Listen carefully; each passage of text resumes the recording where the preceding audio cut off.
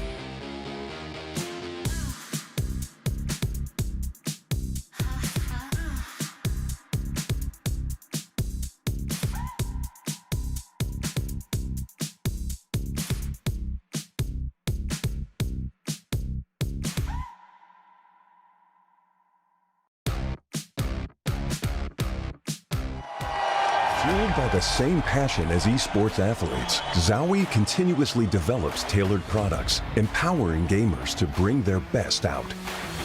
Today, we are launching the all-new XL2566X Plus, which uses the newly developed Fast TN panel and upgraded Diac2 technology. The new monitor series continue to evolve, refining details to ensure players can perform their best consistently in games.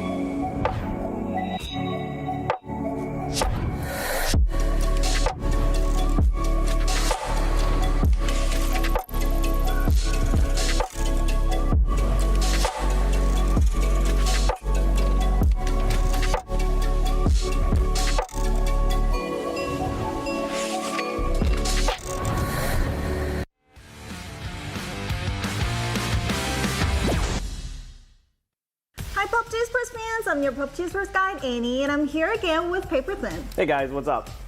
So we're finally here again to talk about the year's finale, PGC 2025. Yeah, it was a really great year. I mean, so many exciting events. We had the PGSs in Shanghai to start with 17 Gaming and BB Team taking really exciting wins. And then we had EWC where Twisted Minds took home a huge victory. They were looking great. We go into PGS, into Malaysia, and of course it's Twisted Minds again, winning yet another PGS. Absolutely phenomenal stuff. And then we got a surprise win with Virtus Pro, who really stepped up big for the final PGS of the year. Yeah, so after this road to PGC events, we now have the 33 teams who will be participating in this year's finale, PGC 2025. PUBG Global Championship 2025 will be held in Bangkok, Thailand, in Central World and Siam Paragon from November 28th to December 14th. So this time we will unite PUBG and PUBG Mobile together so you can enjoy PUBG and PUBG Mobile in Bangkok, Thailand. And in the grand final, we'll have PMGC and PGC all together in the single united stage where you can enjoy both PGC and PMGC and the united ceremony. So don't miss out. We have changed the format in PGC 2025. Last year, we had a different start based on the performance on the road to PGC tournaments, but now it's a fresh new start. We have made the format simple, but giving a second chance. Yeah, I really like this format, especially for the fans. Like, there's so much to be hyped about here because we're dividing everybody, 32 teams, into two different groups, right? So you need to do well in the groups to get that direct ticket to the grand finals. 5 teams from each group go to the grand finals. Then the middle 8 teams from each group go on to that last chance stage, right? So that's another 3 days where those teams are going to battle it out for the last 5 spots. So again, so intense. It's going to come down to the wire for sure on those last couple of days to find out which 15 teams are going to go into that grand finals to join Full Sense, who gets that direct slot. So as you mentioned, we have wildcard team for the host country, the best Thai team, which goes to Full Sense, but this time they go straight to the grand finals. Yeah, this is really cool for them. They've performed really well overall this year. You look at players like Tanadol and Tigger, who have been really, really good in the fragging department. Obviously, Flash is and Belmoth are long stays in Thai esports. So these guys are going to be a threat, no doubt about it. As this is the first time for wildcard team to go straight to the grand finals, I hope this Thailand team, Full Sense, show a great performance in front of their home fans. Let's move on to top 8 teams from the PGS points. Having 3 EMEA teams and first and second, the Twisted Minds and Virtus Pro, we can see how strong the EMEA teams have been in the global stage. First is the Twisted Minds have won PGS 9 and EWC. Yeah, there's no doubter about this team being the favorites coming into PGC. Batulins has talked about it all year that, now that they've got that EWC win, there's only one thing left in the trophy case for them to get to really cement themselves as the legendary team in PUBG Esports. That's that PGC win. So Twisted Minds is going to come in hungry. I can't wait. Next in the second is Virtus Pro, which kind of surprised me winning PGS 10. Exactly. I mean, we're really happy to see Ibiza finally get a trophy after such a long time in PUBG Esports. That was such a cool moment. And clearly, him kind of changing some of the ideas of this team to give them better macro plans has really, really paid off, no doubt about it. They rocketed up the leaderboards these last two events. And Corexy as well coming in, really started to frag out for that squad. So this is a tremendous team that is really showing that they are going to be a threat at PGC. Next to go is third, the Team Falcons, which is the most consistent team in America's region. Other than them not qualifying for the finals of PGS 10, it's actually been a really, really solid year. They're so consistent in terms of their game planning, their strategy, their firepower. Across the board, they're such a strong team. Surprising not to see them in the PGS 10 finals, but I think PGC, there should be a really good chance they get to that finals and are competing for the trophy. Next is Korean team DN Freaks. Thought to be a very consistent team and dominated the regional series in Korea, but they kind of fall behind in PGS 9 and surprised the global fans. Yeah, this is another team, I think, along with Falcons, that have a very similar sort of path this year, where you're expecting them to maybe get one of those PGS wins or a win in EWC or something like that, but then they can never quite get there. They just come up short. So I think a lot of pressure on the Freaks to really represent the PWS at PGC and finally lift a trophy after being so close so many times. Next is the Chinese team, 17 Gaming, and they again lifted the trophy in PGS. They are so strong individually, especially Xiao Wu. When he's in those clutch moments, he's always coming up big for the team. It feels like Lil Ghost does a really nice job as sort of that scout/IGL. So I think this team just needs to tighten the screws a little bit, do a little bit better on some of the maps that aren't Erangel, and they can absolutely win a PGC. We know what they're capable of when they're at their best. Next is Made in Thailand, which is the former Forest Natural Gaming, where Kiss showed up in the global stage and surprised all the fans. Oh, this was such a fun team to watch this year. I mean, what a way to make an entrance in 2025. Coming into Shanghai, surprising all of us with their really patient but powerful gameplay where they wait to explode in the late game. They come alive, Scappy and Kiss in particular just are absolutely incredible fraggers, and they're not afraid to take fights. I am such a big fan of this team now. They have really impressed here in 2025. Next is BB Team, who won PGS 8, but barely made it to PGC 2025 because they missed the ticket to PGS 9 and 10. Yeah, so still able to have those points from PGS 8 get them through. I know a doozy. He is going to come into that event and play really well. He always shows up at PGC, so I can't wait for BB Team to be there and show us what they've been preparing during their time off. Talking about being nervous, I think Genji was feeling that best because they barely got into the PGC 2025, but Big Opa kind of helped them to go. Yeah, they got a little bit of help from some friends, and they also did it themselves, right? Like, they started to really show up in the middle of the year. Big performances from some of the players like Tosi, like Flame, everybody on that team, frankly, Orca, all playing really, really well at times. This was the most pleasantly surprising team for me this year because my expectations weren't super high, but they definitely exceeded them. So now we would like to talk about the teams to advance to the PGC 2025 by their regional series point, the PGC points. First to talk about is APAC region, and the first ranked in APAC regional series was the Expendable, which is former champion of PGC 2024. Yeah, so even though the Expendables have been a little bit up and down this year, for sure, they've still showed us some really brilliant moments. They approach the game in such a different way compared to a lot of other teams. Tanvu very well may be the best player in the world right now, so I am really excited for the Expendables, expecting them to do damage. Next is Theaton 5. They have slightly changed the roster this year, but they still have rostered a junior and Bookie. Yeah, still a strong team, still a veteran team. with players who have been to every level of competition you can imagine, so they can still do damage. Exquisite coming in, he's another veteran of PUBG Esports. He just bolsters that roster a little bit. And next is Arena with Norns, which is very familiar name in global stage. No doubt, a very good player, of course. But really, two of the standout names on the arena are going to be Jacob, who has been a tremendous fragger for a while, but the recent step up has been Opans, who really surprised us in Malaysia and was constantly making these highlight reel plays. So I am excited for arena. They seem to be on the up and up. Yeah, next is Anyone's Legend. Never showed up in PGS this year, but is a team with Himas and Haisaki. Concerning with a player of Himas' caliber that they're not able to be consistent. It seems like Taikon may be moving into the coaching role, so still some questions about what this roster is going to look like and how they're going to be able to perform. Next is Sharper Esports, and here we have Escolazia, who's been playing forever in the PUBG Esports scene. Yeah, that's a name that definitely brings up some memories of some very old days of PUBG Esports. And, you know, let's be honest, the expectations here probably aren't going to be super high. They were at EWC, they didn't get out of groups. So now you're kind of looking at this team like, can they get to that last chance stage? If they can get to grand finals, that would be super awesome for them. So kind of curious to see what they're going to do. And first in the Chinese PGC point is Petrico Road, the best team in China. There's no doubt about it. I mean, this is a team that did so well during the PCS era, does so well domestically. Where is this in recent history? I want to see this team do amazingly. I want to see them compete for more titles, but in recent history, it's been a struggle at globals.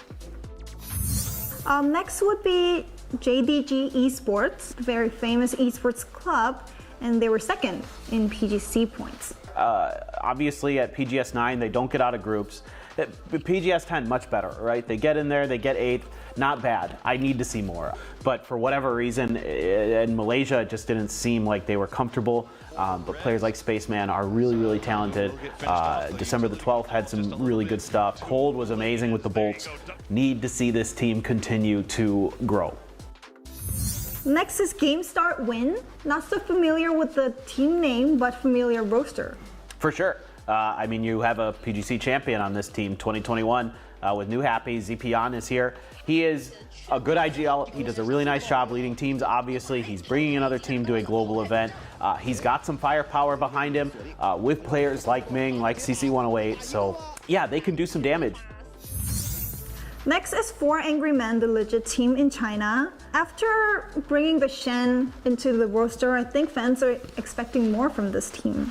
Should be a lot of firepower on this team, but we haven't seen kind of that explosiveness. We do a little bit, I should say, in Malaysia, but I think with Shen there, I was really hoping that these guys would really come in fragging out, but they looked a little slow in Malaysia at times. 4AM, always at PUBG events, always a threat.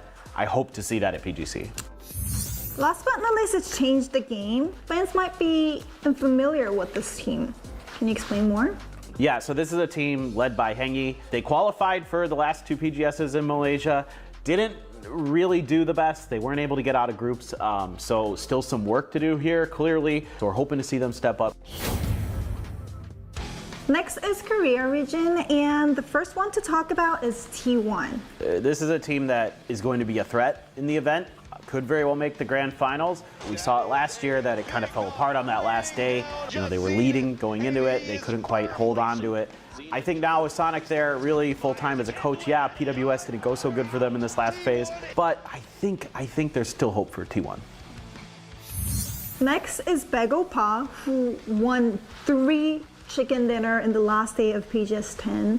This is exciting. I mean, how can you not feel great about seeing Begopa with PO back at a global event? This should be a really fun team. We'll have to wait and see. But, you know, with a player of PO's caliber that's going to be leading that team now, they should be a threat. Next is FM Pochen. Rex play in PGS 910 was quite impressive. He is one of the best individual players in Korea right now, but there is a bit of an issue where he gets a little overconfident, he overextends a little bit, or kind of goes for a play that maybe the team doesn't want him to, so they need to tighten up a little bit if they want to have a chance to get to that grand finals. Last but not least is Asla Pentagram. They don't have the global event experience this year, but they are pretty much the similar roster from the old GNL. Exactly, so you're seeing some of these players that have been to some global events, never really done much in terms of damage. So still some work to do, but it kind of all centers around Glaz as their IGL, trying to be aggressive around his play calling. Can they do anything at PGC? I don't know, but you never, with some young players there, they might surprise. Let's move on to the EMEA region. First to go is GK Esports. They managed to earn the point from the PC Spring this year. Yeah, they played really well in their own region this year, but outside of that, it hasn't quite gone their way. So even with bringing Defects in for EWC, didn't really change much for them in terms of their international results. Still a strong team, still great fraggers on here. Just a big question of, can they pick it up? Next is FaZe Clan, another legit team with similar roster but bringing Bard in. Yeah, and it looked pretty good. Honestly, it seemed like now that they could get back to the global stage, they went to PGS, they played pretty well, got 7th in the first in Malaysia, 11th in the second. We know these players, we know how good they can be, we know how much experience they have in PUBG Esports, just got to put it all together. Next is Team Orchid, and Boostic showed quite an impressive performance. He's insane. The guy is just so talented, especially with the assault rifles and the DMRs. Like, first global event, let's see how they can do at PGC. Next is Navi. This team showed a very good performance in the group stage of PGSs, but all of a sudden start to struggle when they go to the final stage. But we have to say that Hakatori, best fragger in PUBG Esports right now. No doubt, he is one of the best players in the world right now. In PGS 10, he averaged 400 damage per game throughout the entire event. That is unreal. Those are unreal numbers that very few people are capable of putting up. So certainly, Navi should be on everyone's minds. You don't want to be in their group, that's for sure. If they can get to the grand finals, we hope that they can carry that confidence over that they have in group stages.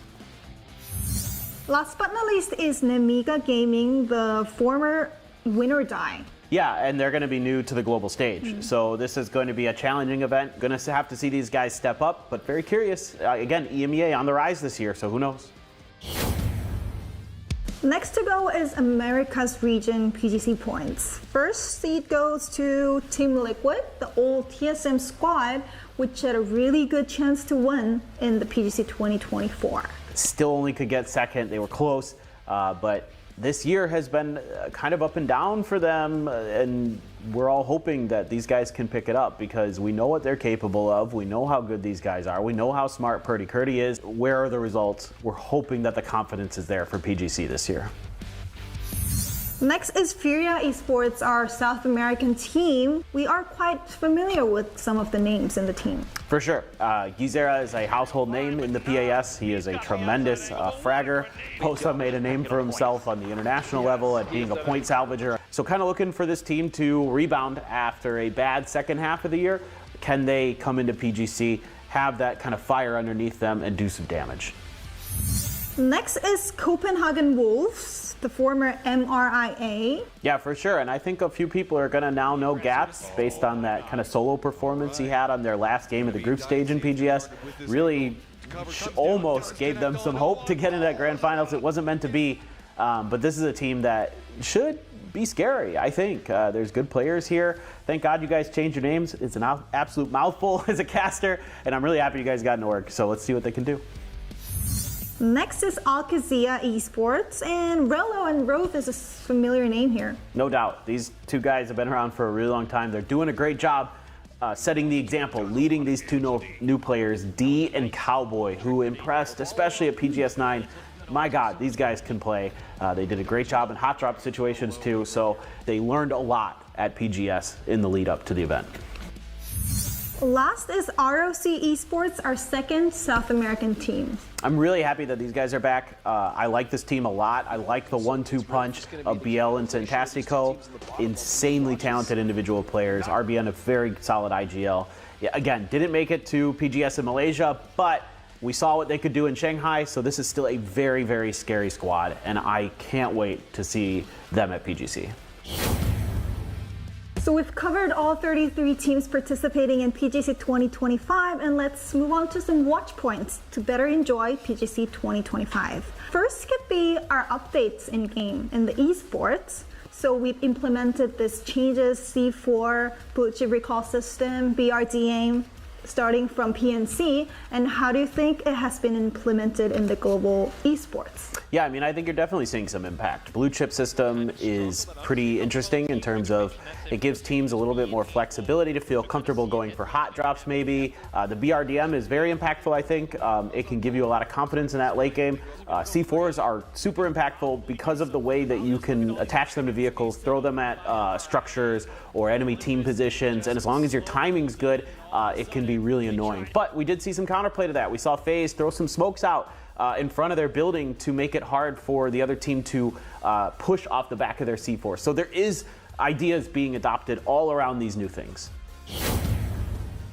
And as mentioned, PUBG Mobile and PUBG is coming together as a PUBG United, and you'll be able to enjoy a lot about PUBG IP, the PUBG brand, and PMGC, PGC all together in Bangkok, Thailand.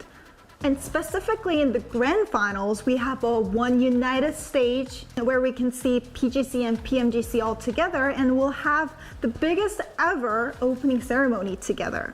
And we'll try to showcase interesting events every day in this united stage, so please make sure to tune in. Also, of course, we have the Pick'em Challenge, as always, great way to earn some prizes and some in-game items. So it's actually already open, started on November 5th. So get in there. You can go into the store, get your voting coupons. You've got a chance to pick the top 6 teams, right? So you go in there, pick who you think is going to win the whole event. Yeah, so every time you get these predictions correct, you get EP. You can then take that EP into the store to buy some items. Super sick. Also, the coupons will be available to use until December 12th, right up to the grand finals. So make sure that you get in there and get your choices picked before we close the doors. We also have drop event ready to earn various drops by watching live streaming of PGC 2025, so don't miss that too. PUBG Global Championship 2025 will be held from November 18th to December 14th in Bangkok, Thailand, group stage and last stage in Central World, and the grand finals in Siam Paragon. So stay tuned to check out which team will be the PUBG Global Championship 2025 champions. See you in Bangkok. Bye bye.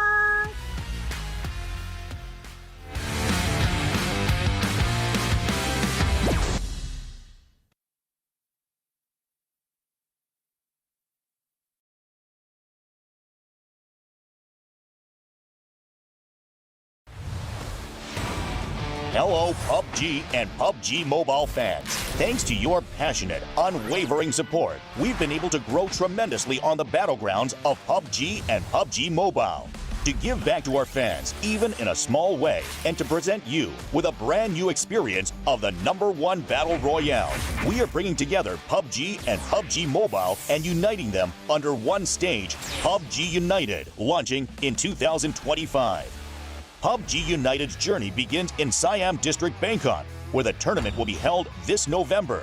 Around Siam Paragon and across the city, you'll discover PUBG experiences that you can't take your eyes off.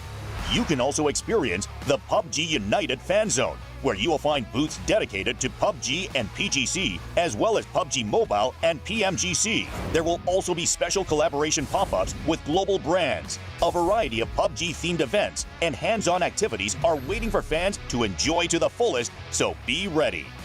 For online fans, a special website will open, bringing together every moment of PGC and PMGC so you can enjoy PUBG United anytime, anywhere.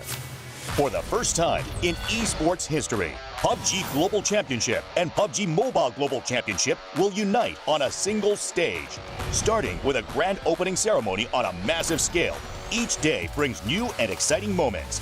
With that energy building up, the intense grand finals of PGC and PMGC will come together for the first time in history on one united stage.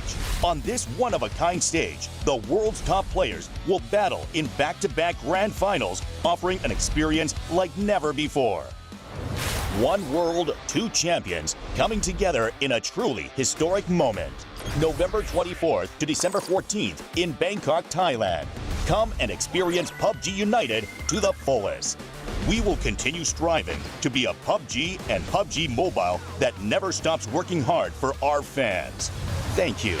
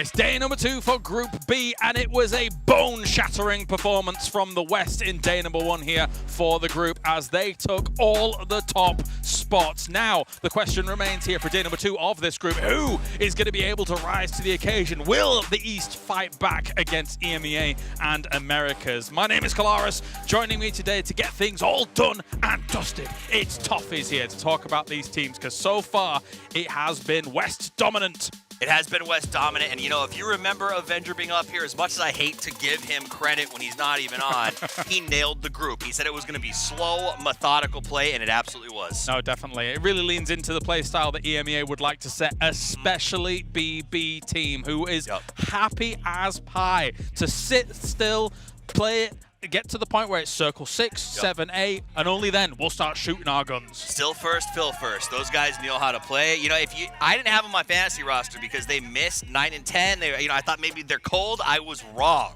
They were just a sleeping giant. Oh, of course. But what isn't cold is all our partners here for PGC 2025, Mr. Toffees. Absolutely. A big shout out to BenQ Zowie, our official monitor partner, for making everything perfectly visible when it needs to be. Yes, thank you very much to them. Of course, we have TT Racing joining along as well, keeping all of our players comfortable and situated, perfectly designed ergonomically. Chairs as well as desks, making sure that all of these players are razor-sharp focused so they can get it done here at PGC. That's the best way to earn some chicken dinners. Also, a big thank you to AWS, our official partner. And finally, we got OP.GG. You can overpower your game if you head on over to OP.GG. Check out all the numbers that are going on, and then via that, you can confirm that you should have Hakatori as your captain on Fantasy. Better have Hakatori, and you better overpower your ability to get G-Coin, because you can play bingo right now. Scan that QR code, get the teams in there. When a team wins a chicken dinner or does something cool, you have a chance to take home some cool rewards. So why not? Free stuff. Very, very nice. And all of these players are going to be fighting for the ultimate reward of becoming the MVP here at PGC, which, no, it's not in-game, Toffees. It's not in-game. It's a real-life, true Porsche Cayenne, or substituted cash value of the equivalent value. So, very exciting stuff for the MVP. Listen, it was hard to get that in-game. It's going to be a heck of a lot harder to get it out in-game. Oh, yeah. But it's awesome the players get to do this. I'm fascinated, though, because most teams, a lot of them agree to share the MVP prize. I'm curious how that works with the Cayenne. I agree. One headlight per player, or I don't know what it's going to work like. But as you say, basically, you need to be the best player in the world to win this on that global final. That's crazy. But a big shout out to Porsche for making that possible, because it's going to be very, very cool as far as rewards go for those players to take home that grand prize. I am really gassed up to see who takes it. Gassed up. I like it. I like that. That's not too bad. Sometimes you throw these in and I'm like, "Urgh." But anyway, that was the noise of a Porsche. Anyway, let's talk about Group B, the top 4 teams that have been able to represent so far across the board. It is a lot of EMEA, but you know what? Falcons is in there as well. They looked banging when it came to those 2 wins. They absolutely did, and they started the day so gosh darn slow, but they came out when it mattered most. But again, you look at this, it's EMEA heavy. These guys have been insanely dominant, and we joked about 17. They won PGS 1 and 7. It's all about the name. They did. BB team dominating here in Group B. Yes, they looked fantastic. 100% top 4 rate. This team, That's if you insane. let them have it, I got to agree, it is insane. If you let them have it, they will take it. And there is such a disparity between their poor performances, where they don't qualify in EMEA at all, to then this on the international stage, which is arguably supposed to be the harder lobby. Yeah, and I love this shot. It's all 3 of these top teams banging it out here at the top of the hill. Navi a little bit different. They actually, opposed to BB Team, who had 100% appearance rate. They only had 33% in the top 4. Navi is playing a very different game. This is just frag forward Hackatory gaming. The Hackatory. It honestly feels like Hackatory's wearing a Navi-shaped backpack, but heck, it's working. He's terrifying, right? Well, of course, we're talking about, Tambu. He might be the greatest player in the world. Example, oftentimes makes the comment that he is the greatest player in the world. Hackatory, we mentioned it on the desk before here, Toffees. He may be example 2.0. He is a phenom. He's insane. I think it was QAD in an interview said we call example the cyborg. Well, then that means Hackatory's T2, right? Because he is the next generation of absolute crazy. But Virtus Pro adding Curexy, having Nixie, these guys have also been a breath of fresh air. Ever since their win at 10, they seem like they've been unstoppable. They have a really good system in place. Ibiza coaching is making some really good choices for this team. And watching them play has been action-packed and fun. Small changes and a very high-profile pickup and purchase of Curexy from FaZe meant that they became truly the complete package to the point where they got that PGS win. And honestly, they are angling for the whole damn pie, the whole global championship as well. And when you watch how they're playing things out and then continuing on into this kind of group stage, I don't know. I think they go straight to the finals. I do too. Yeah. I think they look like it. The other one for me is interesting is BB Team. I think that they really benefited in some weird ways at not being in 9 and 10. I think a lot of the international teams sort of lost sight of these guys.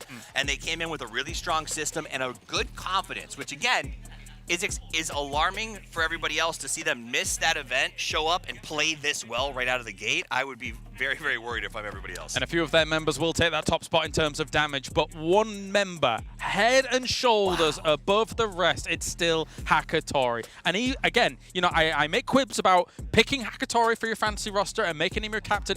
Even when Navi doesn't do well, Hackatory does well. That's how scary this man is. He can cost 35K on fantasy, and they could finish in 13th place on the leaderboard, and you would still get your valuation off of Probably. him. I didn't realize his damage was that high. I'm going to be honest. I put Shrimsy as my captain because I'm America's, Fair. But after looking at these numbers, I think I've got to slip back there and change it as quickly as possible. That's the question. Did you realize his kills were that high? I didn't realize this. I mean, that's the point, right?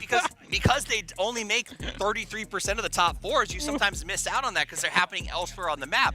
But this guy is absolutely unstoppable. Yeah, word was that it was about 7,000 damage for Navi on that day 1. 3.3k of it was Hackatory. Like, that is just monstrous. It's too much of a pie chart to go to Hackatory. I will say, on the right side, though, Shrimsy, Fantastico, it's nice to see a couple of America's teams getting up there. For me, it's about the Falcons when we sort of talk about who can maybe compete with EMEA right now. These guys, they started so weak on the first day. They were in, I think, 14th place going into game 3 or 4, and somehow managed to climb their way all the way up into the top 5 because I think it's the veterancy status. These guys have been together for so long. They're so comfortable with their system that when they do get a game that should work in their favor, they maximize points. I was very happy to see the back-to-back for Falcons, or at least the double wins for Falcons. The one that makes me even happier, though, is a bit of a return to form for Team Liquid, which we need to see here at this Global Championship, because the previous PGSs were a disaster. For a team we have so many expectations around. Listen, coming out of last year, they got second at PGC. They were my pick to win PGC this year when we first started. They've made it very hard to keep feeling that way throughout the year. That said, what we're seeing from them here at this event, they seem more focused. I don't know if the distractions have been removed or what's working for them, but they seem like this is the Liquid I expected to emerge at the start of the year. The question is it too late for PGC that they're hitting that up curve at this stage? Yeah, that is a big question because there's so many teams hitting their stride. All you have to do is look at the Expendables yesterday, right? In their group, Twisted Minds looking the way that they currently do as well. So when these groups collide with one another, that's the issue. Oh my days, are we going to have an insane grand final? And I'm worried for Liquid because I think this is such an organized lobby that when we do slam together in the next stage and we get the chaos of Group A kind of tossed in, I don't know how these teams handle it because B is very chill in terms of like how strategy is sort of playing itself out. Yeah, definitely. And I think that to that point, some of these other teams, I would say actually the East, needs to make these lobbies a bit more hectic, a bit more aggressive, try and catch out some of these EMEA teams, especially in some of that mid game, because right now they're thriving to the late game and they're giving these teams too much room, I would say. What do you think? I agree with that. And I think because we're doing an 18-game series, which is not what they're used to, this is the day to do it, right? You have to shake that up or you're putting yourself in a position to be on the bubble for the cutoff in the bottom 3. Take some risks. You don't have to be top 5 right now. If you're those Eastern teams, shake it up, get yourself comfortably into the mid-pack to go into the final day. Yeah, definitely. definitely, definitely. Do you consider the opportunity here, as well, for everybody at home, in fact, I would say the opportunity is the Pick'em Challenge, right? Yeah. The fact that you've got 250,000 esports points potentially there if you pick the winner of the tournament. You want to get all those skins on board, Toffees, to make sure you look suited and booted. You gotta look good, and I'll give you a pro tip. We don't close until December 12th, so wait till December 11th, see who makes the finals, then get those pick'ems in. But if you want something in now because you're, say, traveling, Twisted Minds is obviously a good bet. I think Falcons is now, too, after I saw them play their first day. You'll take them? Okay. I'll take. I got them. Not third place? No? No, I think I have, right, my picks are Twisted Minds, Falcons, and Liquid right now. Okay, all right, exciting. Well, we've got 6 games coming at you for today to get things rolling. We're starting on Miramar. We'll go to the wildcards and finish things out on Erangel for today. I'm very excited for today because, for me, this is my first opportunity to actually cover Group B. Yeah. So I was excited watching the first games from them. They were a little bit, as I say, to steal a phrase from the kids, EMEA coded, right? Like they were slow, they were steady, and that really benefited us. I think that there will be some of that turn of aggression. A team like Anyone's Legend could easily do something like that against the West. I mean, you could see it. Anyone's Legend was crying at the end of the first day, okay? To call a spade a spade. However, they got a full day off, and they got 2 more days of play to get things back and turned around. So expect a little more chaos today, as I think those teams are a little tired of the EMEA coding are going to make it shift. Yeah, China shake it up as well. I've made no bones about it. I've even tweeted it out. I don't think China's having a good time right now in either group, and we need to see that change because technically it should be a powerhouse region to try and bring some wins. Big region, big viewership. They should have big wins, and we're just not seeing it. All right, thank you very much, Toffees. It is time to get it going here. We have got day 2 for Group B here at PGC. Cái thử thách lớn nhất là mình đạt được cái cúp thế giới lần thứ 2. For our PGC champions, the Expendables. Hoặc là những thành tích của mình nó sẽ bắt buộc phải tốt hơn, chứ không là những người hâm mộ người ta kỳ vọng quá lớn mà mình thất bại thì nó sẽ khá là buồn.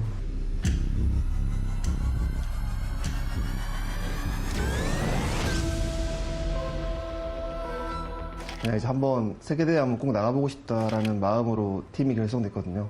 그래서 이왕 온 거 좀 재밌고 즐겁게 하자는 마음으로 왔기 때문에 좀 즐길 것 같습니다.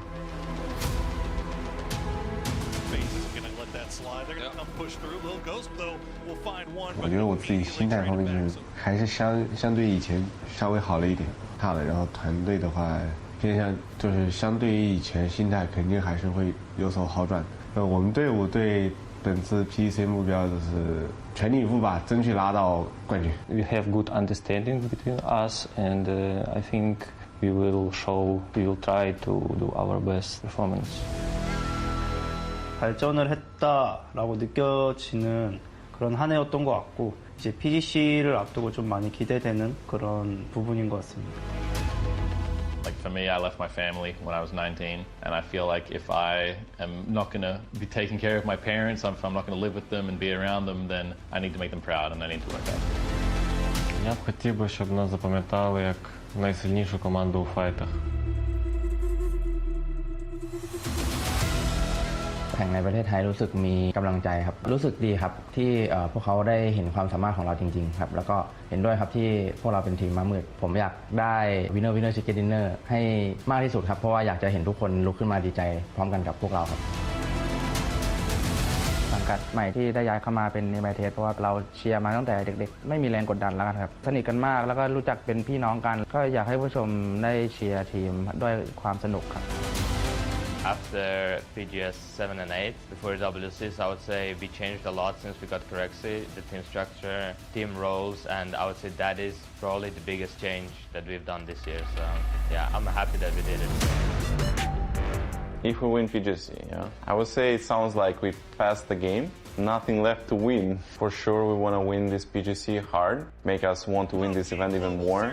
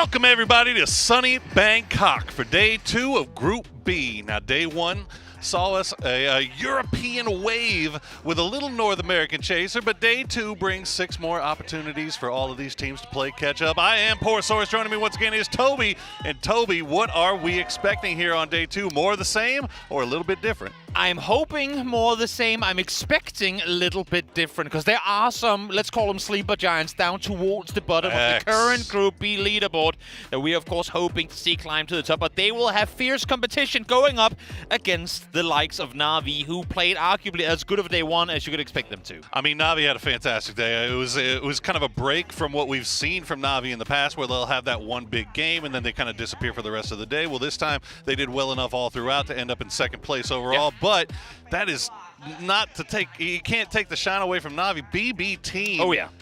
They didn't finish lower than 4th place. Like, they were absolutely off the charts. I like that halfway through the day, we started actively tracking them. We even told chat, like, let's keep a watch on BB. Surely they cannot make anything off of this wild shooting range shift. We keep our eyes on them, and surely they go out and make it into the top once again. So it's not just them getting circles fed back to back to back. No, they made every single moment count for themselves, able to claim some good finishes out of that edge of the circle.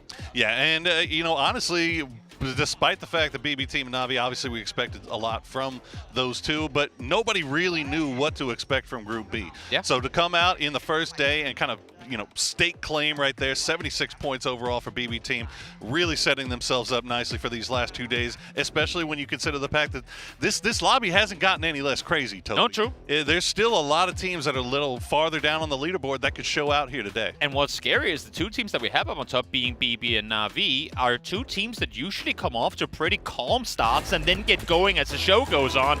But nope, it was a great day 1 start for them. Let's see if they can start off well here as we go over to game number 1 of day number 2 here for Group B at PGC. Double Miramars to start the day, and last time I saw some pretty, I mean, I want to say exciting. Always exciting, right? But they were kind of calm. You saw Na'Vi get the win in game 1, and BB Team followed that up in the second game with their first win of the day, first win of 2. And so, yeah, I mean, you look at BB, it wasn't like it was a one-map type of deal. It was all day long. And like I said, when you have no lower placement than 4th, that goes to show that you are, your IGLing, your comms, they're on point. They knew exactly what to do with the land laid out in front of them, and again, I mean, that's a terrifying thing, and it's very similar to how Twisted plays their game style. It's like, what do you do to counter it? They're not even in the best position all the time for you to try and contest. Like, you can't actively hunt them, because you might actually be in a better spot initially than BB is in, but they're the ones coming out on top, right? So are you willing to sacrifice what you've already claimed, which on paper should be better than what they have to work with, to potentially throw your game against them and give them even more success than they're already having? We'll see if they can keep that going here today as we watch closely on that eastern side of that playing path to see if anybody gets a little bit close to each other. Looks like Los Leones got a few shots being sent from Virtus Pro over towards game start win. GSW desperately need to get their ship righted as they are sitting in 16th place overall, and that's not gonna help Toby all the way up north. Not been pretty whatsoever down towards the bottom of the leaderboard, I think. I mean, as we look down towards the bottom of the leaderboard, I think anyone's legend, a team that you gotta throw in the mix there as well. Soon to be almost the entire Cerberus roster of the past. They were, I mean, one of the, if not the best APAC team during their height, and now seeing the likes of Himas and the boys struggle to get anything going, that's not something we're used to seeing. They do get to loot out of Picado here, so with a good central loot spot to kick things off, we're hoping to see that they get something going here in day 2 as well. Yeah, like you said, I mean, these are teams that we had high expectations of, and for good reason. It's not like one day is just going to take those expectations away. As you see, the highest single-day placement points, 41 for BB Team. Absolutely bananas for those boys. But, yeah, you know, they don't even have to kind of replicate that performance from day 1. They just have to cruise at this point, and they should be golden. You have to imagine, well, I almost, you know, stumbled on my own words there, because having said that, BB Team, I love you boys. 76 points in a day is insane, but I've also seen a 5-point day for them before, and that was against a lobby that was on paper worse than what we're up against here.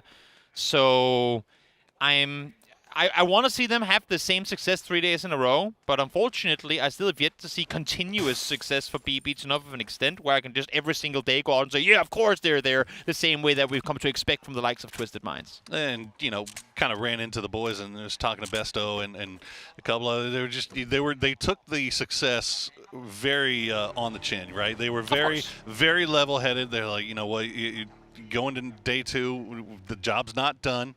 Obviously, like, even if we do have success here, this is group stages. Where it really starts to matter, where it really counts is that grand final. So that's what we still have our eyes on. Obviously, be happy with the success you had today, but start looking forward as quickly as possible. And that is just what they will look to do. Navi, probably going to be in the same boat. It has always been the Hackatory show, but this time around, he had 3 shotgun riders that were more than capable. Yep. Good rotation coming north for Na'Vi. No contesting between them and Liquid. FaZe ain't up there like we saw in Game 1 of their first match day either. They opted to go far down on the southern side. And of course, Na'Vi well aware that Liquid is in Minas proper. They're just going to do a wide wrap around that eastern side and should be safe. See, Falcons kind of doing the same thing, just making their way towards center now. They don't have to... The problem here is that Theraton 5, right? Theraton 5 in that split around the mid. Yeah. So that could be bad for Theraton 5 or it could be bad for the Falcons, depending on how the chips fall. We'll keep an eye on that, though. It looks like Theraton 5 is defending their territory aggressively. Meanwhile, Anyone's Legend coming from the south. It looks like they'll be making their way past Power Grid. Should find a pretty easy path in. Oh, yeah. Pretty vanilla rotation coming through from AL when you're the Picado team backfill, the Power Grid looting team.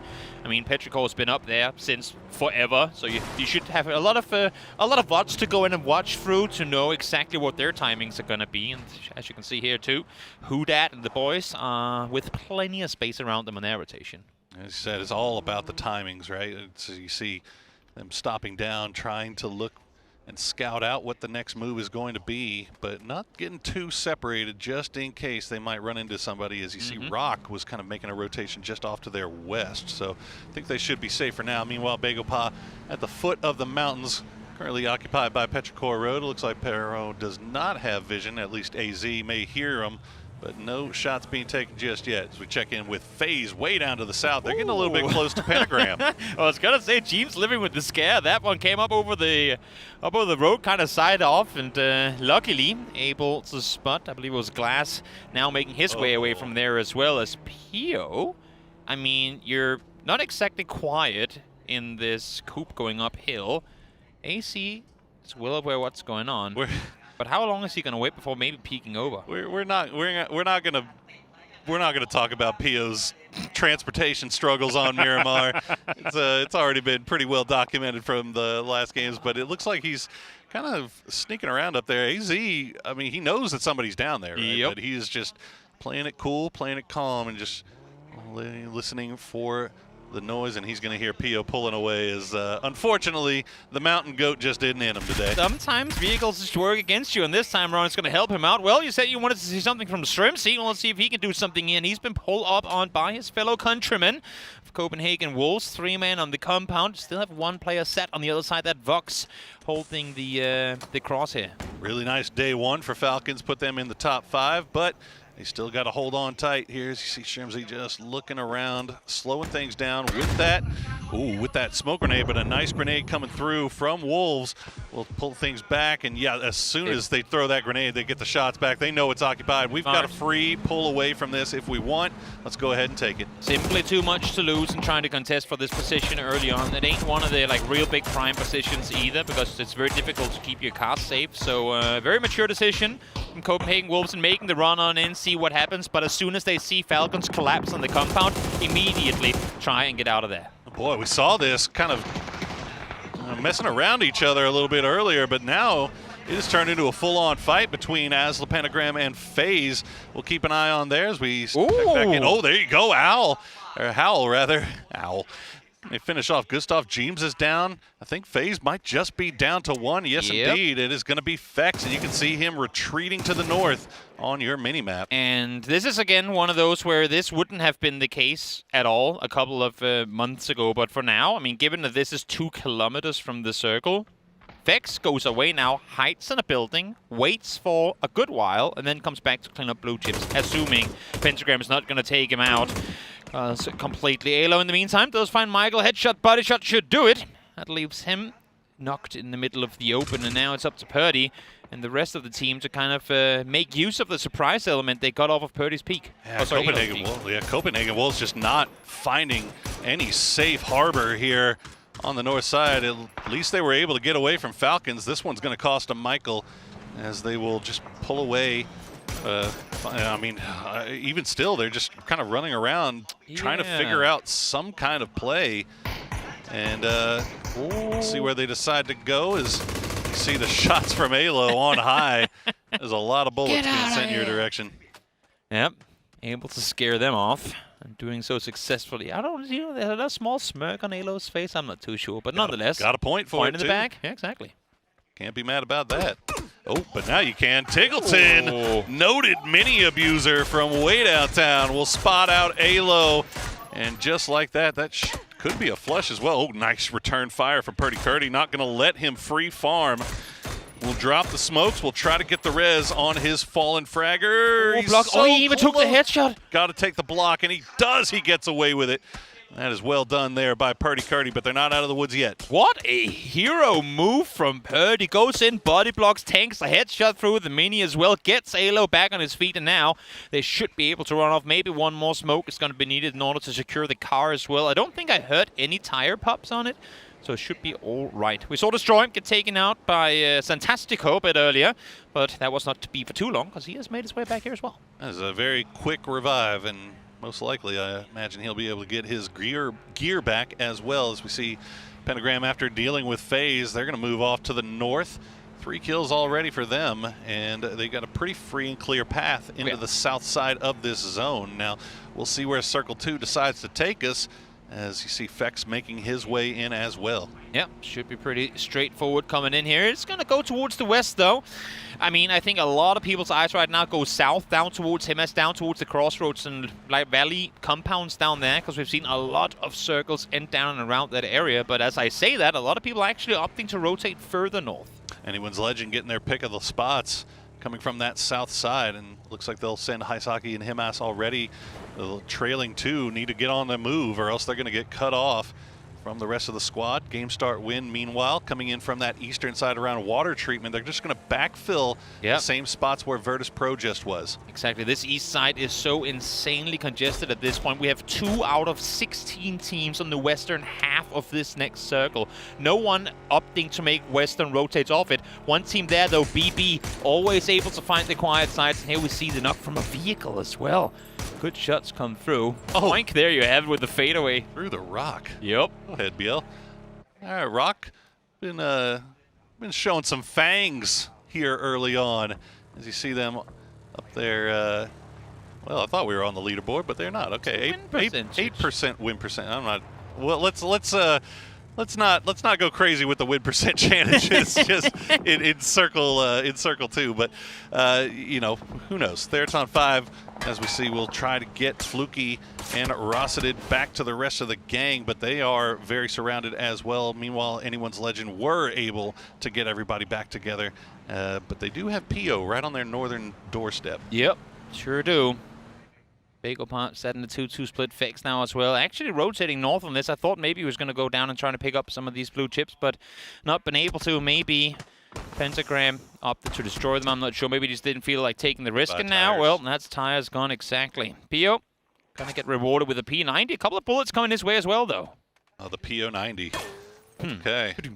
That is, you know, this is just classic PO, isn't it? He just finds this thing out here in the middle of nowhere. I'm going to smoke it. Nah, don't smoke it. Just go and send it. If I smoke it, then everybody's going to know I'm here, right? Like that's every time you look at PO, it's a how has he converted this squad game into a solo rank match? Like he's just running around doing his own things, and well, there he is once more. He gets away with it. Good shots from Rock.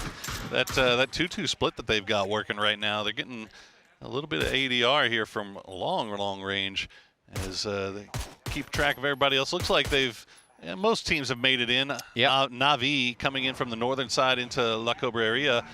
You see Wolf sans one player has made it into the water treatment. So they're kind of they're taking their time. It looks like they might have. Yeah, they're going to go ahead and bust it.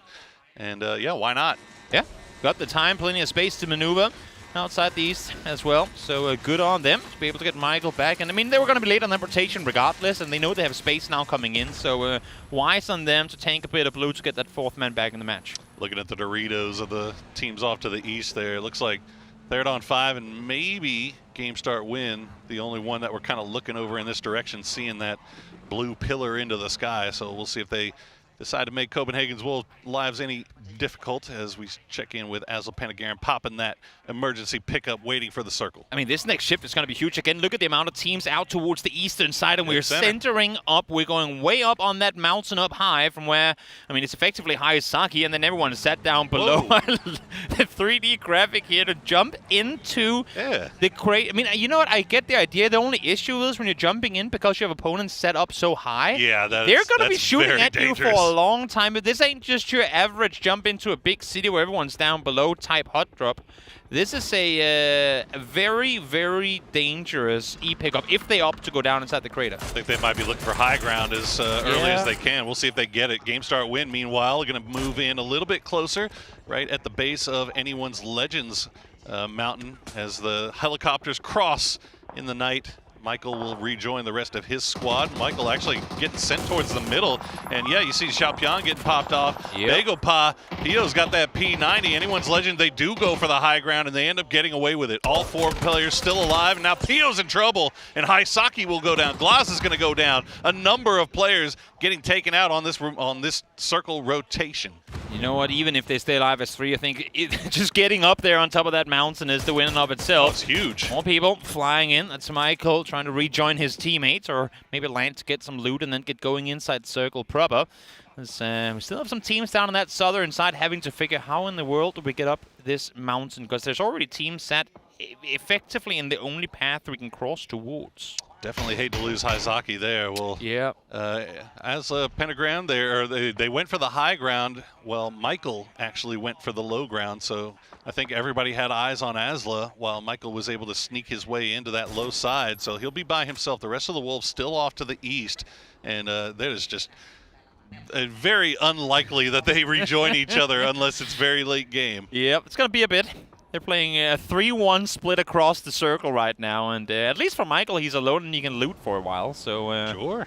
So there is that. For Na'Vi, they're technically inside circle, still up towards that northwest, but who knows? I mean, next circle's going to shift off of some of these mountains. It could go straight north of Na'Vi. I think that's part of the reason why they're not opting to move aggressively just yet, because they're actually maybe expecting this northern shift come through. I think the one thing you worry about Na'Vi, they've been very, very slow and methodical about how they push in from this circle from the northern side, but the problem is they've got BB team off to the west, and they're going to be starting to look at the same kind of the same spots to play in the future circles here, same rotation paths if they're not careful. So Na'Vi already taking a foothold. BB all looking over in that direction. Virtus Pro, meanwhile, trying to come in from the south side. Fortunately for them, Game Start Win and Pentagram are all looking at each other, and both of them having higher ground over anyone's Legend has forced anyone's Legends to kind of play a little bit more cautious. And to echo the difference in the lobbies that we have in Group A and Group B, the fact that we have this circle with teams this clustered and we've only seen 4 players eliminated so far,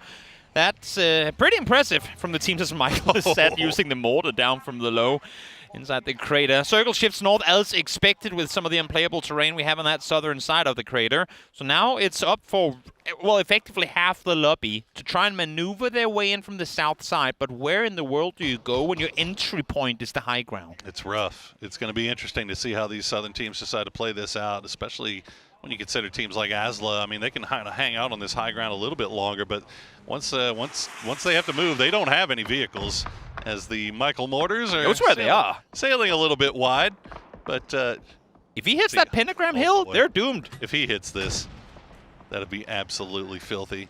I mean, you're a golfer. You know the difficulty in trying to line up the distance when you also have the height or the elevation difference. Oh, just a little long. A bit too far once more. He's got to count off a bit of the distance there, because obviously it hits way before it would had he been Yeah, aiming too far horizontal once again. Oh, that's a good nade. Game start win. They're in trouble. Nade comes in. They get to move around a little bit. Nixie going to go down. Xiaotong will take him down. Xiaopian is going to get traded out by Nixie as well, but the rest of VP are arriving. Nixie does get flushed out as Asla Pentagram start looking down here as well. Lucarux will go down. Anyone's Legend, they start getting active now that they have to be on the move. And this is what we were just talking about. These Southside teams realize we just kind of have to brawl it uphill. There's no trying to drive through. We know how many teams have been forced to stay on this southern side. And look at how clustered they are now. VP were the ones to kind of ignite this fuse, and now it's all going to blow up. Fex able to find one that's Ranger X down. A little help from Ming Ming finding Russ is there as well. Fex doing what he can with what he has. He'd at least go for that flush, maybe, if he's able to. Yeah, he will. There you go. And Anyone's Legend, Corexi is the last player left of the last four. Virtus Pro, game start win. There's still 4 alive. Oh, Corexi gets spotted out, and that will be it for VP. Out in 16th place. Copenhagen Wolves now the target for Asla Pentagram. As you said, everything happening on the south side here is all coming to a head. It almost feels like this is just destruction, mutually assured destruction. It is. It is. No one gets out of here with all players alive, and whoever survives on the inside of these fights have to turn their back and go into a new fight of their own at some point soon. Only really Asla Pentagram who's feasting off of this. No one really able to contest them because they're looking at their opponents right next door. Oh, Fex tried to get over there and get involved. Hammer and sending it down onto Game Start Win, while Game Start Win tries to take the fight with Copenhagen Wolves, but they just can't do it easily. They've got a number of shots being taken. I'm looking at Hymas is going to be landed shots as well as AL and Asla just continue to rain down. Now Copenhagen Wolves, they still have that insurance policy of Michael that's left back inside the lower part of the crater. Asla Pentagram, you can see there just farming damage right now. From that high ground, but they are going to have to leave it now. Yeah, farming damage, getting some kills with it as well. Continuing shifting north. Falcons set up there alongside Myth and Liquid. Neither teams of whom we've really talked too much about this game because it's been pretty quiet up on that northern side, but fights slowly starting to erupt up there too. Everything on the west is going to have to start pulling in as well. As you see Petrichor Road, they try to get out and get involved in all the fight that was going on the south side. They finished off Fex. They get the knock. Actually, that's Red Zone getting the knock on the Destroy, as Pentagram will finish off Anyone's Legend. And Pentagram, 8 kills now, a bunch of damage to be spoken for as well. They now have to worry about Theraton 5, what's left of Theraton 5, the duo. And meanwhile, Falcons, they've got Myth right in their doors. Yeah, sure do. Myth trying to stand strong here and the push come through. Tick, low HP on one side, will stay alive through that nade. So will Shrimsy, trying to get the heals on up, allowing for H1 to come over and help him out proper. Myth taking fights on both sides. They're fighting Falcons on the south, and they've got Team Liquid pushing in from the north. And looks like they can't really pick one over the other. So instead, they'll just kind of retreat and hold down the hills that they have. Meanwhile, here we go. The last duo from Theraton 5, Pentagram adding to their total, 10 kills now. Can they get Hal back on his feet? They almost have more points in this game off of kills alone than they did in the entire day one. That is probably the best rewarded e-pickup I've ever seen. As Jurian now lopped some nades down below. They're hearing the BB team vehicles come in and they need them at a distance. Hell of a turnaround for Pentagram. Let's see if they can keep it going. Best BB team going to be taking the fight with Bagel Pa on that high side. Look at Phil first going for that cheeky flank. Will he be able to get away with it? He's going to catch him while they're running away, but Navi gets him from behind. So BB team, they pulled off the trap of the century, and Navi just takes it away. Yep, had a potential double lined up for him, but couldn't connect in time to get them both confirmed before Hagatori took him down. Gurion now. That slight reset gets a chance to run on down, but I mean, for Pentagram, they're just continuing. Hammer getting another double. Come through here, 4 kills for him, now 13 kills for Asla Pentagram, and they're still alive. Bodied Petrichor Road there, and they will fight their way in as a duo. And they might be able to get away with it because you look, Rock is now taking their fight over towards BB team. They've got the high ground. BB trying to work their way around a doozy. Here's the footsteps. Doesn't see anybody just yet. It's going to spot him on the high side. Not going to see the low man, and that's going to be BL. But what a flick from a doozy. Takes him down. That is an insane turn as well. He has no right coming out victorious in that fight, but able to do so regardless. Coles does find Moldog with a long throw nade, though. With the doozy and Bestelog both trying to heal on up. This is going to be a difficult one. Rock has to make an aggressive play right now. Some nice util usage from Rock, but it's very tough to use going down that hill, as now they're getting flanked from behind by Begopa, as Biel will get taken down. Soul's going to go down. RBN going to go down. Fantastico now the last player left alive. Hakatori will get spotted out by Akan, as Begopa is looking in all directions. And baffled Rock didn't opt to engage quicker. They knew they had Begopa on the other side. Unfortunately for them, hesitation is what got the better of him. And Begopa will be the ones taking control of the high ground. Best of luck bleeds out. BB team not even top 4. What? 7th place for them. Crazy. It's the lowest we've seen them in a while. Looks like Navi is going to get that revive onto Hakatori, so fantasy owners rejoice. Looks like the Demon King will be back at it once again, but Begopa already on the move. You can see Akan sending it over in that direction. Change the game, still have a compound to play from as well. Begopa with that high ground, not going to go overstay their welcome or overstep their welcome, and those grenades going to be the one that helps them do it. Exactly. They're trying to regroup, get back to the compound. I believe they have some vehicles there, but I mean, a drive downhill from here, that is a death sentence in and of itself. We'll see if that's what they're up to commit to or not, as Purdy tries to flex out, but surprised by the fact that Hang Yi is sat inside the compound, in the end taken down by H-Win and Tick there to get the flush. Oh, having to push into an MP5 is pretty disgusting, and it wasn't even that did it. It's just Falcons. They've got the compound. They've got vision all over that. Now, once they defended their 2-2 split here from Myth pushing down in, they've been able to kind of hold it since then, but now Myth in a perfect position to stop Navi, as they will get the knock on Sosa, and now Ferris is pinned up against the wall. That is some distance with the AK spray as well through that vehicle. Great shots come through from Olympus. It's not all a kiss show when it comes to Myth. He can definitely deliver as well as Akan peeks on over. Catches Hakatori with his side turned. Gone down, he will. Flush comes through. That's points over to Begopa. And it seems like everybody in the lobby has some kind of angle onto every Navi player, and Myth is actually going to go ahead and push down onto this last duo. Sosa and Ferris, they'll get the heels off, but do they know that they've got Myth in their midst? They're going to know now, and they are dead. 6th place for Navi, and now Falcons turn their attention over towards Begopa as they make a mad dash into the zone. Yeah, we questioned whether the vehicle play was going to work or not, and well, it's turned out it wasn't. Not to be, as Myth continues their stride. More points garnered. Akan, the only player left uphill now, and what is he planning on doing? We'll have to see. Guyon just listening for footsteps at this point, see if Myth actually wants to push him a little bit more. I think Myth knows, I mean, they lost one player to the Falcons, so they're going to do everything they can to avoid sightlines from that compound. Tianchan actually getting a knock onto Guyon out in the middle of nowhere with a perfectly placed mortar. So change the game from the south side. They don't have a lot of people looking over in their direction. Nobody's shooting at them, so why not just send a beautiful mortar? God, I can't believe he landed that. Does he get a knock before he bleeds out? 2 more ticks should do it. Now might as well go back. No reason to give that point over, as Olympus claims one more with a knock Guyon. And that's going to be Myth now climbing once more. All right.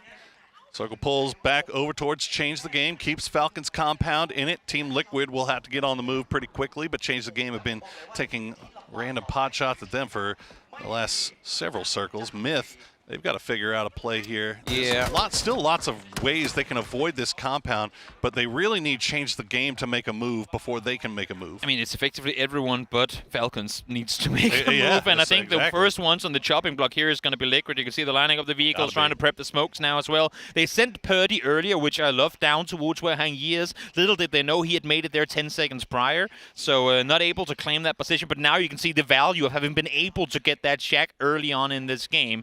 That's effectively what's allowed change the game into this next circle. There you go. You get a good overview and an idea of the terrain that these guys are working with.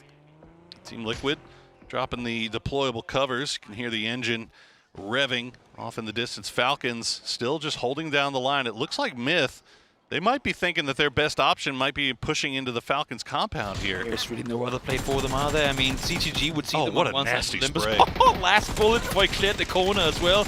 AK viable again, I suppose. Hey. For Luke, though, opting to pull up on Falcons now. Only player here.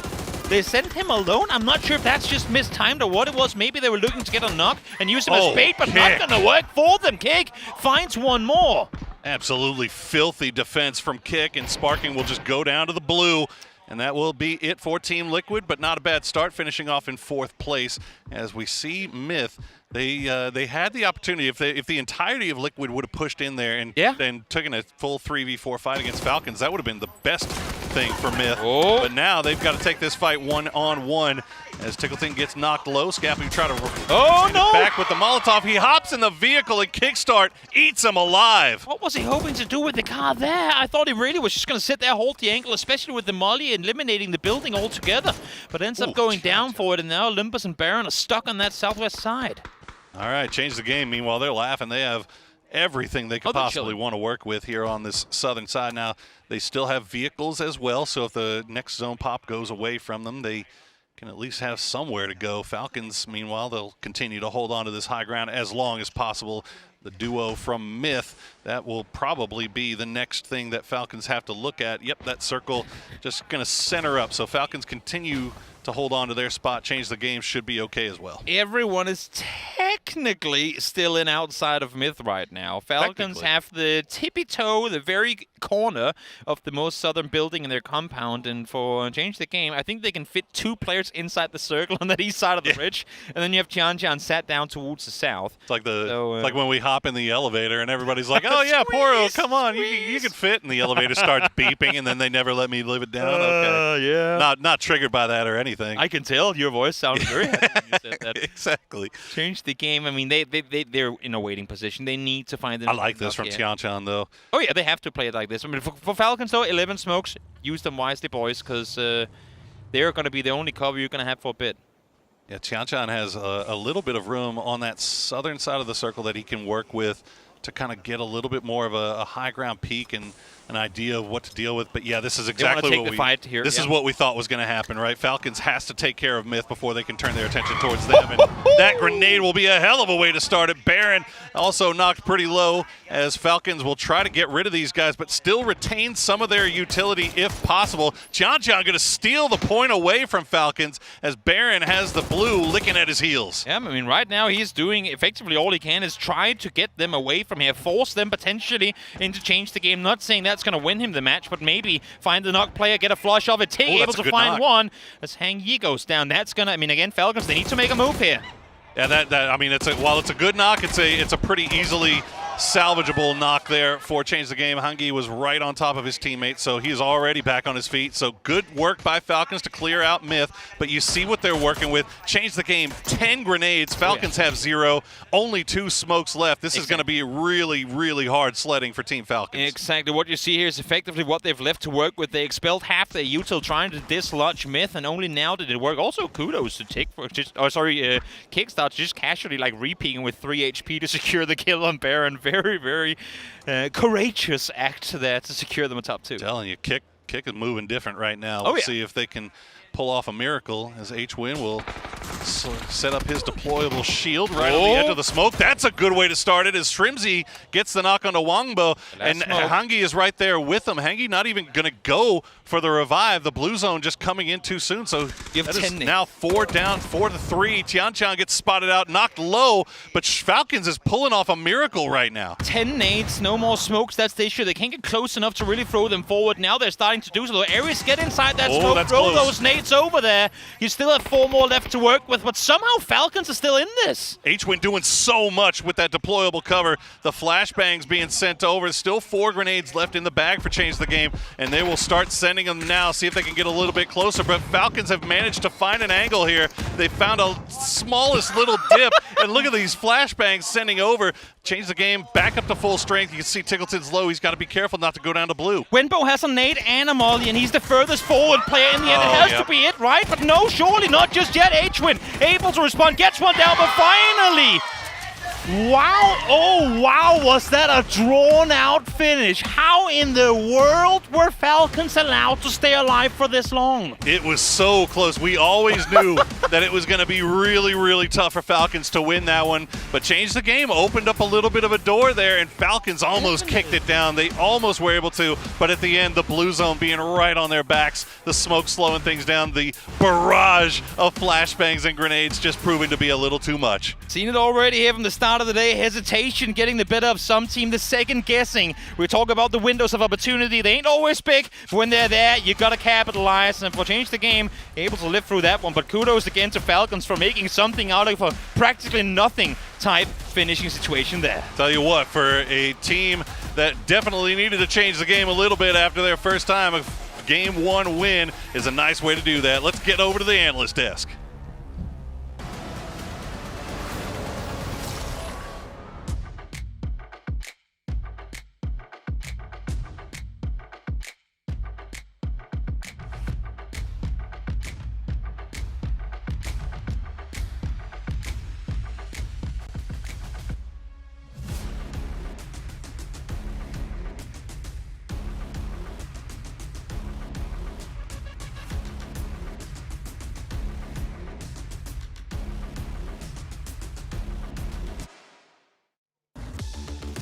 We asked for the China fight back here, and they do it to start off Group B Day 2, match number 7. Change the Game is able to get the victory here as we have them going up against the Falcons that made a meal of it. They threw down those foldable shields for a little bit of extra room, and it did not work. It was two shields, 4 smokes, and a dream. But the Falcons was not to be. CTG had a good spot, and honestly, I think it came down to Myth was holding Baron so long in that spot. Falcons had no flex potential. They only had 1 access point after that, and CTG was able to sort of hold that 2-angle triangle on him, and they can't be blamed for losing in that position. No, I suppose not. As we look back at the highlights from this game, I will say a lot of this high ground fighting, I was particularly impressed by Asla Pentagram that finally got themselves a decent game off the back of that emergency pickup. They used the high ground potential to its fullest here. Plenty of kills. They did. They maximized in a situation that they'll probably never be presented with again, right? They got a great drop. It happened to have 4 teams scattered around them. They got to be the spoiler on just about every single fight. A lot, yeah. That VP fight in particular, I thought was a good push by VP. You can't count on Asla up on the high ground, right? So it's one of those situations where you make the most out of it, and they did. They got a ton of points. Yeah, just really kind of threaded the needle on that as well, because there were so many teams technically around the location, but they're all not as high as where they would end up on that. Well, and the beauty of that spot is worst case scenario, you take a headshot and just lay down, right? Like there's nothing you can do. There's no mistakes you can truly make up there if you have 2 standing next to each other. So they maximized, and they were desperate to do so. And I think CTG in the same boat. They were desperate to maximize some points, put something on the board, and this is a huge pickup for them. Yeah, very well done. Very well done. So some of the teams towards the bottom that needed the points to try and jump on up definitely got some of them. That said, though, as we said, Falcons being able to stay alive in that compound for as long as they did really made a meal out of it. It's just a shame for them, I think. If they'd had a little bit more utility against Change the Game, I think they probably could have won that one. I think they could have, but I think they were under assault from Myth from behind. They had Liquid shooting from the high ground. They needed so many smokes just to survive long enough to stop Baron that there wasn't a lot of options left for them at the end. They put up a good fight. They did some good damage, but CTG just had a great spot. I will say, as we look at Liquid right there, Americas has had a roller coaster of a year, up and down, not making grand finals for both of these teams at times. To see both of them, again, starting a strong Game 1 here on Day 2 was actually pretty exciting for me, obviously as someone from the Americas. Sure. Well, with that, we have changed the game. It's not a huge win for them, but it is an important one. 16 points will go the way of Change the Game, as Asla Pentagram, as we mentioned before, 13 points from kills alone. Yeah. Such a shame for them they were unable to get into the placement points because they played a bit of a blinder. They did, and that 13 points is going to get them a good jump start. Because remember, while we're excited about top 5 advancing to the grand finals, there's also that story of you just don't want to be in the bottom 3 because that means you go home at the end of these 18 games, and they were. So to me, that's also what we're going to see today is while we're going to see this push to make that top 5, we're going to have a lot of teams who are in the lower 5 saying, I just have to get myself out of that bubble today. And Asla may have just still are. Oh, no. Even after that, boys. Even 13 points wasn't enough. That's kind of brutal. But for Change the Game, that bumped them massively up into that top 5 at the moment. So good stuff for them. They are currently, across 2 groups, the leading Chinese team here. So we need to see more of that here for the Chinese region. Aside from that, towards the top, it was only really the Falcons that was making a lot of moves. Because BB Team and Navi didn't really get too rich off this one. Not much going their way. No, Navi struggled out. We saw Virtus Pro with a decent push in the mid game that sort of got dismantled from the high ground. So the EMEA powerhouses, I don't want to say they faultily fell apart there, but they just didn't get the point points that they were hoping for and open the door for everyone else. It's a tough direction to come in from on a circle like that when it's shifting east and you're having to come in from the west side, which is just a bit northwest of where that kind of crater area is, right? So for them, they were playing what was that EMEA PUBG, which is slow and steady, waiting for the late game. But the circle did not come their way at all. When the first circle is Oasis, it throws everybody into a little bit of crazy. This is not a map designed for northern rotations, but I think everybody adjusted. We'll see what happens with a little bit more of a normal circle on this one. The Besto face. Look, he looks too happy. Maybe that's an omen of things to come as we get into our second game. Any small expectations for this one? I expect it to go exactly the same. I think our EMEA, our Americas teams are going to thrive again on this map. Let's get to it then. We have the Dusty Dunes once again for all of these teams to get raring and good to go. The fight back is now on, but even more points are needed to try and topple the Titans at the very top. Thank you very much, gentlemen. And yes, after a massive Game 1 win for Change the Game, we got to see them into the top 5, and we see a little bit of a shake-up in the bottom 3 as well. So these are the things that we are keeping a very close eye on as this day progresses. And now we've got another plane going right down the center. Once again, it is I, Porosaurus. It is he. The name is Toby, and we are going to be your hosts for this next Game 2. Second day of play. Second game, second day. Almost halfway through. I'm getting there. We got there in the I was end. waiting for you to pick it up all from me, buddy. You were just letting me hang myself. I appreciate that. We got there in the end. Playing already halfway through, and again, with no hot drops in that previous match, I would be very surprised to see any action go down in the early game. It's almost as if this whole lobby has just kind of admitted that, or accepted the fact that EU playstyle, EMEA, cerebral gameplay is the way to do it, and everyone seems that's what to you be, guys will tell yourselves. Seems to be enjoying it. Yeah, sure. Well, can't deny facts, and the facts are that Hackatory's still the kill leader. Phil first and there's no way Molotov right behind him. What? There's no way FaZe is contesting this now, right? Who's contesting who? Is it FaZe contesting Liquid or Liquid contesting FaZe? Well, FaZe, apparently they won some of this. We saw this in Game 1 yesterday, and it didn't end up turning out to be much of anything as FaZe kind of pulled away. And now with that hard south shift, this whole area outside of zone already. So FaZe maybe dropping down there to see if they can get something cheap and free. If not, they'll just move on. Yesterday, I mean, that's exactly it, right? Because yesterday they landed, didn't like what they saw. I think they ran around with 3 Tommy guns. But like, yeah, there's also vehicles over here. Let's just take them and get out of here. And I hope we will see the same thing happen today. But still, though, surprising to me. I know that their Ultra was on that southern side, which was within reach this game, too. But surprising to me that they opt to go for it Game 1. Nothing really happens. Then they dip Game 2. Then we go back on day 2 Game 1. They don't go for it, and now they're here once again. So 50% drop chance if you're FaZe and Minas, I suppose. We'll keep an eye on it. They haven't left just yet, but they are still hanging out on their respective sides as we see the stats from Change the Game from that last game. Not a bad shout, not a bad performance, but you gotta shout out Pentagram. After what was a very, very miserable and disappointing day 1, they have stepped in 13 kills to start off. Now, a lot of that had to do with that high ground position they had, but you get a good game like that going in your favor, and that gives you a little bit more confidence going into Game 2. I mean, hell, I didn't even expect them to make it up there in the first place. I saw them set up that epic. I was like, you guys are not going to get that. Even if you do, you're probably not going to play too aggressive because that's not something we've been seeing out of Pentagram. I oftentimes feel like they're very blunt force in their aggression. They're lacking that one spearhead that can kind of take charge and push through. It hasn't really been there, but the way that both Red Zone and Hammer played this one, like kind of 1-2 punching the way through a lot of what we saw, both from the high ground, but also after they started getting down from the hillside, if they can take that into their up-close fights in games where they don't have a position with that sort of advantage, I'm all for it.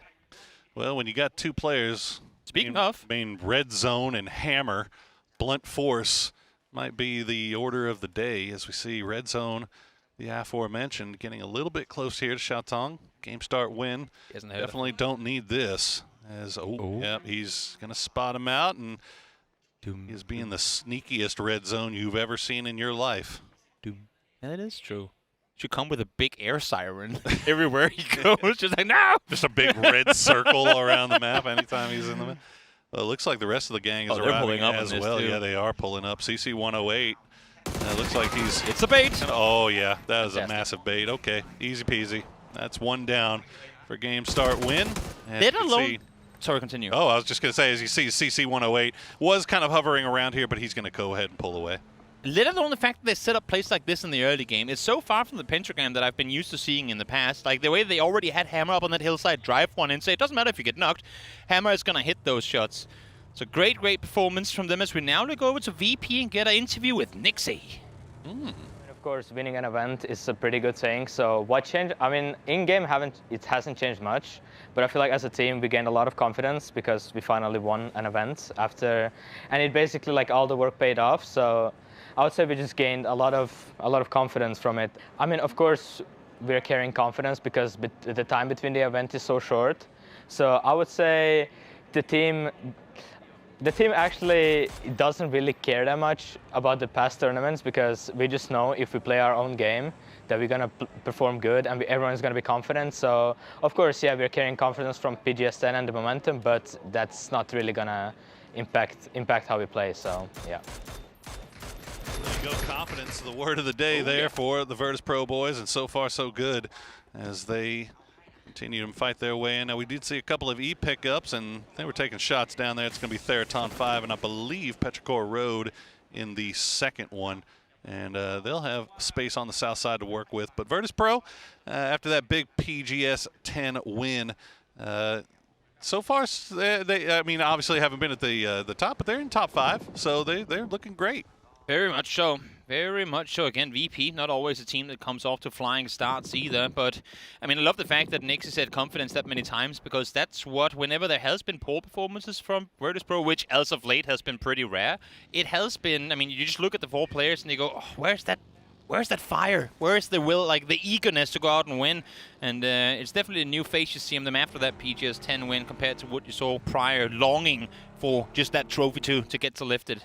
Well, and you know, it's again talking about the stuff that we talked about yesterday when you know we were the last time we casted when we were talking about BB Team having that let off after getting their win in PGS 8 and kind of like not being able to find that same motivation, that same hunger, right? So Virtus Pro right now in that same spot after getting that PGS 10 win, but this is where it's great to have, you know, obviously some teammates that have been around for a long time. You got a coach in Ibiza that's been around for a long, long time. So if anybody is going to be able to break that trend, it's going to be these Virtus Pro boys. Definitely. Plenty of firepower among that roster, and in terms of synergy and how they play together, they only get better game by game, and they're already way up at the top when it comes to close quarter engagements. Wolves, not quite there yet. I feel like synergy-wise, there has been moments of brilliance, but it's also been a little on and off in the fights they have opted to take. I'm still waiting to see them get like a fight where they get to fight on their own terms, so to speak. It's oftentimes kind of these forced pull-ups in situations where they really would rather not have to be, but they're, I mean, given circles and whatnot, forced into them. I want to see them maybe try and take more charge of their own playing and be the ones to decide the battlefields in some of the fights they go into.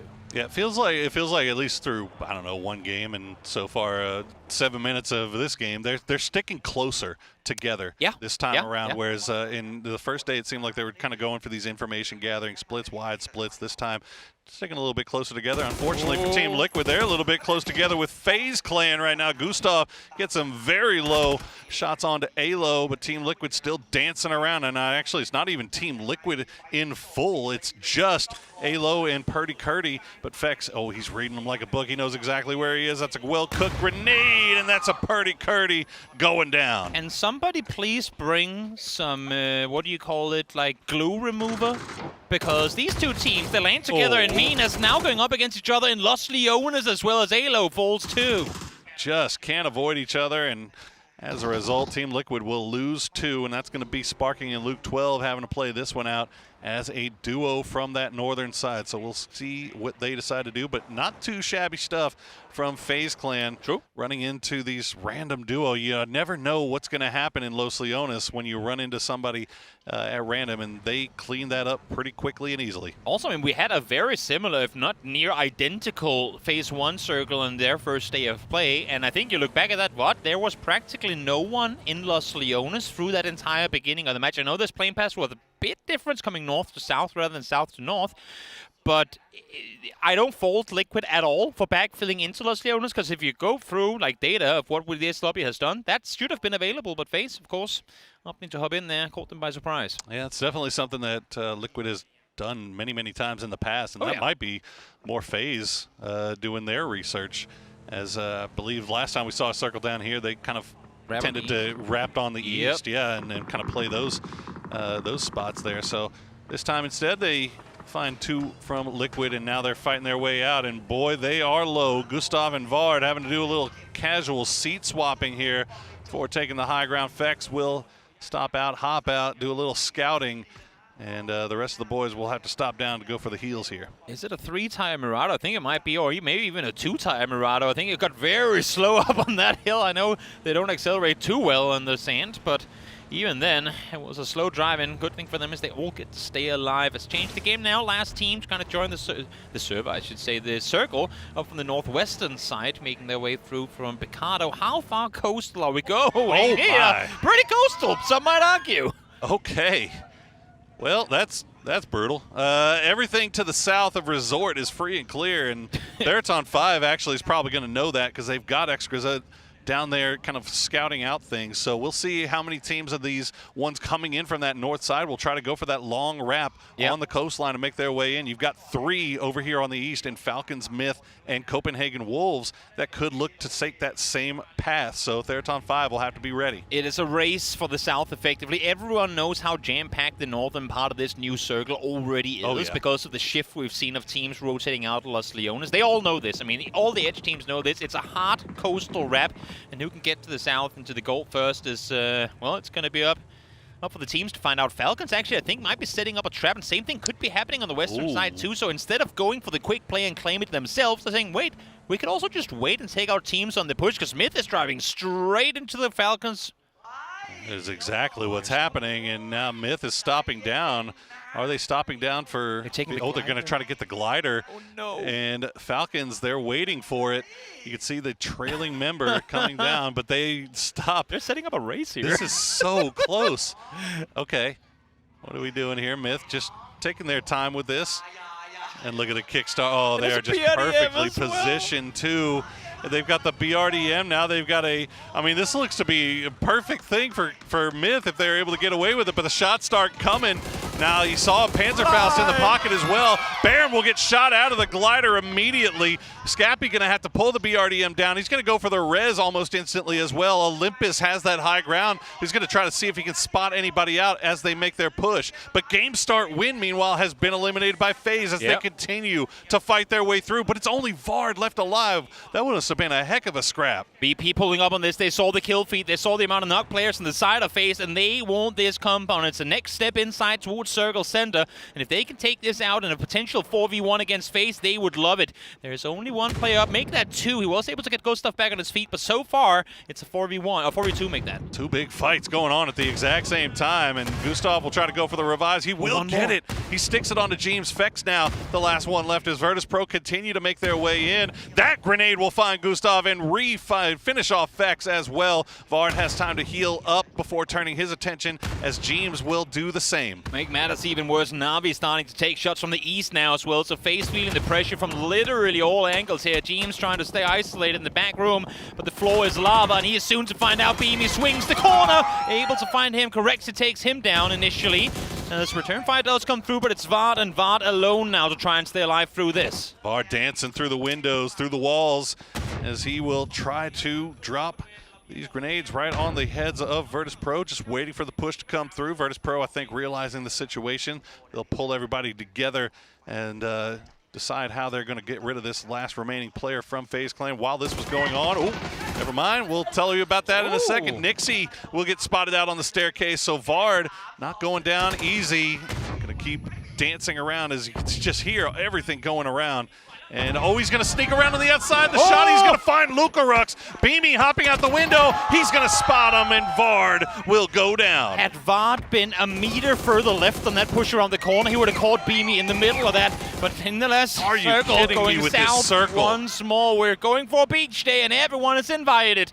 Well, except for the teams eliminated, I suppose. Falcons now pulling up on Navi. They were safe for a bit, but there comes a fire right in the face of Sosa. Kick there to find him as well. Falcons left that camp and left Myth to survive just a little bit longer, but they had to push in. They catch Navi as they're running away, so they'll take one away. Extends Ferris still playing around the edge of the zone. The Hakatori already has a foothold in the middle, but we have not gotten a chance to talk about this circle. Toby, again, half water, everybody being forced into each other. 51 alive. There is just not that much room to play. Arguably less than half as well. It's all the way down there. It is not going to be easy to find anywhere to call home unless if you brought your scuba suit. That's Scuba Steve. That's what you're in for here. Get your harpoons, get out in the water, because, well, that's the only playable terrain we really have left inside this circle, outside of a few spots towards that eastern side. Resort being fought over now as Luke, able to make some more room for himself. He sat here on his own, solo player, left alive for the team. Of course, not going to go for the flush here. He just wants to stay alive, man, but it's asking a lot in this area of the map. Stick and move, Luke, stick and move. He'll stay alive as Michael will just take shots over his head. I think the rest of his team might be down to the side. I don't even know if they can get to him. And yeah, he's just going to go ahead and donate his point over, I suppose, as the Pentagram holding domain over Resort. And that, you can hear the fans going crazy for that one. They like that Rostonen was able to pick that one up. Yeah, it was a fight for the 1 point, and Thailand gets rewarded. Home field advantage as they get themselves the flush on through. Falcons, in the meantime, again, the only team really outside of Bangkok with a decision to make here. How far coastal do we dare to wrap on this one? Bangkok saying, we're not going to wrap at all. We're going to take the E-pick up, but where in the... You know what, Bangkok? I want to try and put myself in your shoes right now, but I have no clue where you're planning on going with this E-pick up. Well, the problem that they've got to worry about is even if they decided to go all the way to the coast, they've got Falcons that are starting to wrap down there as well, and Theraton 5 still have this big wide split. They're going to see everything. Surely they don't take this E-pick up. Like, where do you go? I mean, Myth, you see Myth still kind of working their way out of blue. They've got one guy way off in the north, still in the blue. Maybe they go another one picked off from Navi. So Navi now down to 2 as Virtus Pro makes their way in. We get to see a replay of just what happened with that FaZe Clan fight. Game start win gave a good accounting of themselves, but ended up going down in the end. Solid push from FaZe to kick it off, and in the end it's going to be them going down. Venbo peeks, finds him as well. Big threat dealt with early on, so if they are to take the fight to AL at some point later, knowing full well that Himas is out of the equation, that is pretty important. Begopa did opt to go, and here they come flying towards Resort. Well, I guess they are hot drop extraordinaires. They've been there before. Everyone's been hot dropping either Resort or Hacienda, you name it. But I don't think they're going to make landfall. That is ambitious. Hot dropping on a Resort 16 minutes into the game. That is very, very hopeful. Now Akan will be the last one left alive. Pentagram will send a few grenades in his direction. That's gonna bounce off. So somehow Pegapa, they're still alive through this because the utility just not there. Red Zone, he's not gonna waste any time. He's just gonna push right in. Literally nothing they could do about this. At least if anything. Well, look at Myth. Yeah, they're coming in as well. I mean, they see Pentagram try to make a play on it, so might as well go down and take what they took. And now for Pentagram, they have a decision to make. Do you backfill? Oh, that's the grenade! The other direction, Akan finds one. Do you backfill and push in to try and take them out, or do you go back now to try and deal with Myth? They're being indecisive again here. It's a little dangerous for Pentagram. Yeah, they had Begapa almost lined up, and Begapa will go down in the end, and that's going to be Snaker's grenade that actually finishes them off. So as the Pentagram turn their attention back over towards the north to try to see if they can deal with Myth, they've got one down. Myth has one down as well. Scappy going to go down now as Hammer spots him out, and Myth now down to just Kiss. Hammer locked in today, able to find one more. Scappy a big threat. Dangerous player to go up against. We saw him on their day one, how successful he was, and for Pentagram now, they live to fight another day as Myth are fully eliminated in the end of it. It's going to be Petrichor Road that actually does it as well. So a lot of eyes looking on to that Resort as, man, where has this Pentagram been? They have been showing out so far through 2 games, and they have managed to climb themselves out of the cellar and no longer in the bottom 3 as we see anyone's legend sneaky snaking right on to Rock's doorstep. A grenade from Destroy gets cooked up, and it's going to go just a little bit too far. And now Rock knows that they have danger close. They were running around with C4s in hand. I'm not sure what the idea is here, but they're setting it up on the building and running to the other side of it. They're backing off and saying, you know what, you can take the east side of this building. We don't mind. We'll run away, but it comes with a warning, with a few beeps every now and again. And I mean, that's one way to make sure they don't push you, isn't it? Yeah, there you go. Anyone's Legend trying to see if they can reposition themselves and catch Rock from the side angle, but not going to happen just yet. RBN. I like this. I think they were hoping that Anyone's Legend would come from the south side, and then RBN would be in a beautiful spot, but AL just not falling for that bait. Trying to hurt them into your preferred location as baits come through, but timing a bit off on them. Anyone's Legend able to dodge and weave and survive, I say, but I say that too soon. Red Zone from a distance able to find Haisaki. Look at that. Yeah, Pentagram still, now that they've gotten all four back up, they're defending Resort, and they're going to get to defend it a little bit longer as all these teams from the West are now going to have to make their way in. Petrichor Road, they are in the bottom three as well, but look at that spot that they have. Can they defend from anything that's coming from the east? It's not much. Nope, not much at all. Hudan swings the corner, able to find the first one, gets the flush with it as well. It's just two left on their feet on the side of Rock, and for Anyone's Legend, they've been able to kind of reset here, remaining as 3 after Himmes went down earlier. Change the game, got to make a long move, and they're going to pull just on the low side here of what's remaining of Copenhagen Wolves, but Snakers and Vox still very, very dangerous, and CTG going to have to be careful about how they approach this, as Santastico will spot out Destroy. Haisaki's going to go down as well to Glass. So now it's just down to Hudad on that south side for Anyone's Legend. He at least has a building that he can hide in for some temporary shelter. Yep, definitely. Holding on for a little while longer, but the blue zone is now starting to creep in, and, well, everyone knows exactly where he is, so you have to imagine it's only going to be a matter of time before he's going to fall with 3 players on the side of Rock, holding him out. Eastern side has been quiet for a bit, but that's because all those fights happened way earlier in the game. So for VP, Na'Vi, and Falcons, they can kind of linger for the time being. And meanwhile, up towards the north, once again, it's BP team not inside circle, but, well, that's not something they're unused to. They'll squeeze in and find a way into the top.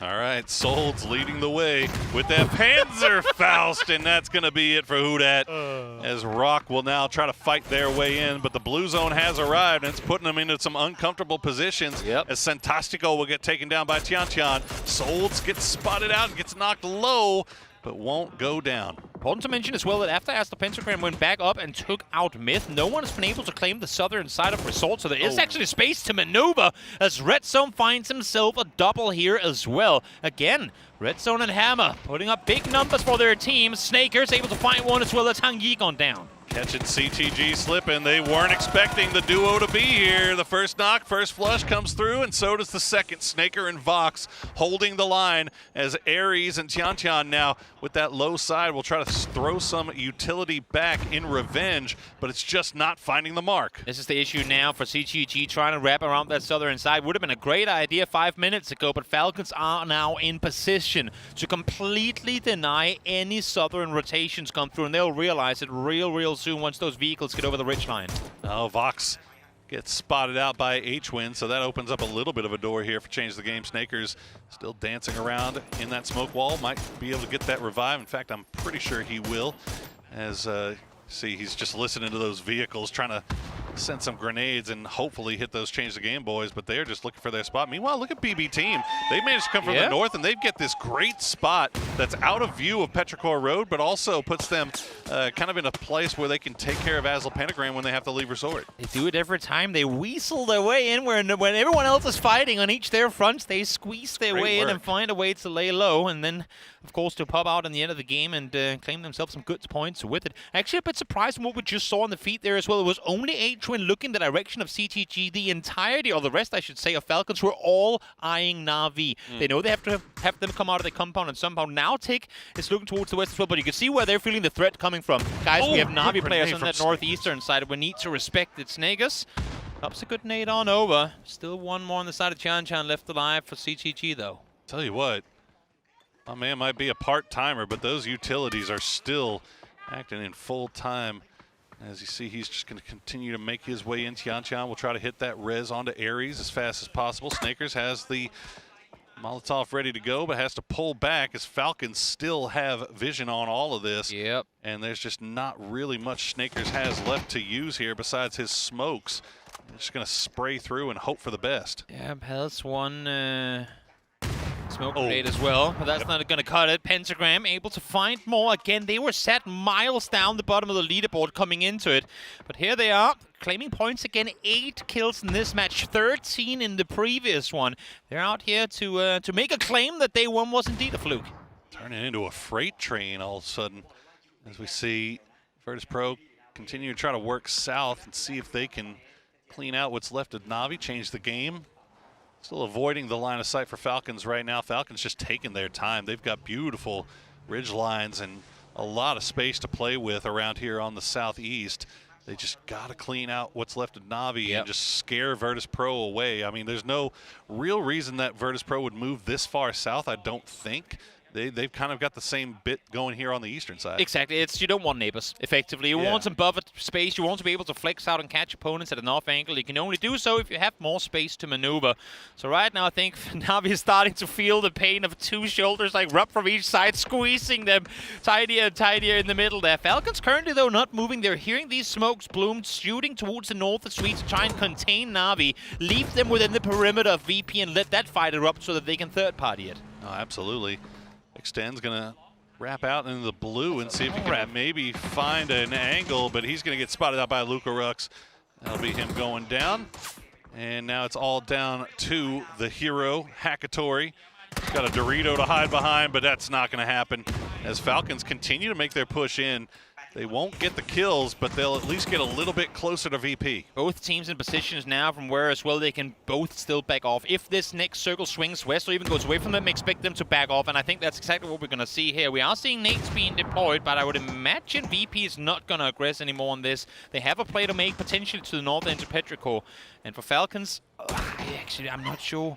I think they have to try and push into VP. I feel like this VP Falcons fight has to happen because there's just nowhere really for either team to go to. I mean, Theraton 5 is 4-man deep right there on the southeastern side. Tig will try to do a little bit of trigonometry, throwing a few mortars over in that Virtus Pro area. 121 meters is very close, but it's not going to be. They're pushing. They're forcing them to push he's going to keep going. Yeah, they're forcing VP to push through the smoke clouds as that wall of artillery right behind them. Exactly, I love the idea. Force them closer, then lob nades to follow. Try and pin them in with your util. Not working though, at least the damage done, but here they come pushing on forward. Correction, a wide frame, with a triple nade, shuts down VP! And it worked like a charm, as you said. The mortars forced Virtus Pro's hand, and Shrimsy is there with a perfectly placed grenade. Falcons not out of the woods yet, though. They've got to find a way to get into the zone. That is how you take out the likes of Virtus Pro. Not a single bullet fired, all done with utility in hand. Okay, change the game. Still haven't found a way to get in yet. They've got a vehicle to work with. Falcons do as well. You see Theraton 5, they've all got grenades in hand. They're waiting for this inevitable push. Falcons going to go for the south side first to see if they can maybe catch them from a different angle, but Rossadin right on top of it, and just like that, Falcons will get taken out by Theraton 5. Nowhere else to go. They knew they had to make the play eventually, and not really in a position from where they could smoke anything off. They had to try and send it, hope for the best. It did not work, but here comes CGG. Aaron trying to make a run for it. It's going to be Chian lobbing the vehicle forward. There is a C4 on top of it. Should be safe, though. Indeed, they will be both down to half health, though. Holy, okay. Theraton 5, they're drawing the crowd out. They love to see them being successful, and that was a fantastic hold against Falcons as Pentagram will lose 2 to Bestalot. The grenades looming large here on Miramar. Petrichor Road as well from that northeastern side. As soon as BP tried to run in aggressively towards Petrichor, they were sat down. 2 players knocked already, and for Petrichor, while they're inside circle, you'd have to imagine they need to somehow capitalize on this. 2 players down, make it only 1 now as Adusa gets up, but still, you have the high ground. You can take the fight up here without anyone else's involvement. And this is classic BB team. Even though they are getting pressured, they're still pressuring Asla Pentagram in return. That's a good grenade. Might find it Uzi. Ooh, gets him low, but doesn't get the knock. Petrichor Road still looking around in that area. They haven't completely left their compound just yet. They may have run out of utility at this point, and they're just going to hold that that hard cover as long as they can. Got to keep in mind as well, mission accomplished. Luke is still alive for Team Liquid, grinding placement points by the second. With how this is going on right now, he could finish in second place because everyone's about to fight. Okay, Hammer being that point man will throw a flash and immediately goes over. He's going to find one, going to find, almost finds two. There it is. Dropping the hammer on him. 524 damage. Can he finish off Bestalock as well as a BB team down to just one player? Asla Pentagram, where have you been? I was going to ask the exact same question, regardless of where they have been. Great to have you back, boys. Now it's Bestalock 1v2, doable but tricky, and great timing once again. It's the 1-2 punch. Hammer, red zone, shutting down team after team. Absolutely textbook flashbangs from Pentagram, from Hammer, as he throws it and immediately makes that push. No fear whatsoever. But they are down to just two. You've got Theraton 5 on the south side. You've got four-man squad of Petrichor Road. And then you've got that wild card of Luke that's still in the middle. He could jump up and strike at any moment. Baffling to me that it's the duo that is taking the fight to the four-man squads. I mean, you have Petrichor chilling with double level 3 gear and an MK. You have T5 set on the southern side with a Lynx and level 3 gear. They're hiding as well. In the meantime, you have Asla Pentagram just sprinting into people, taking fights galore. What a performance from these guys so far through 2 games. 12 kills now for Pentagram. And they have a path into this next zone. They have a path to the dot. But where will Theraton 5 decide to go? Where will Petrichor Road decide to go? You get a good look up the top there of all the utility left. Petrichor Road has been just sitting on it, waiting for this moment. 10 grenades, 15 smokes. Asla Pentagram trying to make that push in and see if they can get another knock. Let's see if they can get it done. 2v4. Isolating angles. Can they potentially do anything here? Oh, Luke's been seen. That smoke is Molly's going to get him down. Will be taking up, but you know what? Those 4 placement points for Liquid, it could easily have been a 0-point game, so converting that into 4 is great as Red Zone finds Nan, opens up with the Lynx, and look at the health bars on the side of Petrichor. Ming down to low HP. They are just bopping right now. Hammer gets spotted out by AZ. He's going to have to drop down and heal up with whatever he's got left in the pocket. Fluky, though, that grenade will take him down. Red Zone, the last player left alive amongst the Doritos, as Fluky and Theraton 5 wrap around on the south side. They are closing the fist on this lobby, and they will get the win. What a performance. It takes 2 sets of level 3 geared full squads to dismantle Asla Pentagram on Miramar. In the end, T5 reigns supreme, out victorious in what was a quiet game for them, but a hell of a hectic one for everyone else. Asla Pentagram showing out. Theraton 5, they're back in the mix once again. And look at this, Petrichor Road up there as well. All of our teams that had a little bit of a rough day finding their footing here on Miramar to start things off. But will that remain the case now that we are leaving the Dusty Dunes and heading over to the wild cards? Face smiling, able to get some kills in this game, but of course with these games being played out very calculated, they know this is their home turf. They like this type lobby, but they haven't been able to claim as much of it as they would have wanted to. No more Miramar for us here today. We're going to go to a break before we hop over to the Rondo and Takeo.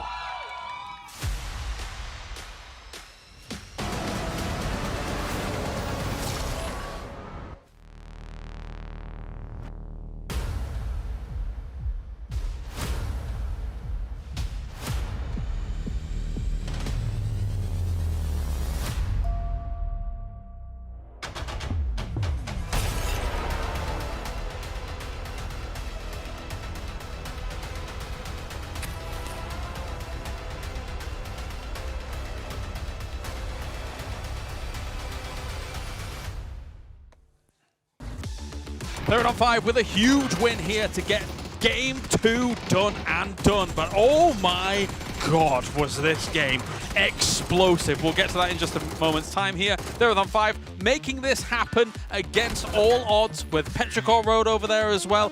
Asla Pentagram going ballistic once again. What was this game, Tom? I mean, that's part of T5's recipe for success in this game was the fact that as the Pentagram was like, we're just going to eliminate everybody in the end game. They popped out of links. I was like, we'll never see that again because they had high ground in the first match. It doesn't matter, apparently. We did talk about this idea that the teams that struggled on the first day would come back after the break and say, we have to go for chaos. We have to cause some trouble. We can't allow this to be a quiet lobby like it was last time.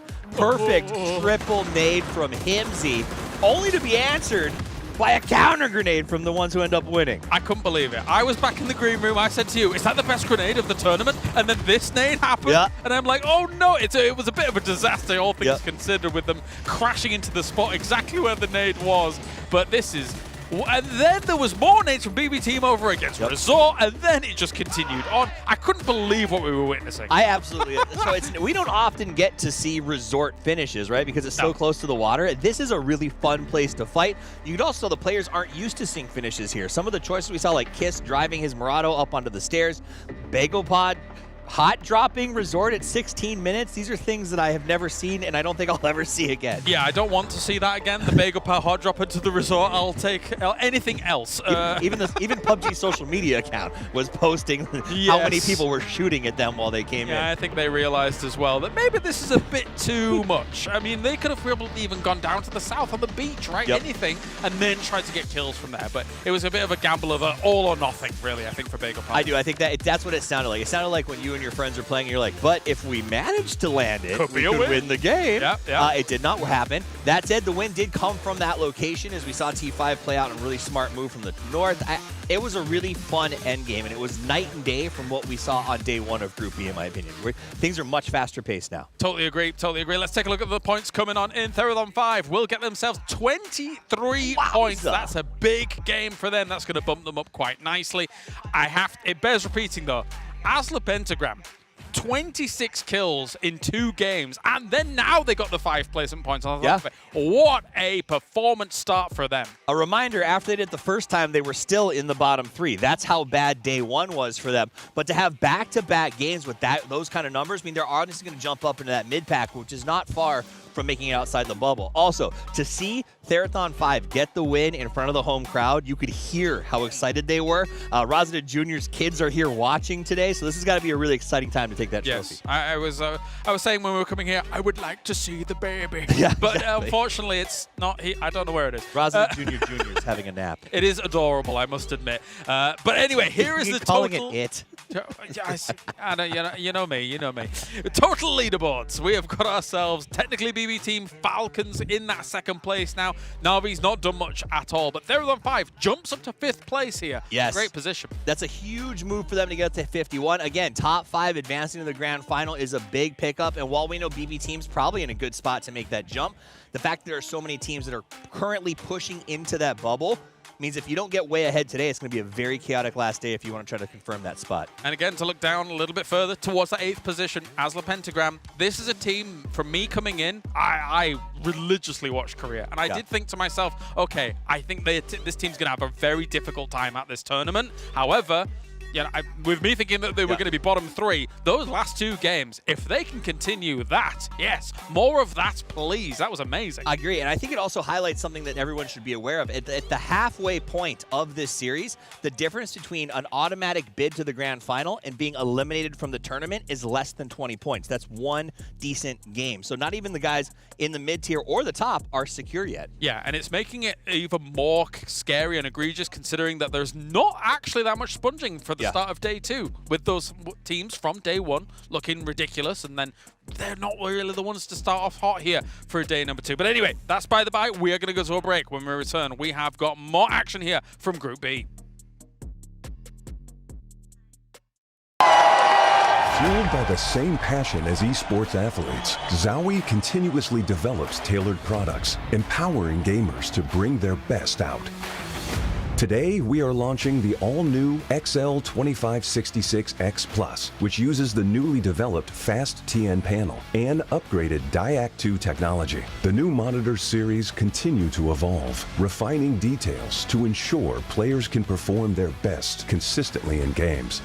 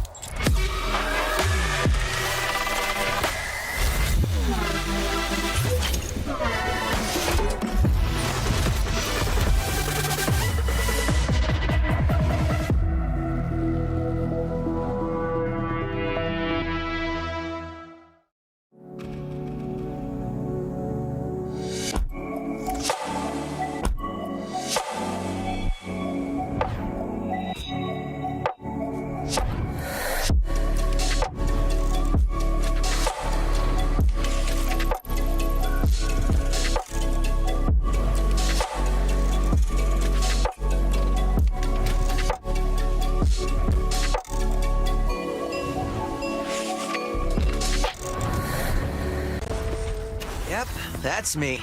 And you're probably wondering how I ended up here. Well, it's pretty standard. Check this out. Music player in my chest. It's powering up my new robot arm. Whoa. It's making everything sync up with the beat. Let's rock. This is awesome! Vandalay Technologies isn't just coming from my arm.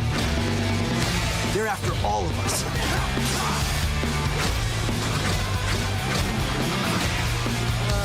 That's the defense!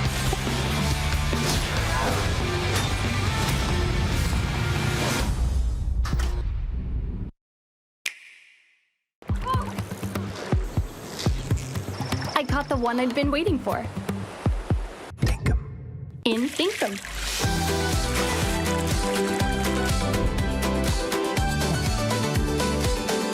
Find adventure in every direction.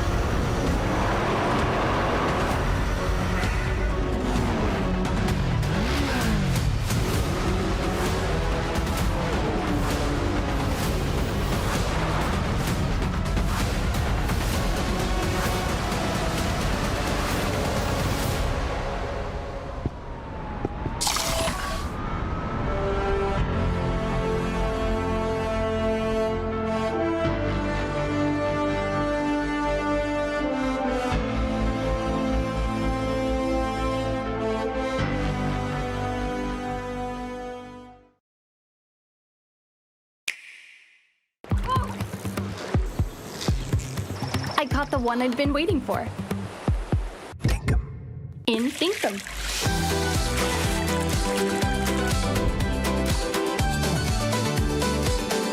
Find adventure in every direction.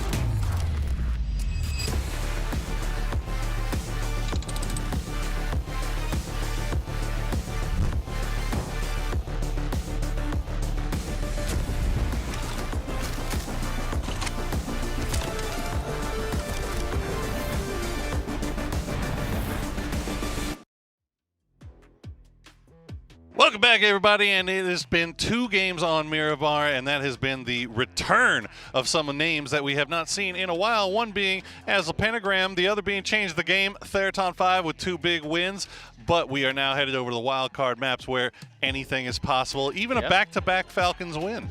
True, technically possible, you're not wrong about that, but how lovely it is to see that we have some of these teams, give them one day to go home, watch through the matches that we've seen, and we'll see a big change of performance in the top of the leaderboard. Having said that, the very tippity top of the leaderboard, your Virtus Pro, your BB team, they still find success. Exactly. You know, look, BB Team, Falcons, Navi, they're still finding their points. Yep. Despite the fact that they're not getting the wins, they're getting kills. They're adding to their total. They're not getting goose eggs. They're not getting caught up to. The top 5 has changed around a little bit since we've been here. We now have Theraton 5 jumping 8 spots into that 5th place spot. But now we are headed over to Tago, and we are getting ready to see what these middle maps bring us. And to echo what you're saying there, they jump 8 spots in one game, goes to show how insanely tight that MIG pack is. It's nuts, isn't it? For those of you guys who might not have kept track of formats and whatnot coming into this tournament, what's really important through these group stages, and that goes for both Group A and Group B, is that you want to be in the top 5, because that is you punching a ticket straight through to the grand finals. If you're between 5th and 3rd to last, that's you for the last chance. But if you're in the bottom 3, you are out after group stages are done. So avoid bottom 3, preferably make it into the top 5. Get that top 5. You get a nice, what, 7-8 day break? Yeah, a little bit chill. To kind of figure things out and get ready for the grand final. Yeah, I mean, we've seen, obviously, Theraton 5 has now jumped up into the top 5. Pentagram has jumped out of the bottom 3, but now Copenhagen Wolves down there. Anyone's Legend still down there. Game Start Win, they have yet to kind of find their footing. So, you know, these teams that are in the bottom 3, they're desperate to try to make a move, and you don't want to leave it to the last day, Toby. No, for sure. You don't want to have that pressure on you. Oh, sure. And I think today has already been a proof of what we said coming into the first day, 2 days ago, was that this is a lobby of teams where some are, I mean, very mainstay top-tier teams. The others are all teams we have seen go out and do really, really well. It's just been too inconsistent. Circle back up north, we've been there before, we'll go there once again. But, I mean, let alone the fact that we now see Pentagram pop up. Who would have expected that after their day 1, right? Boy. Every team on this server is capable of going out and making things that happen, making those things happen. So it's just a matter of who's able to bring it as we now crest towards the halfway point of Group B. You saw that circle popped, and the Theraton 5 fans in attendance were very happy to see that, as their team is all the way up there already. Checking in with Rock Esports. They're off to the west coast, big wide split. They've got Bagopod just off to their south, so hopefully they'll get back together pretty soon. And so far, only in circle, you've got 4 teams. So Virtus Pro, Liquid, Theraton 5, and Change the Game. Everybody else is going to have to make their rotations in. Again, I mentioned it yesterday, and I'll say it once more. 2 days ago, I should say. It's very confusing when we jump back and forth. It's fine. Everybody gets it. Right? Petrichor only getting 2 kills this game has me bewildered. I know that they're without Ikes left, but I also know the capabilities of the likes of Ming Ming and AC. When you are in a position like this, where every team's fighting all around you, I know they're on a bit of a hill in that building and not able to fight too much, but not going out to throw a nade, not really doing anything to try and claim extra quote-unquote free points. I'm a bit surprised by it, and it's like I said yesterday, it's as if they're lacking that punch, that oomph to with the lack of Ikes left here. Yeah, I mean, and I agree with you. You know, whenever we were looking at them and I saw them kind of retreating back to their shack, their shanty, I was kind of under the assumption, okay, well, they've been there for quite some time. Maybe they just don't have any utility left. But then when we made it to the top 4, we saw what they were sitting on: 10 grenades, 15 smokes. They had plenty of opportunity and plenty of tools, but they just did not have the drive to get on over there. So we'll see. We'll see if they can shake this one off and find some more success here as we check in with Falcons, one of our first E-pickup teams. The other one is going to be Myth. I love the immediate response to this circle shift as VP going, "Abandoned Palace! We have a bridge we need to run down to!" And here they are, sat ready and waiting in the woods across this one. They're ready for anyone's legend. Haisaki will be secured early on. We'll see if more is to come with it. One should be able to drive off. That's going to be him, as I'm sure a lot of fantasy teams will rejoice seeing him not, well, I don't want to curse it, but not get -3 early on.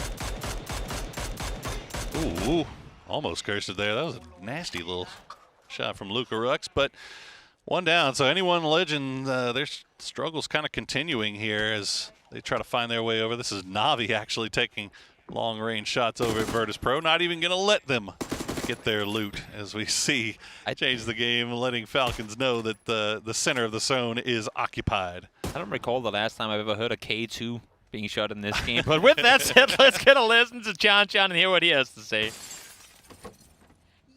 And now we're with Tintian from CTG. Would like to say congratulations on your first chicken. So I would like to ask about how the mood in your team right now, and do you feel confident to keeping this monument?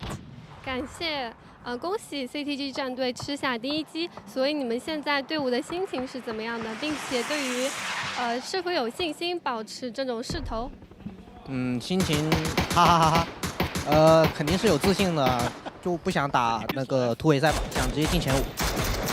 We are very happy about our first chicken dinner, and we'll fight until the last match, and we are so confident about next match. All right, so now we are cheering you, CTG. Go go! Go CTG indeed. You know, I mean, going into this, I don't think very many people had CTG as a potential top 5 team. In fact, I would be willing to say more people would have had CTG in their bottom 3, but they have been able to put together a nice little run here. The big win to start things off today, putting them in a good spot over there in 6th place. 48 points overall, but job's not done just yet, although this game they find themselves dead center circle, so we'll see how they react to that positioning. Oh yeah, Chan and the boys, legends of the game, really. I mean, in the early days of Chinese PUBG, they were in the very top of competition alongside the OMGs and 4AMs of the time. Been a little quiet since then, but great to have them back in global competition as Falcons get blessed with some loot and get a chance to go duck hunting up above. Sure do, and not only that, they get vehicles on their drop and also a bevy of presents. So everything coming up Falcons off of that pickup as they're able to push Myth away, check in with those kill leaders, and also with Hazel Pentagram, who's been having oh no, a doozy. Yep, okay, we got this. We got this, come on. Best of luck, you got, oh, whoa! No way, there's no way. And it's stuck. And now we've lost 2. And we lost 2. It is now up to the We've got this. We've got this. There it is. There we go. Easy peasy. PUBG can be a team-building exercise. There we go. You know. Done and done. Very excited. Amazing. Very excited to get those. Yeah, give them a little honk. Let them know. As you know what, sometimes you just gotta work some angs to get that going. But oh, I mean, look, it took them a little bit long, obviously, with that going on. But now the Petrichor Road is starting to make a rotation just off to their east. So we'll see if they run a little bit closer as we see these replays from that last game. BB team doing everything there at the end. I saw the stats just before of kills today, and that is perfect. Going in between the smokes there as well. I saw the stats of the total, like the kill leaders of this group just before, and I saw Red Zone up there with 15. I had to look up how many kills of those were from today. Red Zone today, so far through 2 games, has 11 kills. Hammer has 9. Them two are on fire as the helicopter car comes riding on through. And well, if I scroll, I don't think there's any getting out of that one. That's easy pickings for Beal. Unfortunate for Theraton 5, as they will lose 1 early on. It looks like Fluky will be able to get on out of there pretty safely. They're going to get some defense from the Overwatch of Rosseted and Ranger. But they do lose X-Grows it.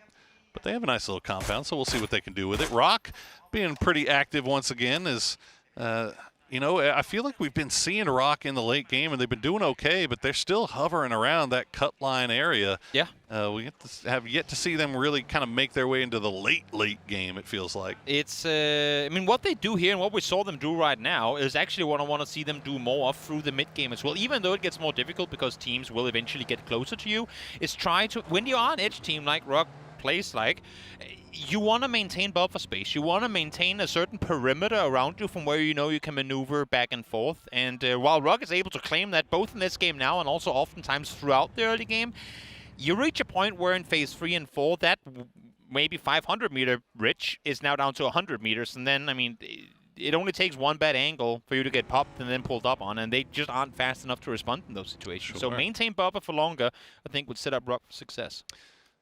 You see Songjang looking over on the other side of the bridge. He has not yet heard BB team heading over in his direction. He's going to hear those shots That is sent over towards a doozy, but doesn't really put 2 and 2 together as to what they were shooting at. Yeah. So he not really doesn't really have an angle to look over there either. Oh, okay, now he's going to see it. He's going to hear it. He's going to see it. He's going to realize that. Get the hell out of there. Yeah, we might be in trouble here. Let's call the rest of the boys over, and indeed, the rest of Bangkok is arriving. So a doozy going to be the first one there. The rest of BB team will arrive a little bit later, but all parties will have to make their way off to the north now that that circle has popped. Exactly. Falcons sitting circle center in and around the roadside there. As Godok still fully inside circle 2, will probably be the home to a few teams. FaZe, in the meantime, they're backfilling the remaining anyone's legends with their BRDMs, and it's never fun. Looking behind you and there's a tank coming after you. It's like, nope, get away from me. I'm trying to get to the circle with my team. Definitely don't like to see that. Not enjoyable at all. Songjang waiting to see if any of the Navi boys will peek over and take shots at BB. Probably will.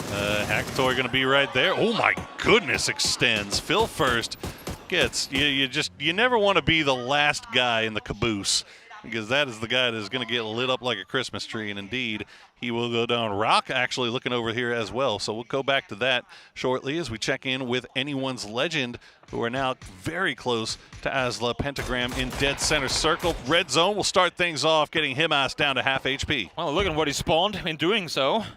Him and his teammate now set circle center with a red zone on top of red zone. That's never the funniest place to be. I'm sure he's going to be able to stay immune to that one. If he goes down to this red zone, maybe. We're never going to hear the end of it, chat. It is going to be, Toby's going to remind us of that for the rest of his career. That he called out red zone getting dropped by a red zone. Imagine. Chat, you're with me. I know you guys. I know you, Chat. I know you. You're with me in this. You want to see this happen. If this is your name in-game, you better get red zoned. Udat getting down to 10 HP. Red zone going for the push again. He'll get a little bit of assistance from Fex and Himas, but he'll flush it out, secure the point for himself, as now Himas and Destroy, the only 2 players left here for anyone's legend. They get 1 knock. Howl, though, has that side angle as we hear the bombs dropping around. I'm sorry, I can't focus on anything but explosions right now, bro. I'm just waiting. My eyes are hovering at the kill feed, waiting for this to happen as Bangkok try to make their way to safety, able to jump and steal the BRDM away. No. POC swapping his way through it, go back inside, though, to try and stay safe. Lost Gurion in trying to claim the vehicle and will fully do so now, as well as the... No, actually, yeah, he will get flushed out in the end, but there you are. BRDM stolen. Just base. Oh, that's a Panzer. Base thievery. Oh, yep, okay. Well, you know what? You stole it temporarily, and now the fight's continuing as Akan and Songjang have arrived. Vestalok will finish off PO, but Songjang will find a doozy. Molodog going to get flushed out by the exploding vehicle, and now Akan and Songjang still have a little bit of util left in the bag to try to send over towards Vestalok as we see... Oh, well, Glaz is already dead. Otherwise, that would have been a beautiful mortar. As great as BB Team On have been through this tournament so far, this right here is a perfect example of when they tend to struggle. It's when they don't get to play their edge, in control, slow, avoiding confrontation, because that's when stuff like this happen. You get caught in some of these more tendencies of wild lobbies where you can't really predict the movement of teams around you. Bangkok, no reason for BB Team to expect Bangkok to pull up the way they did. It goes against the way BB Team likes to play the game themselves, but they got surprised by it and taken down with it too. Bangkok going against how most people like to play the game, as they're finding some success with it as well. Down to 2, but they've got 4 kills, and they're continuing to climb up the leaderboard. As we see Navi running into FaZe, they're going to find Jeems to start things off. They are forcing them into a bad position here towards the center. Number of fights going on as that hard shift towards the west has forced these teams to make their way across that road between Godok and Wolsong. Yep. Navi trying to maintain control of the inside of the circle on this one. If they can take out FaZe, they'd be happy with it. Issue is now they're hearing the vehicle of Destroyer revving around them. They need the killer headshot connected to start things off. No tires popped just yet, though, and they will be able to get out of this position alive. I say they, it's just Destroyer left alive. Yeah, Navi just basically doing some camping here, as we see a number of teams also trying to make their way around on the north side. We'll keep an eye on Petrichor Road and Myth as they're right close to each other. More mortars being sent down from Copenhagen Wolves. but they are just not finding the spot as Begopa has managed to get their duo back. So Guyon and Pio will drop down, but they are already, they're dropping on a spot that's being fought over by Virtus Pro and Theraton 5. Meanwhile, Pentagram, they're just going to send it right through the middle of all of this. Just going to say, no one's shooting at them. Now finally they start to open up, but somehow they've been able to really squeeze their way through in this one. Smart pathing, staying out of line of sights for the majority of the time to get to where they now are. Okay, anyone's legend does get finished off, so they'll be our first team out of the lobby, or second team out of the lobby rather, as they follow BB team. Meanwhile, Navi, you can see them still in the kill feed, finding some more knocks onto FaZe. FaZe has managed to get a little bit closer and no longer getting shot in the back. But you gotta wonder how long that's gonna last. James, oh, nice shots from Fex will take down Hackatory, and that is a big boss down. And this is what we've been waiting to see from FaZe, that 1-2 punch capability of having one guy bait the attention initially and then the swing around the bottom side from Fex. Gets one. Ferris, though, Ferris. surprisingly winning the battle against Gustav there. Gustav had to drop on him, but not able to connect the shots to find the kill, and Pentagram out there stealing points once more. Red zone just on top of it here. And now this is where Navi can answer a lot of questions. What can you do when Hackatory is down? Can you still hold the line? As Ferris started off things pretty nicely. He'll finish off, he'll find Fex again. That's a nice start as they will collect their second point.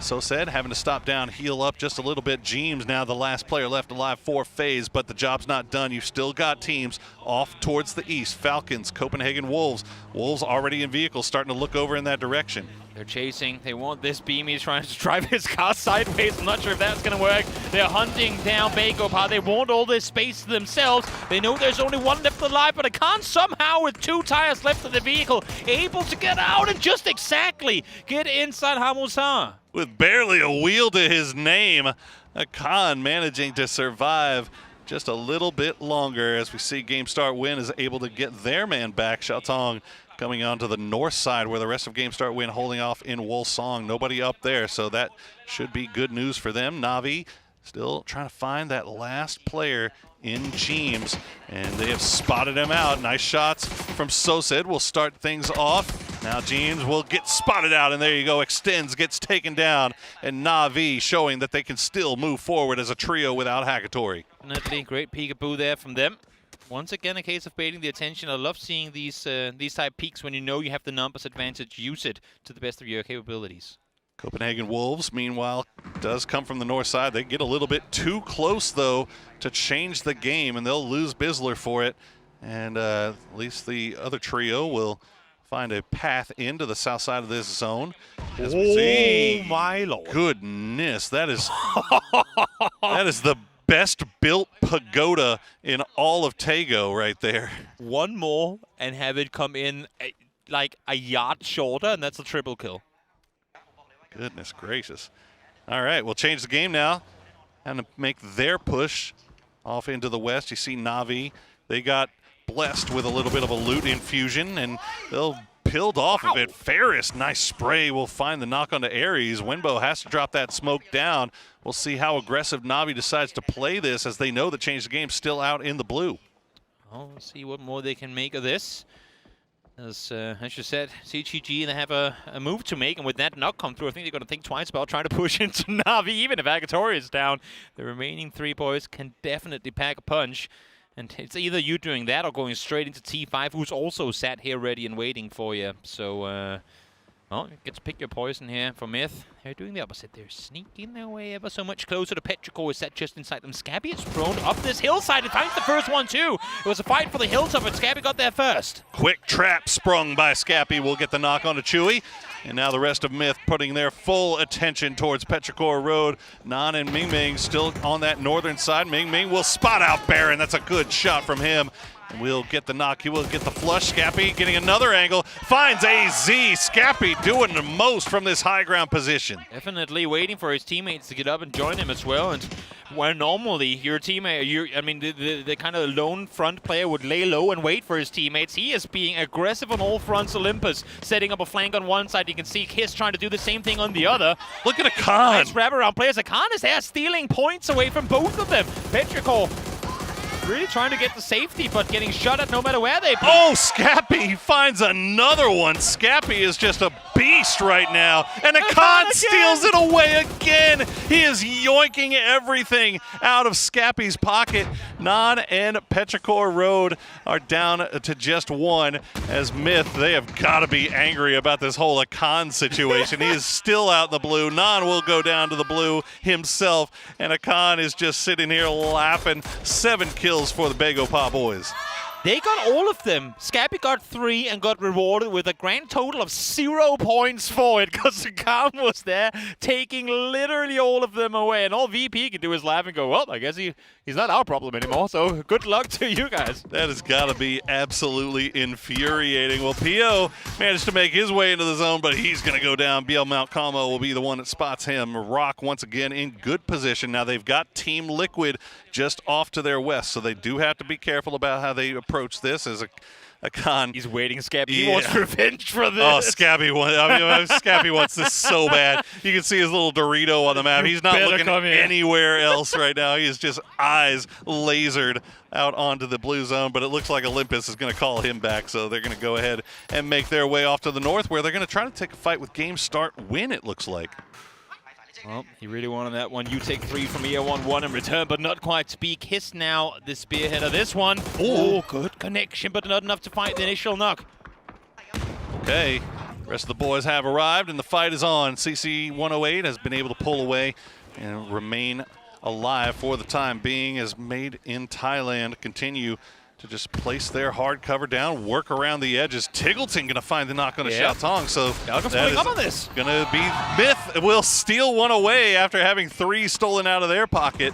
They'll try to return the favor here. Fights on both sides of the circle right now, but on the north side, it's Myth, game start win, and Falcons trying to take control up there. But in the south, it's VP, who again, they didn't want to be part of the Akan show any longer and couldn't really wrap into the side of the compound. They have opted to take the fight to 3rd on 5, who's down to just 2.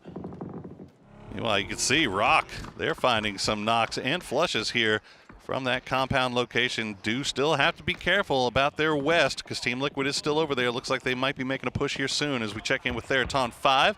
They've got eyes on Change the Game, but they are down to just a duo, so they don't want to get loud unless they are absolutely sure that they can finish that off quickly, as they've got Virtus Pro breathing down there next to the south. Exactly. Liquid, whenever they get something going, it's snuck away from them immediately after. This time, it's them trying to cross on over, get to the other side, thinking that they could take isolated fight to the compound, but there comes VP from down south, holding the cross and finding one in transition. Akan might be able to do the same thing. He had all He's of got Petrichor. 12 first aid. I was just going to say he had all of Petrichor to loot, so he should be okay in the blue for a bit. Okay, we'll see if Akan can make his way in as check in. Navi still has their high ground, and okay, Theraton 5 gets deleted by a combination of Extends and Correxy. So Virtus Pro now have to make their way into the zone from the south side. Change the Game still have a little bit of cubby to work with. So do Copenhagen Wolves. Asla Pentagram on the north have to worry about Falcons pushing in, and then there's just every other team on that northwestern side, including that solo snake of Akan. That is a C4, I hear the beeps of doom. Layloom as Shrimsy now pointing his vehicle forward, letting the timer go for a bit. Asla Pentagram, this one is coming your way. Christmas might be going early, but no! He accidentally held the brake. Shrimsy, you cannot jump out like that. Where we gotta grease the bearings on those wheels or something, man. Where did he hopped out and it just stopped like handbrake. Oh my goodness, well as a Pentagram now in a little bit of trouble as the blue zone grenades fall on top of them, on top of Molokovs, as Team Liquid will get taken down to, I believe, Sparking and Purdy Curdy still in it, and now Virtus Pro and Copenhagen Wolves are fighting in the open. Akan just found one more on the side of Liquid as well. He's not given up at all just yet as Falcons try to throw teams off on one side. Copenhagen Wolves now realizing too that they have opponents in their midst, trying to stay alive and doing so successfully with utility. Oh, Beamy now the last player up for Virtus Pro, and he is nowhere near Nixie as Nixie continues to bleed out. That's a nice grenade from Ming. We'll find Hammer as game start win, not out of it just yet. The trade, though, as RBN will find him. Biel Malcolmo going to find Purdy Curdy. So Rock now up to 5 kills, and they still have everybody else up, but Santastico gets knocked right there as the push coming through from Falcons. They'll try to finish off Asla Pentagram here. Good shot around the corner. Somehow not finding the knock with the first one. Able to do so with the second, though. Tick trying to run up on his own. Kickstart, though, there. Ready and waiting for the flank to come around. Pentagram down and out. There you go. Liquid eliminated as well. We are in placement points as Wenbo is able to find the first Wolves. Wenbo with the eyes in the skies will take Wolf down to just one as Beamy will get spotted out. So that'll be Virtus Pro getting taken out. Falcons, it may not have been pretty and it may not have been how exactly it was planned, but they do end up taking down most of game start win. BagelPod gets finished off. Rock tries to make the wrap around to the north side, but Falcons is ready. They find Souls, they find the other one, but no, Rock was gonna get some trades here as well. Tiggleton and Kickstart now still up. H-Win will bleed out as Navi has sent Fairest up to the north side and he is taking shots from range. Exactly. As soon as they try to make a play into the compound proper, as soon as you realize they've sent all their players down the hill, go up and take what they left behind, which is a good high ground position, and now all you have to do is try and contain. H-Win been... Oh, don't show the replay. Let's do it. Are we getting the slow-mo as well? Oh, man. Well, if slow-mo was real life, wasn't it? Doom. Oh, no. Doom. We're doing this man dirty. Doom. Look at that. It just, the brakes just slapped. Whatever, man. That guy's got that guy's got more kills than half of this lobby. He's doing just fine for himself. We'll see if Falcons can find their way in from the north here as Navi is just spread around. It's mostly just Fairest keeping all of them. He managed to keep Falcons from getting that revive onto H-Win, so it's down to just Tiggleton and Kickstart. A lot of duos as Rock, nicely done. Rock up to 10 kills now. We'll find the res onto Biel.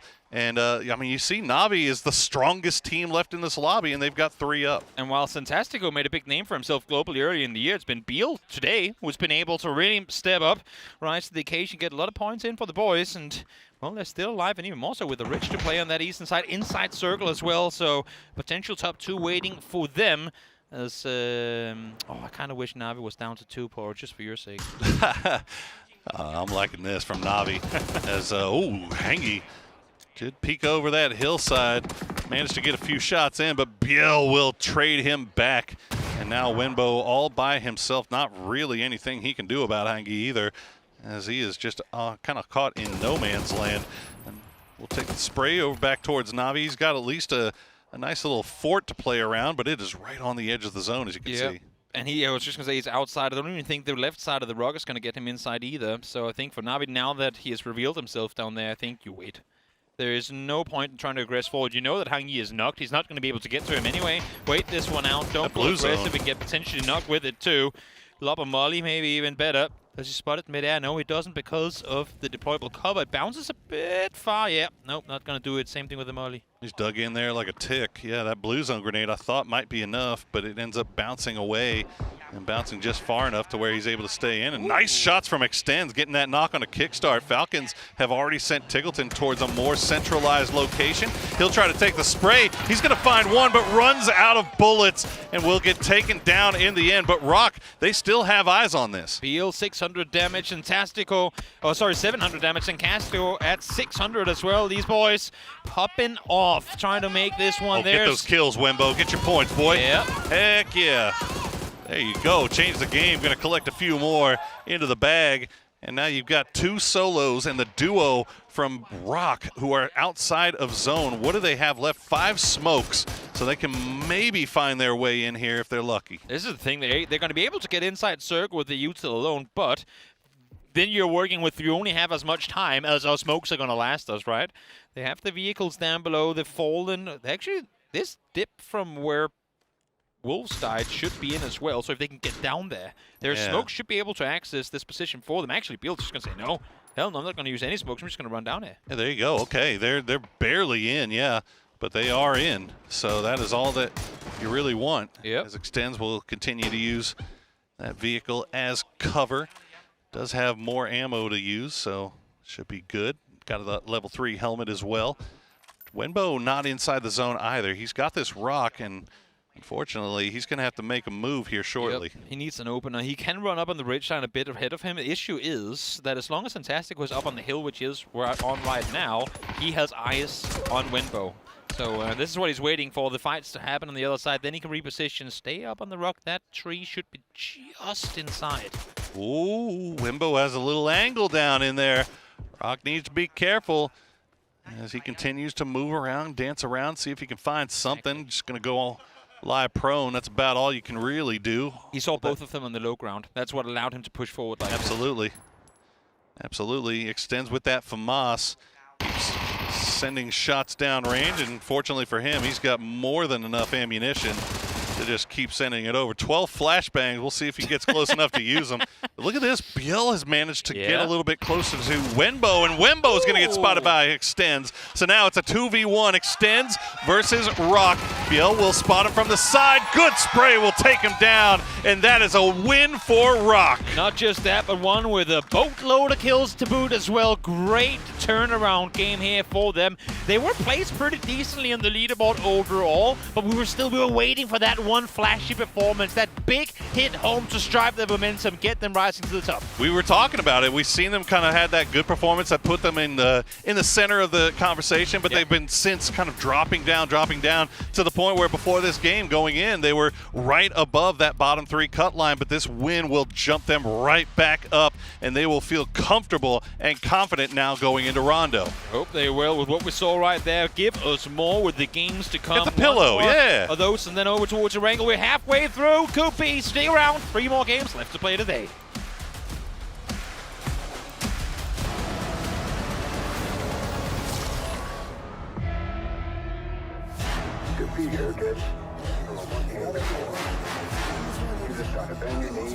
Take a deep breath and jump.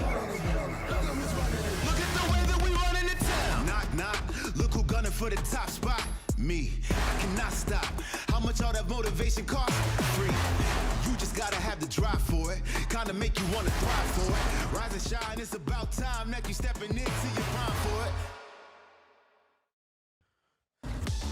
Rock flies high for game number 3 of the day as they take down Extends. They take down the threat that is Wenbois over on the other side as well. Actually, it was Extends that was doing that. But by the by, they were able to negate that angle and get themselves the victory. It's a big one here for America's pushing on up. If the story of today is that teams who are on the bottom and desperate for points showed up and have gotten themselves chicken dinners to get back into the race. That, for me, has been what's very, very impressive. If you go into the highlights, you can see Made in Thailand putting in some good moves. You can see the fans behind them, but they go out a little bit earlier than I think they would have liked in this match.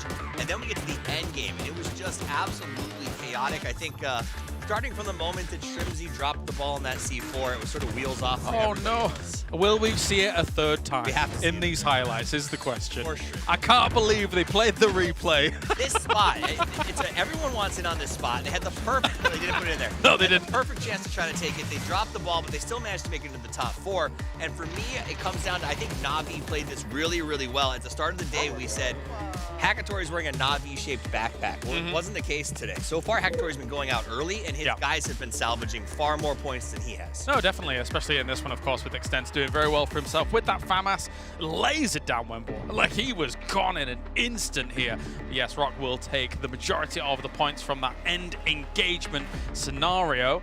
That said, though, I mean, as much as, you know, Shrimzy had the slight mishap and stuff like that, Falcon still had quite a few points on the board. I think Tiggleton had 5 for himself. They did, and Tiggleton would have had even more. He got that double, the double on Navi as they were crashing towards him. Yes. G very smartly came over and took those kills away. But that would have been 7, I think, for Tiggleton, and a big climb up as well. So these guys, despite what happened, you can see at least they're laughing. Well, he's laughing about it. Shrimzy's laughing about it. No. That, I'm sure we'll give. I'm sure we're going to give him grief at some point. I mean, the thing is that actually in PUBG, the handbrake on some of these cars is a bit finicky. And if you're in kind of like a desperate situation where you want to make something happen straight away in the moment, sometimes it can go away from you. So maybe seed swap first. Maybe. Well, Rock though doing fantastically in all of that as we have the numbers pouring on in. 22 points go the way of Rock for Brazil. Navi with a 14 for a little bit of a climb back after really nothing in the first 2 games. Absolutely. A big shout out to Rock. And you know what? Having Biel and Santastico up at the end game in a very unique, it was almost a 2v2v2v2 there for a minute. We saw TG get knocked down, but those are the 2 that you want to go into that scenario. They played it really well. Also, the fact that CTG sort of had to go head-to-head with Navi at the end of that meant it was a very comfortable endgame for Rock. Yeah, one of my favorite teams to watch, Rocket, in terms of them just enjoying the tournament whenever they're here. They're always having a really good time of it, and especially, obviously, when we saw them popping off at EWC, that was really an awakening for a lot of people on the international stage to watch this team do well. And it will be 56 points for them in 6th place, just shy of where that cutoff is for top 5. But we're only halfway through. There's still 9 games to go. Yeah, I mean, again, it still stands. There's only 20 points between being eliminated from the tournament forever and getting an auto bid to the grand final. Forever. It is true. Like, your biggest goal in life is to get to this PGC, to dominate, to go to the grand finals, to set your name in history. Yeah. And the fact there's only 20 points at the halfway point between going straight through and going home is actually flabbergasting. And halfway through, yes, as much as we do have a few Chinese teams down there in the bottom 3, that's a bit rough here to say the least. For me, anyone's legend. I think there was a lot of hype around Himas and the boys coming to this tournament, qualifying through, not by their own means necessarily, but it's really not gone their way just yet. You know, I think that's the difference between like them and Rock. Both teams struggled on day 1. You see Rock keep a happy face. They're sort of keeping themselves jovial. Anyone's legend, every time I see them, they are stressed, they're struggling. I think they need to get their heads in the right headspace. Yeah, I would say so, because every time they're making some of these sends through, they're losing Hemas, they're losing Destroy, they're losing members straight away when they try and make for these big sends. Maybe go back to an edge style play and just shoot at everything that moves. I think that might be the problem. They're trying too hard to play the system. They need to break the system. That's what they've always done best. Maybe. Thank you very much, Toffees, for the breakdown. It is time to get into our next game for the day. Game number 4 as we head on over to Rondo for Group B. Get those points on the board.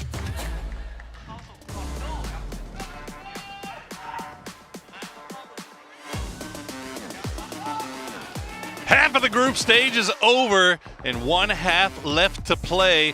BB still sitting at the top in the king's seat, but how long can the king remain on that throne with so much movement happening up and down this leaderboard, Toby? Yeah, it's a lot going on, and for BB team, it's by no stretch of the imagination been as flashy as it was yesterday. This previous game struggling to find their way inside circle and getting caught up in some of these unpredictable rotations, one of which we saw from Bagopar ended up taking them out.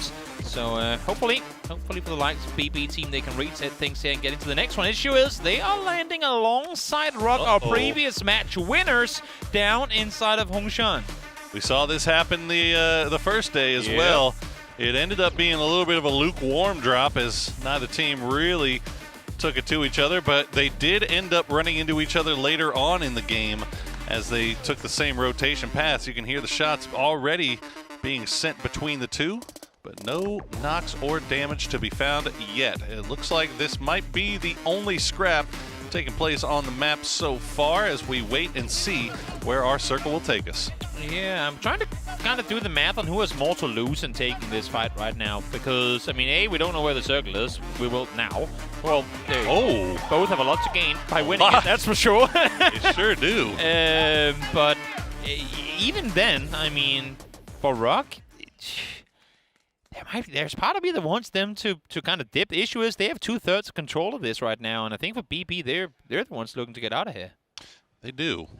They do indeed. Well, it looks like neither team really too terribly interested in pressing the matter, as they both have pretty clear paths of escape, as well as we see the numbers from that last game, that big chicken dinner from Rock, 866 damage and 7 kills from Biel Mount Calmo. And he will be your man of the match for match number 3. Big stuff, big numbers up against a tough lobby. Love seeing LATAM represent when it comes to individual prowess. So many good players come from down that southwest side of our world. As looking at the leaderboard right now, I mean, FaZe sat in 13th place. I know we talk about how well Europe, quote-unquote, is playing right now, but FaZe ain't really part of that discussion. What has for so long been the one kind of top skill set of the FaZe with this roster has kind of become their issue. I feel like when they're fighting up close, they just seem disjointed. They're very rarely the ones to get the first knock in a fight. And when they do, they're not able to finish fights fast enough that other teams don't come third party. Now they have a game here where they're out on the southwestern side by themselves right now, and they'll kind of get to dictate the order in which they opt to play into this circle. So hoping to see the boys from FaZe Clan get something on the board with this position in this first circle. I'll tell you what, if the first 3 games are any indication, being in the bottom half of the leaderboard is a little bit of a good luck charm right now, as we've seen with Theraton 5 make a jump, Rock make a jump, as the Pentagram make a jump, as all those teams were kind of flirting around with that bottom 3 cut line, and now they find themselves in better seas through 3 games. So to paint the picture, they effectively needed to pull the sling all the way back the bottom of the leaderboard just to yeet up into the top 5. Maybe, just maybe that's the case. I never knew that was a strategy, but hey, I mean, if it works, I'm not going to be the one to call it out. It's not always a strategy, but tell you what, it seems to be working today as Phil First gets caught out a little bit. Won't go down, but he will take some damage there as BB team maybe getting a little bit too close to Rock. You can see Bielmount Como and Solds still just holding that line at the road, making sure that nobody makes a pass on them. It's a very natural cutoff for you take south, we take north, but of course you always want to peek on over and see if there are any freebies waiting for you. What could potentially be a freebie in a team that has been also struggling with, oh, that's a pop back tire. Luckily that vehicle is okay to go with 3, but I mean, honestly, for both these teams, for Anyone's Legends and Team Liquid, they've both been running into issues so early on, and rarely have either of the 2 teams been the ones out victorious in those early shenanigans. So I think for neither of them, fighting early is, or should be, on the top of the priority list right now. Yeah, it's definitely been a slow start for Team Liquid after beginning the day in the top 5. They've found themselves now down in 9th place. As, there's still 3 games left to play, and I believe that was the later half of the day was where they found more of their success on day 1. So hopefully we'll see that repeat here as BB team continuing to just loot up, make sure that no pressure is coming through. I think everybody here realizing that that line of demarcation being the road, just don't play around that. Don't be too aggressive, and you'll be all right. Exactly. Well, a little bit of quiet time now, so let's hear from Pio from Bangkok. 일단 오늘 1일차를 했는데 좀 긴장도 되기도 하고 또 팀원들한테 민폐가 끼칠까봐 걱정했는데 그래도 라운드 수가 좀 쌓이다 보니까 좀 괜찮게 적응하고 있는 것 같아요. 일단 그 점은 첫 1일차의 소감이고요. 좀 오늘 그래도 6등을 하긴 했는데 아쉬운 라운드도 많았고 제가 조금 더 잘할 수 있었는데 그런 거에 좀 많이 못해줘가지고 팀원들한테 미안하지만 그래도 이제 1등 날에는 제가 또 잘할 거기 때문에 적응기가 끝나면 제가 완벽하게 캐리할 수 있을 거라 생각합니다. Good to see our man back where he belongs on the stage here at PGC, and they've been doing all right for themselves right there in that 8th place spot. They are secure for, well, maybe not secure just yet, but they're looking pretty good for that last stage, if nothing else. We'll see if they can pull off something special in these final half of games that we have to play. Yeah, plenty of time for that leaderboard to change up, though, as we now look up towards change the game. They have T5 rotating in right behind him, but obviously, that's a fun little angle. do they know about that as FaZe they make their way across. James in the sky as per usual, trying to clear the path for his teammates down below. They will be running into Virtus Pro territory momentarily. Question becomes whether James is going to get shot at and be able to feed that info across, or if FaZe are going to be driving into this blind, because as far as I can see, Lukaruk's now in a vehicle. Yep, they see the glider on the other side too, and with them obviously being used to playing against VP, they should know who they have next door. Absolutely. They're diverting. Yeah, for sure. I mean, they're used to this in their own region. They should be used to this from day 1, where they found themselves in a similar position. But we'll see how far away they pull away and divert from that Virtus Pro spot as we check back in with Bagopod, doing a little south of Jadina City camping. I'm not sure if this will pay off any dividends, but it depends. It depends on how long they decide to stick around, because Theraton 5 is still coming down this direction, so has changed the game. And you know what? I mean, if they're going to get into the circle late anyway, pick a bridge and commit. I mean, might as well just sit there and wait it out. And who knows? Maybe today's your lucky day as well. Yeah, James in the sky before not getting shot at. Correxy takes the sky. Looked like he was getting shot at by I was going BB. to Not say, sure exactly what that was. But, BB taking shots at his own team. Bro, I told you to land your glider. I'll shoot you out of the sky if I have to. Be like all my buddies. Hey, is there friendly fire in this game? Plop, plop, plop.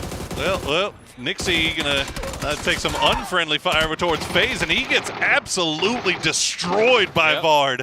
And now Virtus Pro, they've got FaZe right on the doorstep, and they've got to do some serious defending. And this might be why Beamy wanted his teammate down on the ground, because they need him here active in this fight. But Corexy is still gliding up above, maybe able to catch FaZe with their backs turned on this. Again, I'm very sure FaZe knew who they were going into. Oh, they have space to play around this, but they really wanted to take this fight. Jeem's still in the air as well. Jeem's coming down from the side, from the high ground, see if we can spot out anybody. Corexy, the Air Force coming through, and they're going to run into each other right on time. Jeems will get his side. Oh, he doesn't know that the guy came down. Oh, Corexy will take him down before getting traded out by Vard. Vard finds 2 as now FaZe is running through Virtus Pro. What is going on? We talk about EMEA as being so calculated, but now you throw all the sticks in the air, no clue what's going to happen around you, and just like this, Beamy is on his own in a 1 versus 4 FaZe. Looked like they were in trouble halfway through that fight, but able to get it going successfully so as well. Beamy goes for the flush one, but not able to get him in time. As a matter of fact, FaZe will be crawled back on into safety. We talked about FaZe and wanting to see them out successful, and indeed they do here, but it comes at the loss of VP. Geez, Beamy got a little bit distracted there, I think, from long-range shots being sent their direction from BB team off to the north. You could see you could hear the bullets kind of bouncing around him, and he looked around, did manage to get that knock, but could not get the flush. So FaZe coming out ahead in that one. New circle pops, and it's going to go hard southwest. 2 E pickups immediately popped. Yep. It's going to be Navi on one side, Song Yang on the other, already going through his Falcons, and as the pentagram cross paths, should be all right to continue. Having said that, Falcon seems like they're on the hunt, but nope, Shrimsy thinks better of it. Yeah, look at the northeast side of this map. It is just brutal rock. Kind of the only team that's staying still as everybody makes their way past. They'll take a few shots towards Petrichor Road, get the damage in, and force Petrichor Road to pull right into Asla Pentagram's path here as well. As you see, the last few remaining members of Pentagram going to be coming in a little bit late. So Pentagram very split on this rotation, whereas Petrichor Road is right on top of each other. Having said this, I mean, seeing how many teams are currently rotating, I love the fact they're all so wise about their pathings too. You see how they're all going. I mean, if we kind of reverse posted, went back and watched, you can see their pathings come through. Pretty much none of the cars coming through here were visible to the compounds around them. Very, very wise in the rotations coming into this. And I say that, of course, Hammer will be taken down. Big loss for Pentagram early on, who, I mean, again, Hammer and Red Zone, they've just been on fire today. Yeah, man, again, that's the trailing man in the convoy gets taken down by GSW. Navi there in the friendly skies right now, looking for a place to call home as we check that replay. Beamy just Corexy rather dropping down. Jeems just not even expecting it, but Vard was right there. Gets the first one, gets the second one, and that was huge from the man. And you know what? That's, I mean, hold that thought for a second, because here comes Navi trying to make landfall. Vex already here, though. Jeems there to join him as well, but there's just the 2 of them on this north side position. One spotted over the top. That Sphere is down to half HP. He's going to be taken out by Tickleton. Up on the roof still, though, is 2. Hiding out on top of the pagoda as Hakatori continues to lay down those friendly, the flashbangs, trying to see if they can get him, but doesn't matter. Wow. FaZe Clan, 7 kills. What did we say, Toby, at the beginning of this game? They're hovering around 13th place. Apparently, that is where you want to be, because that is where all these teams are finding success. But Team Liquid are coming over to get a little piece for themselves. You better capitalize on this. You see them eliminated. You see FaZe down to 2, realizing they're in that split as well. Both of them now knocked on the northern side.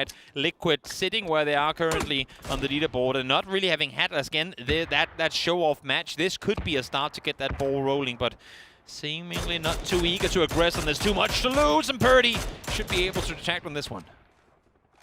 He does manage to survive a little bit longer, but Fex will go down in the end here as we see Theraton 5 arrive via their E-pickup, and wouldn't you know it, where are they going? They're going to go right on top of Vard.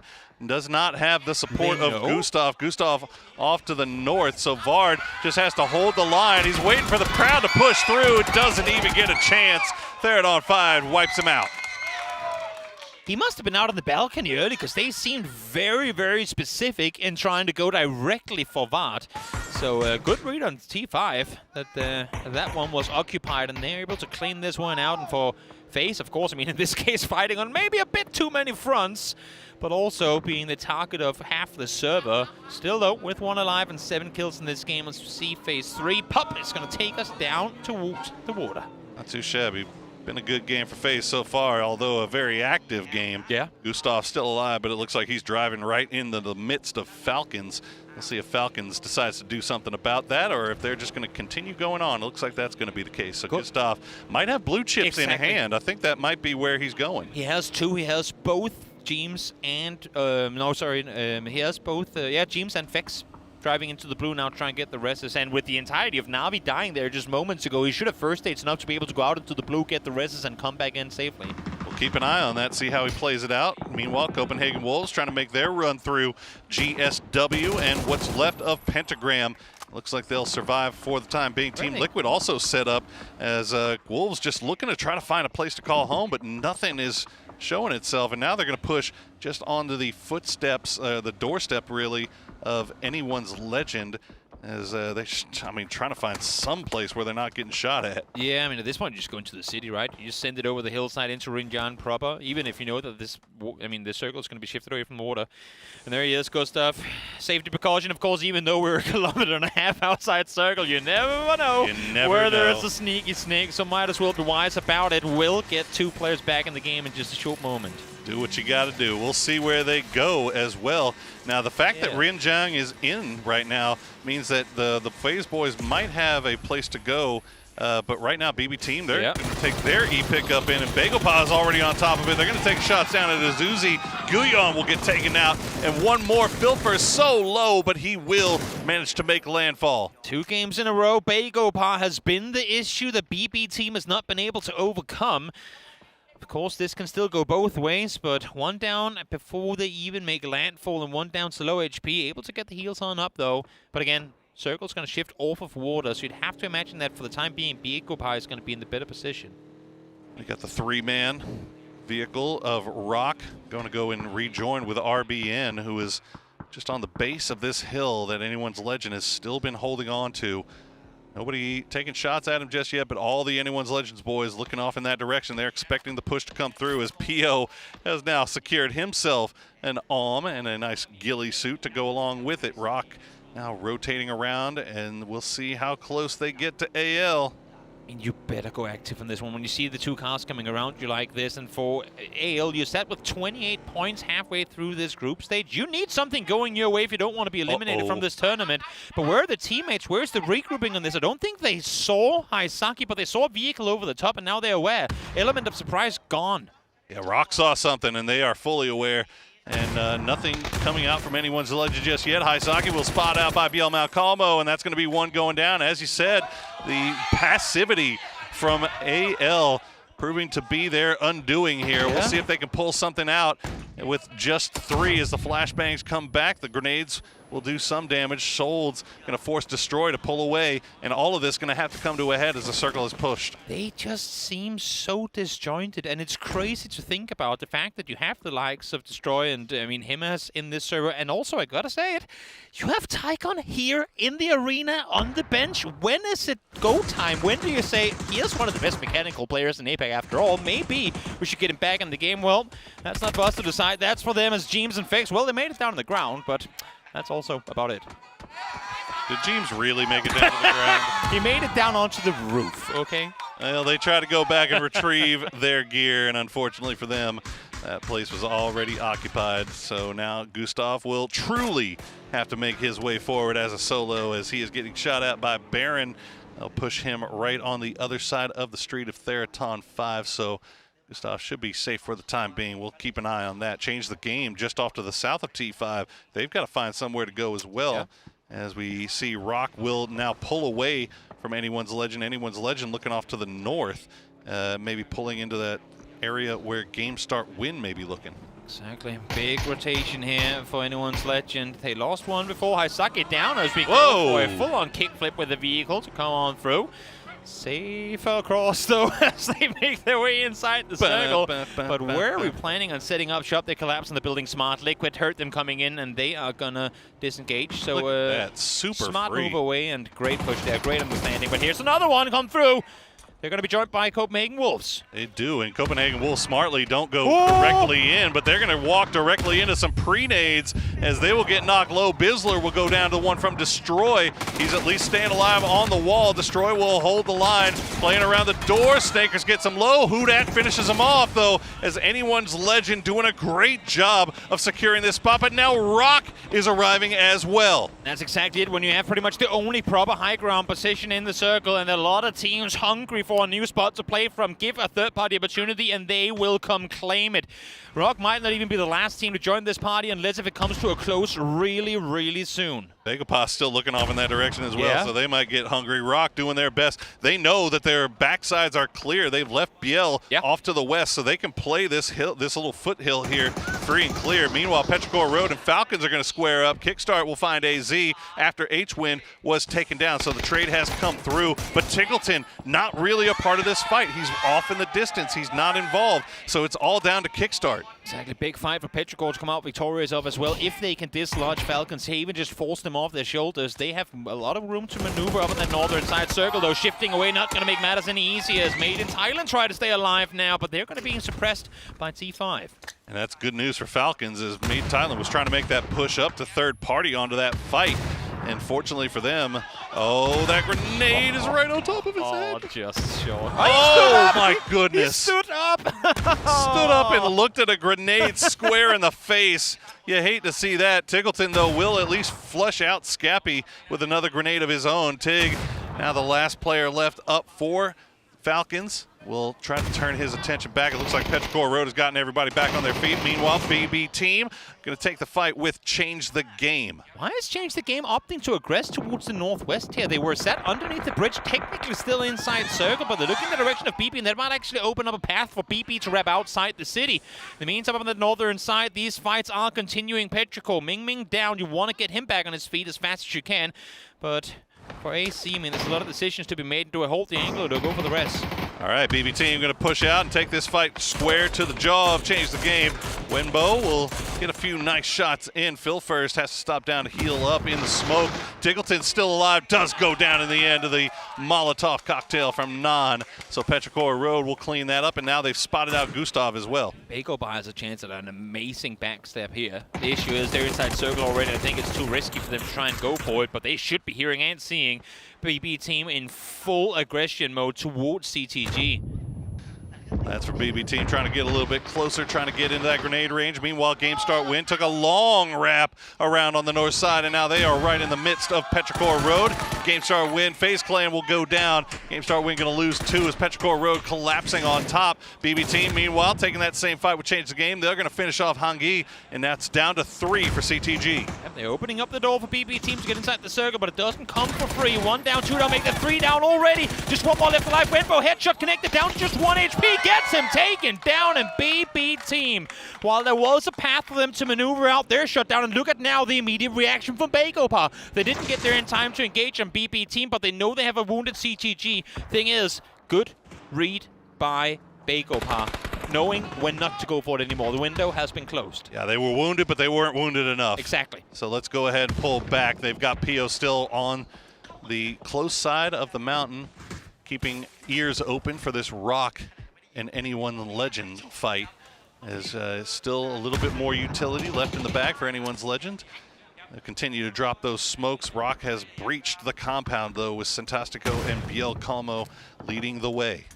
Trying to smoke off the roof here, get himself some more room to work with as Baron peeks over with the P90 in hand, goes for too many targets, can't find anything. Muscle memory gets the better of him. Thought he had him, but didn't get none. Ming Ming, though, is down, but Olympus falls as well as Baron now just Kiss left alive. Look at their health bars. They're all at under half. A couple of bullets completed out for 1. Maybe 2. Can he get the 3rd? No! Just short, and Myth fall in 9th. Chewie the hero, and he's going to run and escape into the blue zone as Kiss will collect 3 kills off of that for his trouble. Meanwhile, Anyone's Legend, they are holding the line, but Bago Pa has arrived as well, as they are kings of the castle for now, but the keep is under attack. Yep, from multiple angles too. Him, as we saw him just before throwing the smoke out on the roof. Now he ran out there, found souls with it as well. Again, love what Bago Pa is doing here, sending 3 up to try and see if he can engage, but Xiangyang is still sat on the southern side, containing change the game, because they know they have them sat there by the bridges, and then running up the hillside is simply too dangerous for them to try and make that play happen. So nice disengage once more from the Korean team. Smart veteran plays coming out from Bago Pa. We'll see how they get into this late game. Santastico will spot out Himas on the high ground. He's down to low HP. He's got to stop down and heal up while that smoke continues to bloom. He's going to drop in Destroy. Will come over immediately. Got Biel pushing with the shotty, but Hudat doing his best to hold that door, the one door that he knows could cause them problems. So Himas will get back on his feet. Meanwhile, Pentagram will try to send something in here, but they are just pinned down. Lost too many tires as Team Liquid had the compound on the high side. There you go. Himas finally showing up as he will finish off Rock. Took half a group stage, but he's finally made his presence known. Here he is, most damage of the players currently alive here on the server. I think most kills as well. They're trying to make something off of this position as they now got the kills. Now, honestly, if this fight happens right now, Anyone's Legend might be in a perfect position to third party this. Wenbo finds one, the trade goes back the other way as well. And look at this now, Anyone's Legend doing what they can to start third-partying that. You can see him in the kill feed as Bago Pa Guyon's going to go down. Pio and Akan, the last 2 remaining alive. Change the game down to Wenbo. He's off in the distance, but Bago Pa has to be worried about Anyone's Legend coming in from the north. So the knock on a Himas, they clean it up with the help of Team Liquid. Pio with that Lumen Large. Yeah, able to find the final one, and importantly so, because they were down to just 2, Akan and Pio, trying to hold what's left of this side of the road to themselves, but they still have Wenbo to deal with. Pio trying to take him out. Wenbo down to under half HP, and they will find him in the end of it. But now a tricky road crossing for them to try and make. Glass here raiding on one side, but that's for Team Liquid over on their side, try and make it out. I'll tell you what, man. You look at that leaderboard on the left. Look how many teams on the lower half are sitting. They're dead, but look at 7 kills, 7 kills, 7 kills. Oh, yeah. And now you got Team Liquid and Asla Pentagram still in it. 7 kills for Bago Pa. So all these teams that needed to find some footing start to make things happen here in the second half of this group stages. They're finding it now. We'll see who manages to pull this win out. As Theraton 5, they're looking good in the southeast. They've got all 4 up. Team Liquid, if they can finish off Glaz, oh boy, this sneaky snake, they have no idea he's over here. And Team Liquid has been bit in the past by snakes. Oh, yes. You can see them. They are being very, very careful.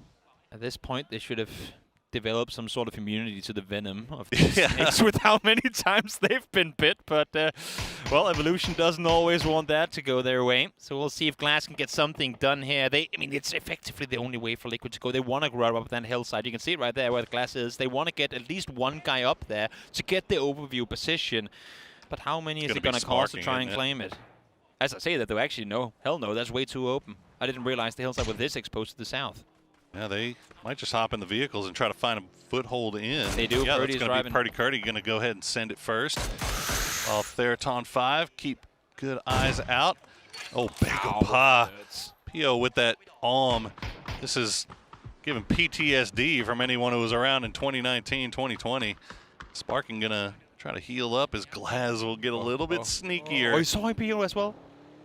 Only thing Liquid's got going for him is that he doesn't have a single grenade to his name, so all he can do is really spray him down. And no, Pio's going to get popped out, and he's going to get the he's going to get the flush. He's going to find Luke as well. Purdy Curdy, the last one. He's got to switch over to the mini. He's getting shot at from range. No!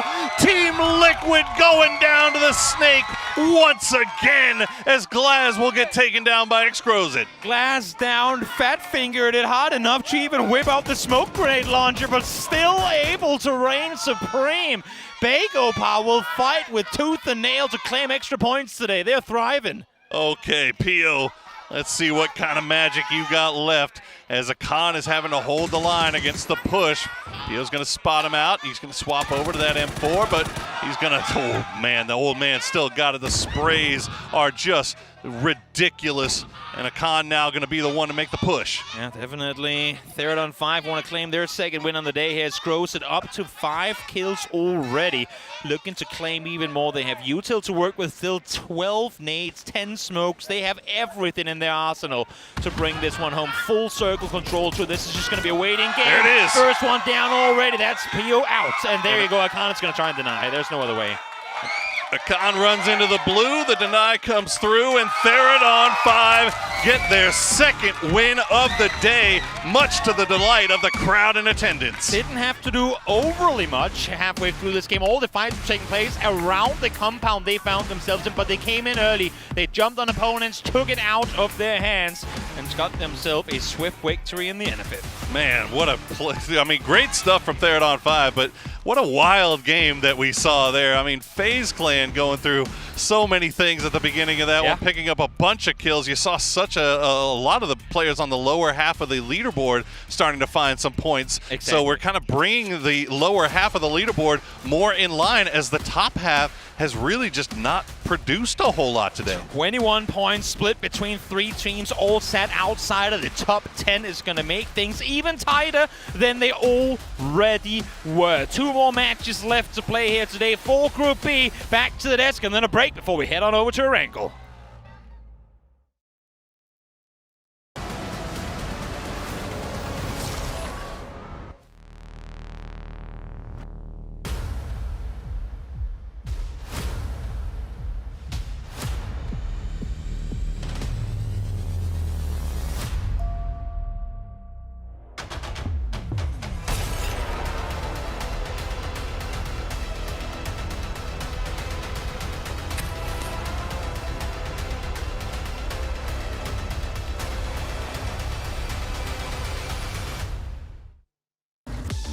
It's the second on the day for the hometown favorites here, as we've got Theron 5 getting themselves yet another victory on the board. They're pushing up those leaderboards here, as we had a rampant rondo from all of these teams charging into one another. I could not believe my eyes in this one. You know, it's like the opposite of the meme. Instead of dad checking in, it's like Rosita Jr.'s here, and he's saying, "How's it going in there, Dad?" And he gets to say, "I'm dominating." 2 chicken dinners on a day is wild.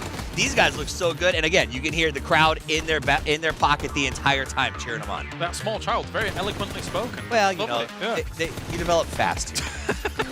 Your dad's that good of a fragger. You got to get ready to be on his team in the near future. Yeah, future pro gamer. I'm just saying. For sure. That's what I'll be forcing my child to do. Anyway, never mind. We've got ourselves... I already am.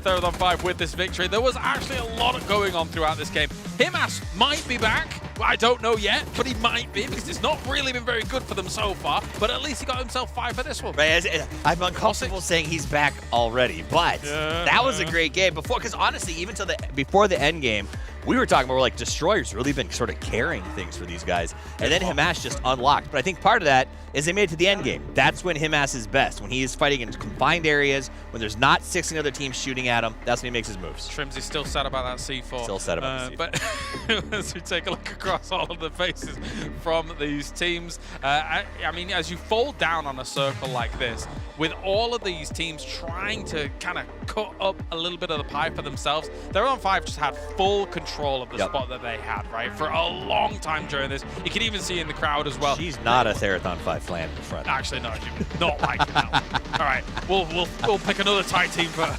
Oh, wait. Who was that for? I gotta know. That's fun. I'll tell you who's been the biggest surprise for me that I've been super hyped for today, and that's Asla Pentagram. Like, mate, what? They came in, they won a game, or had a dominating game, still didn't make it out of the bottom 3, and then have 2 more after what they did day 1. This is a totally different team that showed up here today. Red Zone was smashing everything in this. Red Zone's taking his name seriously. Very much so, yeah. Explosions everywhere, because he is just hitting shots constantly. I have been particularly impressed. And the thing is for them is if they'd had even just a middling day on day 1, they would have been in contention for top 5 right now. The fact that they've had 3 insane games today with another 11 points going their way, and they're probably not Well, they might actually be now. I think it should. If I guess right, they're going to be around 7th place at this point. You think so? I think this is one of those. If they do 2 more games of what they've done in the first 4, they could be in a position to advance straight to the grand final. Well, 17 points for third on 5, and at the same time, Bagel Pie is also challenging for the top 5 now here with Pio.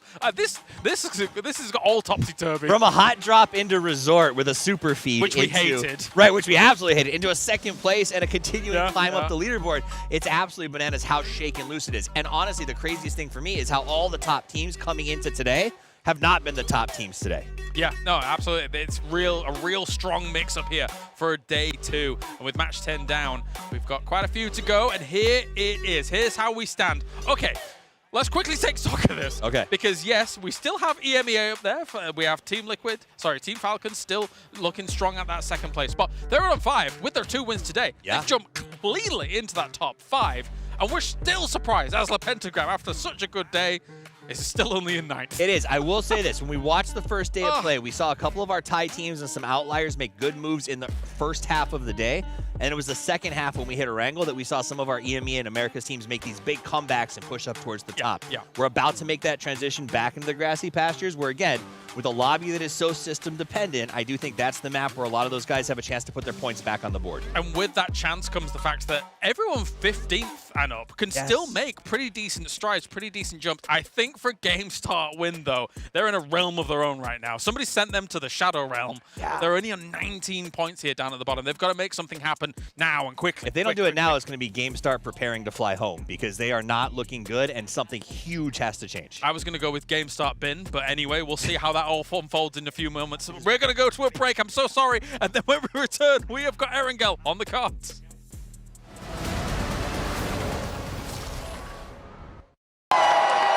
Fueled by the same passion as esports athletes, Zowie continuously develops tailored products, empowering gamers to bring their best out. Today, we are launching the all-new XL2566X Plus, which uses the newly developed Fast TN panel and upgraded DIAC2 technology. The new monitor series continue to evolve, refining details to ensure players can perform their best consistently in games.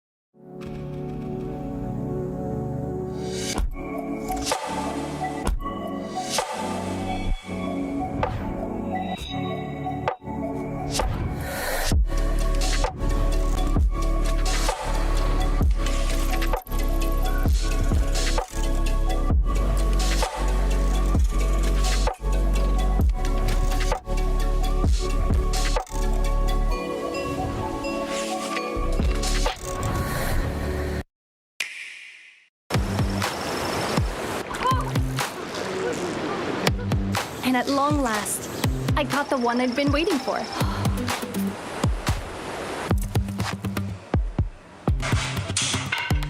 With steady hands, I crafted amazing furniture in no time.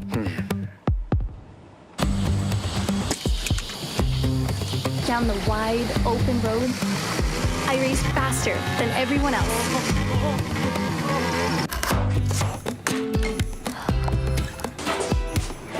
For the very first time, I baked the perfect pie.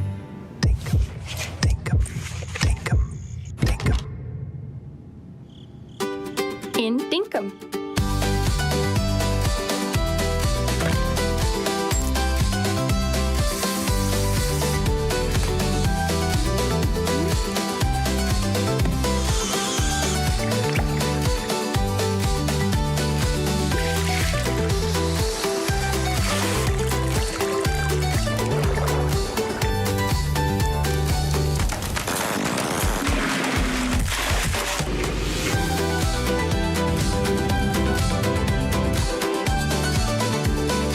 Find adventure in every direction. Dinkum. Hello, PUBG and PUBG Mobile fans. Thanks to your passionate, unwavering support, we've been able to grow tremendously on the battlegrounds of PUBG and PUBG Mobile. To give back to our fans, even in a small way, and to present you with a brand new experience of the #1 Battle Royale, we are bringing together PUBG and PUBG Mobile and uniting them under one stage, PUBG United, launching in 2025. PUBG United's journey begins in Siam District, Bangkok, where the tournament will be held this November. Around Siam Paragon and across the city, you'll discover PUBG experiences that you can't take your eyes off.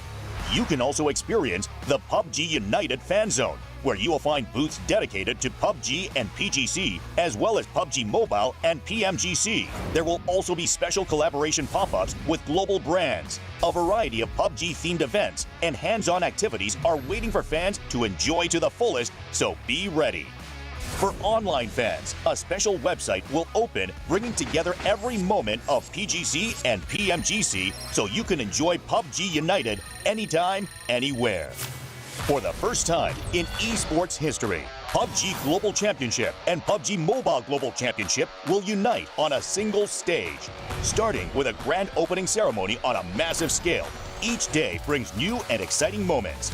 With that energy building up, the intense grand finals of PGC and PMGC will come together for the first time in history on one united stage. On this one-of-a-kind stage, the world's top players will battle in back-to-back grand finals, offering an experience like never before. One world, two champions coming together in a truly historic moment. November 24th to December 14th in Bangkok, Thailand. Come and experience PUBG United to the fullest. We will continue striving to be a PUBG and PUBG Mobile that never stops working hard for our fans. Thank you.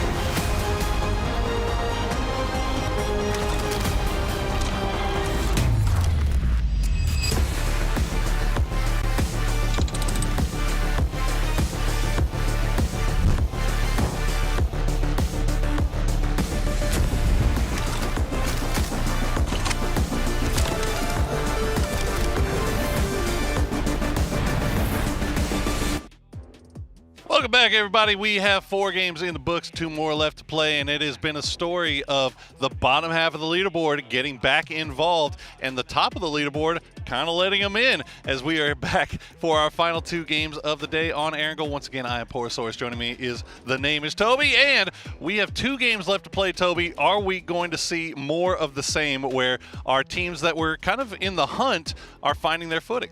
I think so. I mean, the momentum alone that some of these teams have got going, Pentagram, perfect example thereof, had they been falling off, that would have happened already. We saw them succeed on Miramar early on. The fact that they were able to take that with them over to both Teiko and Rondo, I think that means they should also come off all right here on Erangel. I want to say, though, we talked about FaZe coming into this match. Then they popped off, maybe a bit too early in the game, but were able to get themselves 7 kills in that game. Hopefully for them, for the likes thereof, trying to climb to the top, they'll be able to maintain this this push on through too. There's a massive log jam right there in the middle, and FaZe, Petrichor Road, Made in Thailand, they're all just on the cusp of it. With 2 games remaining before we go to our final day of play, everybody wants to put themselves in the best position with 6 remaining. So we expect to see some of these teams really find their footing on what has been a very violent and early aggressive map. There you go. It's like the Porsche. Make sure you get your Porsches in, guys.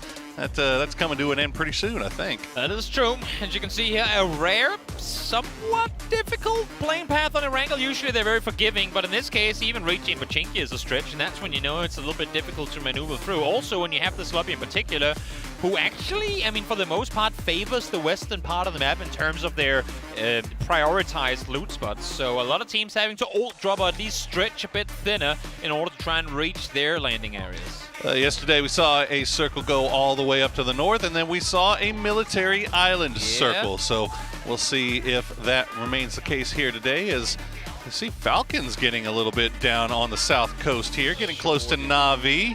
Surely not, right? That's vehicles jumping. There's no way Na'Vi would go for any sort of fight here.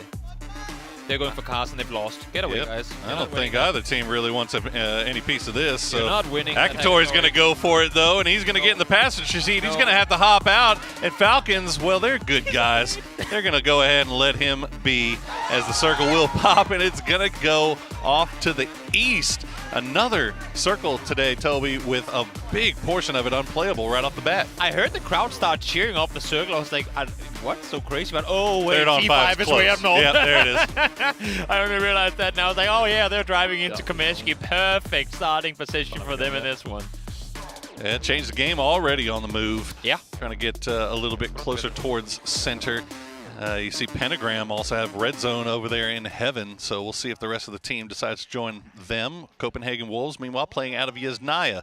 And, looks like we might have a little bit of action here over towards shooting range, where Rox Biel, Mount Calmo, has spotted out Olympus. Got themselves a good game earlier. Biel able to climb up the board within his individual prowess. Now feeling it on the hunt.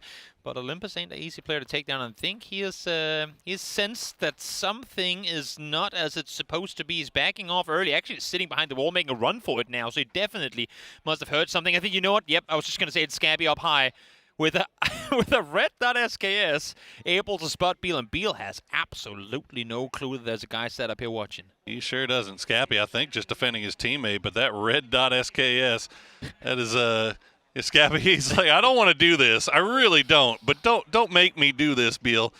But Biel is being, as you said, he has no clue. Very aggressive. But the rest of his team is starting to arrive on that the eastern side of shooting range. You can see them starting to drive around. And yes, Scabby, he's going to pull away here. He's trying to reposition, I think, get a better angle and keep track of what Biel is doing. But he should be hearing and seeing that Biel coming soon. Yep, there you go. Reposition, get behind the tree so that the guys from Rock can't see him up there. Stay unnoticed for as long as you possibly can. Now, the rest of Myth still in North George. Yep. So they're nowhere near this. So they need to play this about as quietly as they can. But you can see Rock is definitely on the hunt. They know these guys are somewhere. Nice spray. Oh, instant headshot onto Biel. Forces him to pull back down. The rest of the team is going to try to provide some support. Can they do it? Biel will be able to get that res off. He's got the Panzerfaust in hand. He's going to peek him over the top. He's going to find him through the fence, and Olympus gets taken down. Scappy, all he can do is like, bro, it's 4 guys. I have 10 bullets and a red dot. I'm sorry. I'm sorry. Got a whole lot of nothing. Nothing more he can do with it. As Olympus does get eliminated. In the meantime, on the other side of the circle, we talked about Asla Pentagram and getting aggressive early on in the game. Here they are already. Issue is they've run into Petrichor, a team who also in the previous game finally started to get something going. And I think this might have been the case of Petrichor running into them, because remember, Pentagram had stopped here to do their looting, and all of a sudden, it's down to just red zone. Petrichor, AZ is very low. Red zone trying to make that push with a shot. He's going to find AZ, and now it is a 1v1, and Jeems coming from the sky to collect points. He gets 4, they get 5, FaZe out of nowhere. Wow. Still one left to be found, though, shotgun in hand. 3 bullets to work with. That could be 3 knocks, and right now there's only 2 players you need to take out. That's the first one. The second one off the side of the railing as well. And he's got the flashbang. Oh, he hits the post, though. He's going to try to sleek around, but they spot him out. He gets 2 Just one down, more. one more for FaZe. Vard. Of course, it had to be Vard. But now again, have we seen this before? It's like we're seeing the same thing in slow motion. FaZe wins a fight with 1 left alive, but now they've got another team left to deal with. I know 2 teams left to deal with. VP is coming in here as well. I know we like to call this heaven, but I did not expect expect this to be an express raid to death. Heaven turning into hell for FaZe as Sosid will find him, and Red Zone will get credit for 3 kills there. So as the Pentagram go down early, but not without getting some points. And now Virtus Pro turning their attention towards Navi. This is a one stop to the afterlife if you're in this position today. Holy moly. VP, I think, intentionally, you know, pumping the brakes here for a bit, going, okay, that was pretty crazy. If we're Team 5 engaging in this, there might be 2 more to follow. And I think for Navi, they're appreciating the breather here. Not that they had to do too much in order to claim this position, but wow. And it's the 3 teams we just talked about wanting to see these guys step up, wanting to see them more aggressive, go out, carry on with that momentum. Issue is, when you have 4 teams carrying that momentum into the same compound, well, only one of them is going to stay alive. 6 minutes in and 3 teams already removed from the lobby in match 11 here on day number 2. As we check in, and we finally get a chance to check in with Theraton 5 and see what their boys were able to do in that big victory in match 10. So we'll see if Theraton 5 can hold on to that top 5 position. 70 points overall, but you can see the logjam right beneath them. They are not done yet. Still a lot of work left to do. Goes to show the compound they were playing out of and what they were capable of doing. Exgross at 5 kills and 200 damage. They were stealing points galore. And you know what? Doesn't matter if it's stolen, if you did 100 damage. A point is a point, and they'll happily take all of them. Well, fun fact, when you are down to 51 alive when in Circle 1, all of a sudden your circle has a lot more room left to play. So this it kind of helps out, considering the circle we talked about as about 40-45% unplayable, all water. It's kind of nice to have that room to work around with. But we did get a chance to hear what RBN has to say about Rock's big performance today. And now we're with RBN from Rock Esports. So congrats to you with a chicken with that 12 kills. Yeah. That's insane. But you didn't participate in PGS 9 and 10, right? But finally you made it here in PTC 2025. So would like you to describe yourself now. So about your current form. Yeah, like it feels pretty good to be back on the big stage. Like PGC is the biggest tournament of the year. So it feels pretty good. And about our form, we are not in the best form right now. We still have a lot of things to improve. I think that we're improving game by game. And we have a lot to show over the tournament. And I mean, yeah, it feels okay. We know that we have a lot to show to our fans, and especially prove to ourselves. So yeah. Yeah. All right, everyone, let's cheer Rock Esports. We love to get to hear from RBN, especially when Rock has been having such a great day. But there are so many fights going on, Toby. Navi still squaring all with Virtus Pro. Meanwhile, on the north side, you've got Rock, Game Start Win, and Team Liquid all battling for control of north of Stalber. Oh, wow, that actually went through the window as well. Good thing for Nixie, he backed off a bit further, because that would have had his name on it had he not. And yeah, as you say, a lot of fights happening here. It's usually a wrangle that plays out more calculated, but this has been a complete flip upside down to this one. They have been schematic throughout all of the other maps, but take it over to a wrangle and chaos ensues. I'm telling you, we get to introduce a whole new generation to the concept of Game 6 scrims as we see everybody just going nuts right now. Fortunately for Team Liquid, they managed to pick up 2 off of, I believe that was Game Start Win. Yeah, Game Start Win.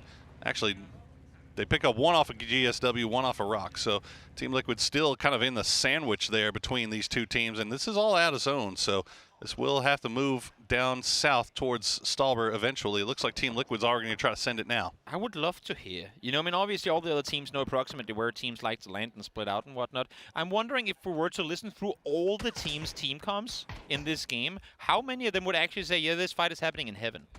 You know, like how many of the teams that were in no distance to hear the shots fired would have actually figured this was where that fight took place?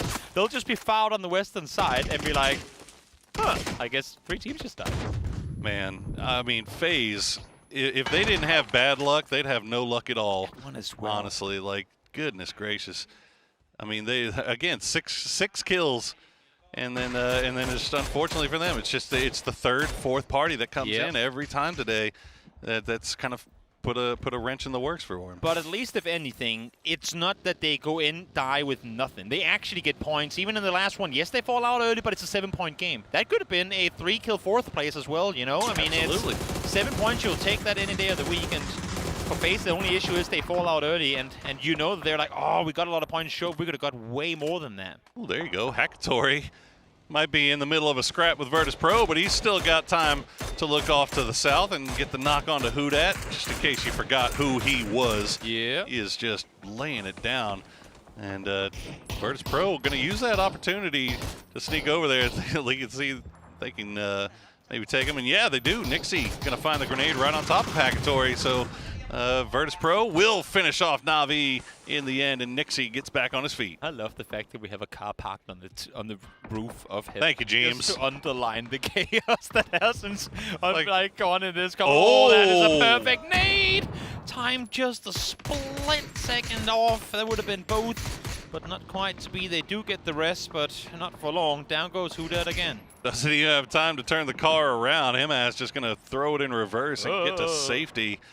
And the moderate safety of the dip as Houdat does get finished out. Looks like Game Start Win was able to get CC 108 back, although they are still way off to the north, and CC looks like he's going to be playing all the way to the south of this new circle over by Prison. I mean, there's so much space. But there's, I mean, yeah, 46 alive. You got all the space in the world here. Exactly. The only reason it looks somewhat cluttered is because the same few teams are splitting pretty thin. I mean, under normal circumstances, this would be, I mean, way more congested. As we now see, the only player in the sky being shot at by half the server, Olympus, wants to make it down on the ground, but it ain't as easy as he was hoping for it to be. 40 health.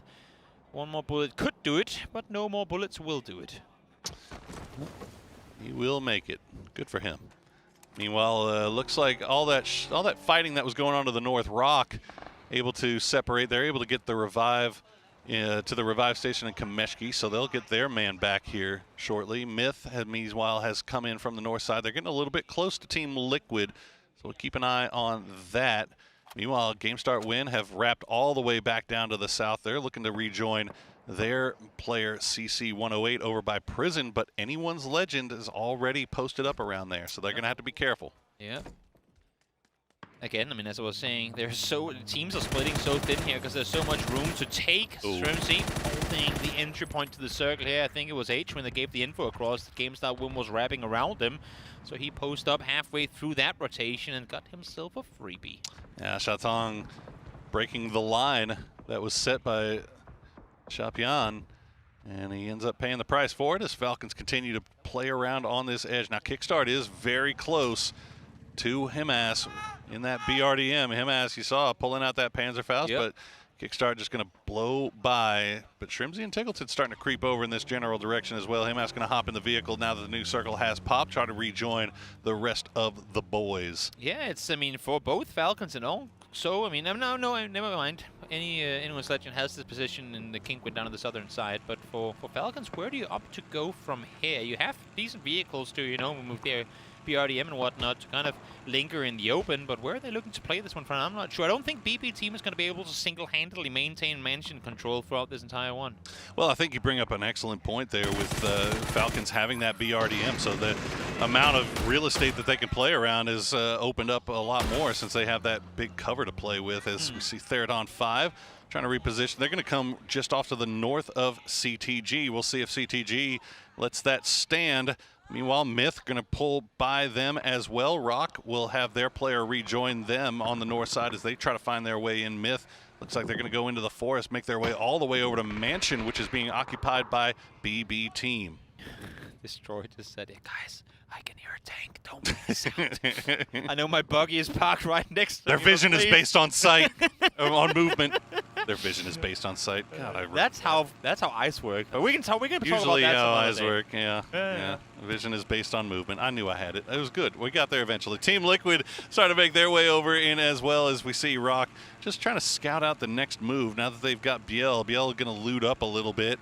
And RBN Santastico, they're going to keep just playing around on that edge. They don't have any, don't look like they have any hurry in trying to get closer towards center. Team Liquid, though, you can see what they're working with. the fact that GameStar win, I mean, they're playing this so slow, so careful, because they don't know what they're running into. They're only now coming in from the west side, right? The fact that Xiaopian is running in to the 4-stack next to Press and going, guys, it's free? Open? What? It's no one's been here. What's going on? I think they're realizing that now. It's a little late, though. One might get caught off. Ming still driving south around Prison, and obviously Liquid would have heard that. Seeing him now as well. If they get enough here, having seen that they lost one just before, and they then opt to pull up in a 4v2 against Xiaopian on the 4-stack, that's a good pathing potentially for Liquid, of course, depending on where this next circle takes us in 30 seconds. And you see the scouting coming through from Rock. He's going to let him know that Lipovka is completely available. Meanwhile, E-Pickup has been popped, and that's going to be Virtus Pro over there in Heaven, or what used to be Heaven, which we're going to now term Hell after what we saw earlier in this game. We'll see if they decide to take that E-Pickup on this circle pop. Yeah, not going to be easy for whoever has to rotate now. I mean, we said there's a lot of space, but teams are also dug in pretty deep in the compounds. There's sat in circle, though, centering up. Thailand cheers as T5 gets blessed, being in the lower part of the COD compound. All right, we'll see where Virtus Pro decides to go. As looks like RBN and Solds still just hanging around in Lipovka, but not calling the rest of the team down there. They're going into the woods, right? Virtus Pro?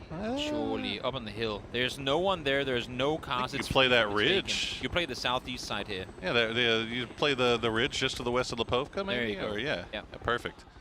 That's exactly what they'll do. Good read. Okay, GameStar win, though.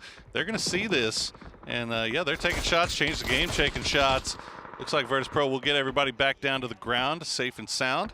But GameStar win, they're going to start heading over in this area because this is basically the only play they really have available to them. And I was just going to say, the only issue of them coming in from there now is a great spot to be in, but you're going to need cars if you want to rotate out. Well, there's a spawn down by Lipovka because no one's been there all game. So Lugarooks able to get the team a car and wrap towards the hilltop now as well. Issue is that CC108 is actually snug up close, and I say snug up, that's not the case. It already drove up here, so they should be alerted on the side of VP. All right, Team Liquid using this opportunity to say, let's go back where we came from.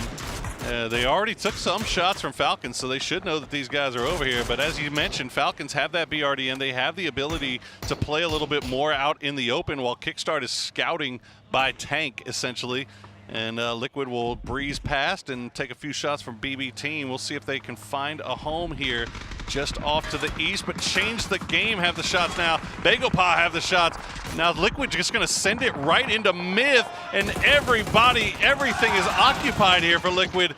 They just did not have vision on any of this. Again, it's the timing and the engage here. They're not together in the arrival, and unfortunately for them, Made in Thailand are landing every single shot needed in order to take him down. Purdy's still driving around, trying to find somewhere to call home, but there were 3 checkpoints they passed, and I'm not sure where they were hoping to stop there. Yeah, just no safe haven really to be found there for Team Liquid. As we see the mortars already being laid out by Mr. Tiggleton, where they being sent right over towards anyone's legend. Yep. They're just not going to find the mark here, and they'll continue to just slowly move in, cleaning up. It looks like Virtus Pro will take care of GameStart win. Indeed they do, as they wrap a little bit further south here. Yeah, it's Lugarooks flanking around the southern side of that one, opening up the angle, finding the first one, and then Beamy there with the element of not so much surprise, more just the fact that Lugarooks kind of baited the attention early to then catch them with their eyes facing the other direction. Good communication and execution on that one. Circle goes south. Some people cheering, not all of them, because Thailand now on the edge. Well, Bagopah could be feeling pretty comfy, but 40 alive now with 20 minutes left to play, and it might be less as Falcons continue to make this push into anyone's legend, but doesn't look like they completely want this, as Tiggleton will have to stop down, heal up just a little bit. They just want that BRDM to get the hell out of there. That's what they want. Like, please, just let's do it with guns, shall we? We don't want you just parked over there staring at us like a tiger just waiting to take out his prey. Look at them. They're staring at us menacingly. Exactly. The BRDM is parked menacingly. Intimidating. Yeah, exactly. Rock, they got 3 deep in the dossier. They're going to pull a little bit close here to Therodon 5. We'll see if Therodon 5 is ready for it, as they will hop out immediately. They're going to spread out, though. They expect the grenades to come in, and no grenade finds the mark. So good work on the part of Rock there to expect the response there from T5, and they're immediately throwing down the smoke wall to protect themselves from Copenhagen Wolves. The upside for T5 is they don't really have to worry too much about Rock, because they can only really engage them with utility from up above. You have CTG that can spot them if they're up to run in, and as you say, from Wolves up on the northern side, they're very exposed, so T5 can kind of just wait this one out and let Rock be taken out by other teams if they, or when I should say, they run out of smoke.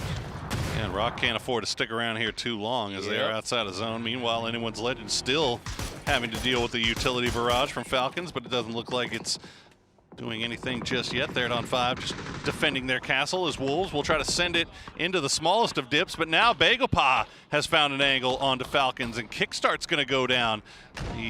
And the mortars from Pio. Hopefully he's better with the mortars than he is with the glider, and he is. There's the flush on the Kickstart. Yeah, Falcons getting a taste of their own medicine here. Usually it's Tick in the hands of the mortars, but this time around it goes over to the hand of Bagapa as they continue to appreciate the comfort of their central compound, which is currently being completely uncontested. Shrimpsy does get taken down by Chan, but a rest, I would imagine, should be possible, because that's from the hill way above, and yeah, they do have cover. And all of this trouble for Falcons coming simply because Anyone's Legend's just not dying. Yeah. Like, they're doing a heck of a job just surviving throughout all of this. Meanwhile now, Therodon 5 going to take that first knock on a Fluky, and that's going to open the door for Rock to make their push in. We'll see how much utility Therodon 5 has left in the bag as they are throwing down smokes, throwing down Molotovs, throwing down anything they can to slow this push. I was just saying it as they came over the hillside, right? They need to engage with util, and luckily for them, Fluky, well, he thought he had a good idea in the shack, but one nade is all it took to take him down. So now a 4v3 advantage. Nades and util still available on the side of T5, but they have gone into hiding again, hoping that your CTGs up above is going to help you out. But as we can see right now, change the game there, hot fix towards the southwest, so there's not a whole lot of help to get from China. That could be a good grenade, indeed it is. Ranger X will find the knock on the Santastico. We'll follow it up with a second one, see if he can find something. It's going to bounce, and he's going to find Solds. The angles on this man, as now Therodon 5, they're going to send the flashbangs over, but that's going to draw the attention of Change the Game. They're going to look over it down here as Biel Malcolmo will play around that. Nicely done by Therodon 5. They lose Fluky, but they will take down Rock in the end. One nade from miles away from Winbo, steals 2 of those kills away from them as well. But T5 gets to stay alive, and here comes Falcons losing Shrimpsy once again. Tick down to low HP too as they're being shot at from multiple sides. That's a great nade thrown in from behind, and Destroy takes out Team Falcons again. AL able to just survive for this long, ends up being the downfall for the team on the other side. VP now engaging on CG. They got the opening up. They find the second as well. Beamy with the MK from in the car takes CGG down to just 2. Just 2 huge knocks there onto CTG, opens the door for Virtus Pro, and it might not be inside the zone, but this is looking real juicy as they have 9 kills already. They continue their climb up the leaderboard, secure their top 5 spot. Talked about the importance of having a vehicle on that side of the map, right? That's the car they got, the one vehicle that was left behind down by Lipovka, and they just, well, they made that the winning play. Playing pretty nice for them right now, but they have to make sure that they finish this off cleanly. You don't want to lose anybody when you're still 4. Okay. Did he just hit that Nixie from up high? He did. Goodness, Virtus Pro. Here we get a replay of what they've been up to recently, which is basically just destroying everybody on that south side of the lobby. Bottom right, of course, is live, so BP do take out Myth. And BP as well. I mean, it's been a somewhat quiet game for them. Having said that, 6 kills now as they've been getting more active through the mid game. They've been able to chill and mansion for a while. Somewhat uncontested, but now the fight's on the northern side with VP taking control of the backside of this building. CTG knows they have to make aggressive plays come through. Not gonna happen though. Wenbo does get the double. So for VP, they drove off the side. There's no chance for them to go for the play here. They had to take the Copenhagen Wolves spot. Change the game. Man, Wenbo really putting them on the clock there as BB team now in a little bit of trouble. They're going to lose Best of Luck. but they have 6 kills. Aduzi, Phil First, Moloduk, though, still have a lot of area, a lot of real estate on that western side to work with, and I still cannot believe that anyone's legend is still in this game. Yep. 2 players left alive. Him has just filled their Ranger X now. I mean, for T5 trying to come off this hill is practically a death sentence. The entire server sat here waiting for them. It was going to happen eventually. Observers highlighting the central compound because, yes, it is, in fact, the only compound in play and has been for a bit. And Virtus Pro putting up the highest kill count that we have seen so far, 15 already, and they are looking to get some more. Bangkok still have that compound, though, as Pio is going to spot out Haizaki. Everybody trying to avoid their line of sight as much as possible. Aduzi will try to steal that one away, but in the end, it's going to go into Pio's basket. As we get to see BB Team rocking the bolties once again. P90 tapping at that distance is not something you see utilized too often, but it is a laser at practically all distances, so might as well try and see if you can hit here flushes with it. It's Destroy, prone down, outside circle. They've been doing such a good job. Their tenacity, their eagerness to stay put in this one has brought them into the top 4, but I don't think there's a whole lot more coming for them. One more bullet should be enough. You can see he's crawling back and forth. Not going to make it. No, he is going to fall. Correxy down as well. And he's the eye up high, so I don't think necessarily that VP has a chance to get him back in the game either. Yeah, I mean, I've been looking at this for a minute. I just don't know what Virtus Pro and BB Team can do to get into Bangkok's little line here. You see Corexy, all he had was a tree. So BB Team, this is their best option. They're going to lay down the smoke wall, try to move in a little bit closer with those vehicles and try to find a path, something that they can play, maybe a rock, a dip, anything. And it looks like it's going to come down to the emergency cover. We'll see if that will be enough for them. First, second place, we're already separated from the rest of the leaderboard. This game is only going to make that even worse. Phil first will go down. PO spots him. Rest might be possible, but as I say that, no, the vehicle's going to blow up, and he should be imminent to follow after. Yeah, there's not much really BB can do here. You see they still got, they only have 1 smoke, and I don't know if you want to spend it to try to get Phil first back, but VP kind of in the same boat. They're laying down the smoke wall as thick as they can. As Bangkok just, it's a target-rich environment. They've got to keep eyes north and south at the same time. The fact that Pio is playing the roof against 2 of the best teams in the NBA, just casually shooting back and forth at both of them, he plays with little to no care at all. Just like, you want me? Come get me. I'm up here in the roof, and I'm going to keep you suppressed for the rest of the game. And I'll tell you, I don't think we've seen shots being sent over towards Bangkok in a while. Yep. And, I mean, you can see where Pio's playing. He's on that far south eastern side of the circle, so he's got a rooftop that's just not really in a place where VP or BB can take shots. And you can see VP, all their eyes are pointed over towards BB Team. They're trying to get rid of them, knowing that there's not really anything they can do about Bangkok. But a doozy with the bolty through the smokes. He's going to find 2. Main priority right now is second place guaranteed, and so far, BB is doing a good job trying to secure it. Just Nixie left alive. All the bounce off the tree sends it far. Second one, though, finds BB, and now Nixie trying to stay alive. There's only 2 on the side of BB Team, so it could be possible for him to stay alive through it, but a lot of the utility is being thrown in his direction. And with the last smoke fading, you'd have to imagine these days are counted, and indeed they are. And Bangkok starting to get a little bit more active now, spreading out. They knew that VP was pretty much dead, and BB Team, they know they're done for. They're going to give this one over to Bangkok, and that is going to be a win for the old men. Great game from them on Rondo in the previous one. Not a win, but a good one nonetheless. And now once more out here with a chicken dinner. Great hold of a compound, which, in all fairness, is pretty straightforward to hold when no one's looking your way. But for BB Team, 10 kills. For the side of VP, 15. And that's with none on the side of Corexy, too. You know, we were talking about the fact that the top of the leaderboard has been a little bit kind of slow to show up here today. Well, they waited till they got to Erangel to find their footing. But the boys from Bangkok, they get a little bit of circle love, but this is just going to secure their spot there in the middle there. It's easier to stay alive in the top when the entire mid-pack kills themselves in 1 compound within the first 5 minutes of the game. Well, there's 1 more game left to play. Let's go to a break before we send it over to Erangel once more.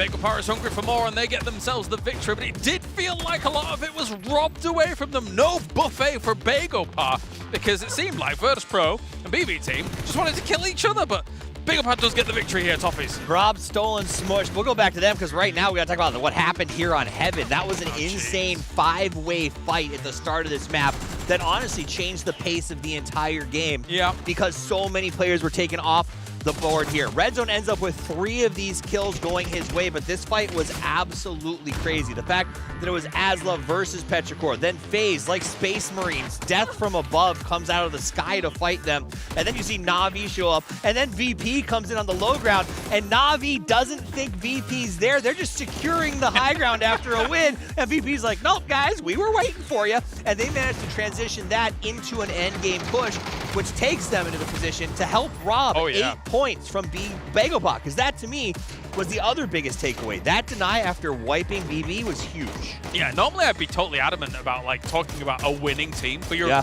totally on the money with how important that was, because not only did that cause, you know, huge effects on the rest of the lobby, just opened up so much room for everyone to the point where everyone was 4 alive into the late game, trying to find themselves some room, and it was very easy to find that room. There were plenty of compounds. We moved to that 4-5 phase, and then we saw that collapse. You know, but it was a lot of 4v4s, two teams against each other until we get to this end game. And this, I think, was the right choice. I think BB Team went after Bangkok, hoping maybe Virtus Pro would go, all right, we'll push the other side. Virtus Pro smartly goes, or, hear me out, we wipe you guys and then just die to a Molotov. Yeah, because I think for BB Team and Virtus Pro, I think both of those teams realized that actually shutting down each other at this point might be very difficult in terms of the chase for a top 5. Yeah. However, for Bangkok, I think that their results have been a little bit more wishy-washy compared to those guys at the top. So maybe if you're shutting down their pursuit, that could have, again, potential knock-on effects on the overall leaderboard. Yeah, besides that, though, Bangkok has had quite the day today. From a really rough start to all of a sudden just coming out of nowhere, and it feels like in the interview with PO during that game, he actually said, you know, I was worried. I was worried that maybe I was making the wrong choice by coming onto the roster, but I feel like I'm starting to sort of get back onto my feet. I feel like I'm in rhythm again. They definitely look more in rhythm now. I almost agreed with him when I saw that glider play from the first day of the group stage. I did agree. That was one of my favorite moments of PUBG of all time, watching that go down. But I've seen some crazy glider stuff too. That was the last game where it was the double glider attack at the same time. Oh yeah, well yeah, on the Rondo game. Yeah, that was wild. That was insane. But anyway, that's 20 points going the way of Virtus Pro. Kind of about time, honestly, for today, considering that both Virtus Pro and BB Team haven't really had much to work with through the day. But as you said, going onto Erangel, they find their footing. Also, it's got to be really irritating to be Bangkok to see yourself third when all the points that would have given you first were those 2 knuckleheads who took it from you and then denied, a massive deny in the position of VP. So they come out with 20, huge get for them. Anyone's Legend, again, the team that was sobbing, for lack of a better way to describe it, at the end of day 1, has sort of turned it around, and it seems like maybe Himas is waking up, and more importantly, Destroy is looking super strong. Yeah, I mean, even that one, obviously, got a brilliant nade to get himself some 3 kills going down, but it will be BB Team taking that #1 spot, 103 points. The triple digits has been breached by them, and Virtus Pro in 2nd place at the moment. Team Falcons back to where they belong. Sorry. I mean, there's one more game. Maybe it'll change, but as of now, Team Falcons sitting comfortably in 3rd place. But you know what? 3rd place advances to the grand final. Now, yes, they do. Bangkok moving into top 5 is huge. I will say, Na'Vi falling out of top 5 is also kind of huge because, let's be real, it has not been their day today at all. I'm in shambles. I was saying to everybody, Hakatori captain, surely that's the way. It's not been. I actually went and changed my captain after that discussion, but you're right. I don't understand what's happening with Na'Vi. They look completely different, and I think it does come down to they have so much reliance on Hakatori as their carry that if he's off his game for the day, which everyone has bad days, that means that there's just no options for you, because every time they've gotten points, it's not been on his back. It's been coming from Fairest or Soset or someone else. Yeah, at least thankfully for any team, of course, if they do have a bit of a kind of a stalemate, as it were, then they've got at least one day to kind of go away, prepare once again with the format that we do have here. But Extents really salvaging some points for them in the previous one, to try and get them a little bit further ahead. But good to see BB Team back on top here. BB on top, and T5 feeling really good going into this last game, I think. Let's get to it then. It is time to head on over to our final game of the day here to see who's going to be able to secure themselves that top 5 spot. There is still one day done, but we will get it going right now.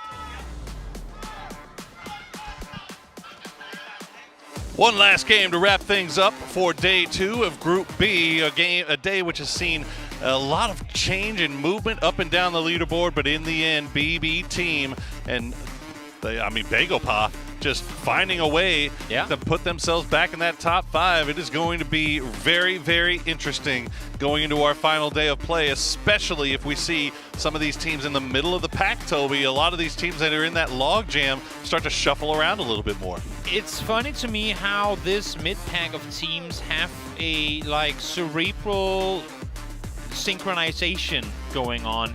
Like the eagerness to go out and get something done. It's like, oh, the start of this has not been too great. Okay, now we got to go a bit more aggressive. We got to get some points on the board.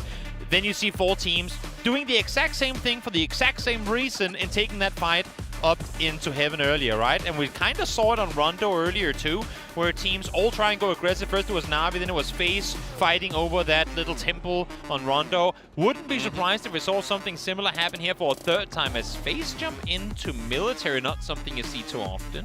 No, it isn't, and a little bit of action over by Ruins. This Team Liquid getting a little close to Virtus Pro. Nixie gonna express his displeasure in the way of parting SKS shots, and the new circle will pop, and it's going to center up just on that cube compound off to the east of Georgia Bowl, where Myth is setting up shop right now. See now, a circle swings northwest. If I'm actively looking for any commotion we could see early on, but honestly, I'm not seeing much. Well, that's one thing. It's also just like what can we expect to come? I think Liquid is going to wrap further west towards South George proper. VP should be good in the split they have right now. My only question is, when does anyone's legend leave Pachinki, and what collateral damage or what sort of escalation of events can we see off of a potential late rotation out from them? Because I would imagine they were practically going already with a circle like this, but they're not. Well, we'll keep an eye on that while we check a look at our stats from that last game. Bangkok getting that victory. Damage, wow. 200 damage, nutty stuff. And there's your man of the match. It's gonna be Pio. Didn't think we'd ever get to say that again, but here we are. And you know what? You're talking about anyone's legend. Obviously, that's something that we do have to keep a close eye on, what happens around Pachinki. But we do have a number of teams over here on Military Island, and Na'Vi kind of hugging around the northern part of the eastern bridge. Falcons setting up on the northern part of the western bridge. So any of these rotations for these 3 teams on Military may be a little spicy. We'll have to keep an eye on that. If you told me that this was just in the previous game, I'd believe you, because Lucas was spamming utility all game long, but not quite the case. Over the course of this tournament, 23 nades thrown. That is, he's got to have a sore arm at this point with how much util he's been lobbing over. That's a hell of a glow up from Virtus Pro. Yeah. That last game as well. I mean, we always know that they're capable of pulling that out of the bag at any time, but that was a wild one for sure, especially considering how crazy that early game was, and really they weren't really a part of it until towards the end. So Red Zone has just surpassed Hagatori in kills individually. That is insane. You talk about a glow up of VP. This Pentagram roster, their performance from yesterday into today has been, I mean, complete night and day. Yeah, no, you're absolutely right. I mean, going into this tournament, I was looking at Asla Pentagram, and I'm like, okay, well, these are some players that I've heard of before, in Hammer and Hal, and then there's this Red Zone kid. I've never really heard of him before. I looked at their previous performance. Okay, he was kind of their top fragger in the PWS, but you know, that's PWS. That's not international. Yeah, true. Damn, Red Zone got in here, and after what was a very forgettable day 1. Pentagram really finding their footing here in day number 2. We'll see if they can keep it going. It also goes to show you the fall off, the drop off of Navi and Hakatori in particular. Yeah. I don't expect that to be a thing that remains the same. I would not be at all surprised to see him come out on day 3 and just show out again. But sure. But that's just the kind of the story of Navi this year, right? Yep, definitely. A 48-point day for Asla Pentagram so far today. Set at 12th off of yesterday. Wild. Absolutely wild. What a turnaround. What a turnaround. Well, we were wondering when our boys from Anyone's Legend were going to make their way out of Pachinki. Now they do. 3 in vehicles, 1 in the sky as high as Saki is ripped off the ground and will now have a chance to scout forward for his teammates. Looks like they're eyeing ruins or the vicinity thereof, but VP is already down here. Yeah, I don't know if he's eyeing that or he just happens to be flying over it, but the rest of the boys are in vehicles going over towards those yellows, and I think that might be where they decide to play. As yeah, he's going to spot out the other teams in that ice cream compound to the east of Everest, as Corexi will take a few shots over into Haizaki, but not enough to get the knock. That's another thing that underlines the game that VP just had, right? I mean, they get 15 kills, and usually they spread them out pretty evenly, but Corexi didn't have a single kill in that previous game. And that's not saying anything against him, because his role was something else in that match as we watch Soset go down. Navi in trouble early game here once more. We've seen it before, and usually with one mediocre game comes another. This one here, of course, the game can still go well for them, but Soset out early is not what you want to see happen. Yeah, unfortunately, and once again, it's just the last guy that was left to do a little bit of scouting. Actually extends kind of on his own as well, and Tickleton spotting out that vehicle so they know exactly where he is. So trouble continuing for Navi on the south side of the zone. Now FaZe just arrived off to the west of this in vehicles. They're kind of slowing down, looking over in this area, but I think the last game might have been enough to deter them from getting involved in this. I can just imagine someone on the team going, "Ooh, boys, that's a fight." No, we did it 2 games in a row now. Do not do this. Absolutely not. Well, BB team, they are going to stick around and wait for the ferry to pick them up from the south side of Sosnovka, and that is a smart play, as we did see those 2 teams camping the bridges on the northern side, but no camps end up coming off in the end. Begopa still sticking around Novo. They might be considering the same thing, although they have Guyon up on the radio tower, maybe doing a little bit of scouting as the ferry will arrive. Burp, burp. You guys ready? That's how patient Time to pick up. Let's go. That is how patient they are. They'll wait in the blue for the ferry. I love that he's jiggle peeking this just in case. That is the PTSD. Who would take at the this ferry point. to military? You know with what? This circle from Could be anybody. Arabia? Could like, be guys, anybody. I respect the let's play it safe, but in what world is anyone on board that boat right now? Look, you know what? If there was somebody, they were going to get absolutely You roasted. know what? You are right. And given the fact that they're playing one of the biggest tournaments they've probably ever been in, it's fair to say that they should take their safety precautions. Better safe than sorry. Well, Begopa doesn't look to be showing any inclination of trying to make their way over, although it looks like Guyon finally going to hop in this vehicle. They're waiting for the over there. ferry. Yeah, maybe. BB team, meanwhile, they will arrive safe and sound here in the matter of moments. Meanwhile, Wolves, where are they playing around? They're on the north side of the river, just south of shooting range. Nobody really up there with them. In fact, only 2 teams playing north of or 3 teams rather. Wolves, Rock, and Change the Game are fully committed to the north side of the river. Meanwhile, Third on 5, they've left Rosseted up there, and Myth has a couple of players up there as well. So yeah, see if it's not like a full commit, obviously, because you still have plenty of paths to get down across the river, but yeah. Safe to say that the vast majority of teams, at least for now, playing the odds, and that is there is theoretically more landmass in circle on that southern side right now, so that is where the circle should go.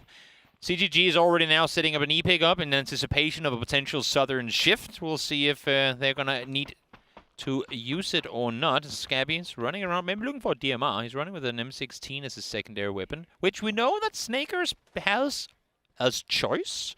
But I haven't really seen anyone else willingly play M16 over other DMRs yet. Myth has been kind of sneaky with this one. They've got the rest of the guys on the northern side of the river looking down here and spotting out where Team Liquid is. and Scappy's just kind of moving around them, seeing if he can maybe put himself in a position to take them by surprise. Sorry to interrupt you, but this E pickup is too soon. They're not going to see the circle by the time they have to jump on it. So I guess they just jump up and all jump out if it goes north again. Yeah, that'll be fine. Oh.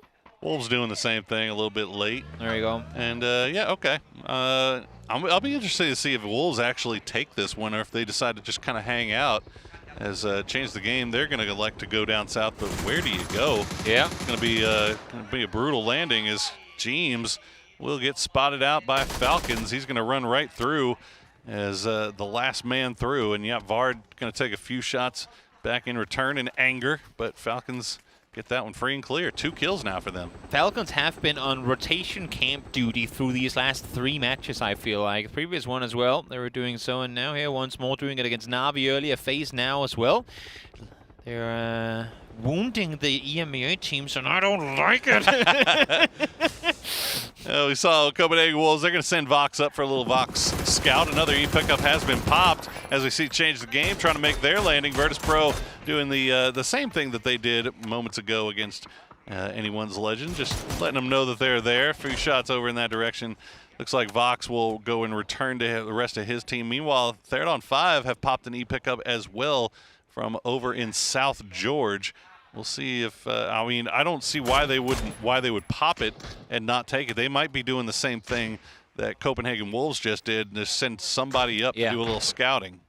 Yeah, I mean, Rossiter is still holding the back line, making sure that if they are to go in through containers and that way east, that they should be safe and have no one playing in from behind him. We'll see how many up to go. Yep, it's just going to be Floki flying on up to see what's available over on the other side, and curious as to how deep he's actually commit on this fight. Yep, answer's given already. Not deep much at all. He's going to go back and get a car. That's how you do the scout. Yep. He didn't get shot at. Safe. Exactly. Well, they knew the Team Liquid was ahead of them in the crates, and they saw Myth drive through. Myth going up to the top of Everest, where they're going to join Falcons and Game Start Win. So Myth is in the dead center. You can see Falcons starting to make their way over here, looking down, and yeah, Kickstart just getting an idea of what's going down in crates, as he's going to keep eyes on Third on 5. Starting to hear the Thai fans get a little worried. A little antsy, with how they don't realize what's happening right next to them. Yeah, scooting around in their seats right now in anticipation of what's about to go down. But Kick,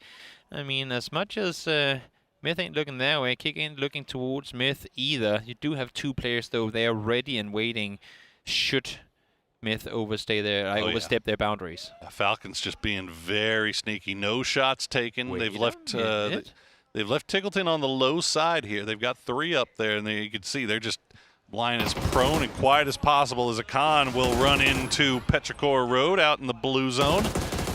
Remember, Begopa, they were hanging around in Novo for a long time. AZ just getting left behind, and now Myth getting a little close, and there you go. Kickstart gets 1, H-Wing gets the other.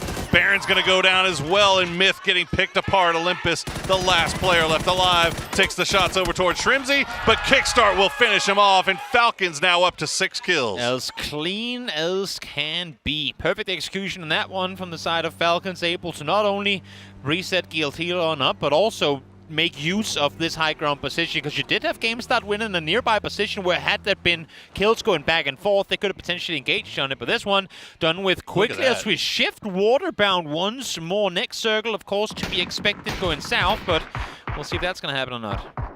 All right. See, looks like Rock's going to send it over. Copenhagen Wolves, meanwhile, we'll see if where they decide to cross, and if they will cross. Yeah, if there's going to be anywhere for them to go. Navi playing that very southern part, playing around the edge.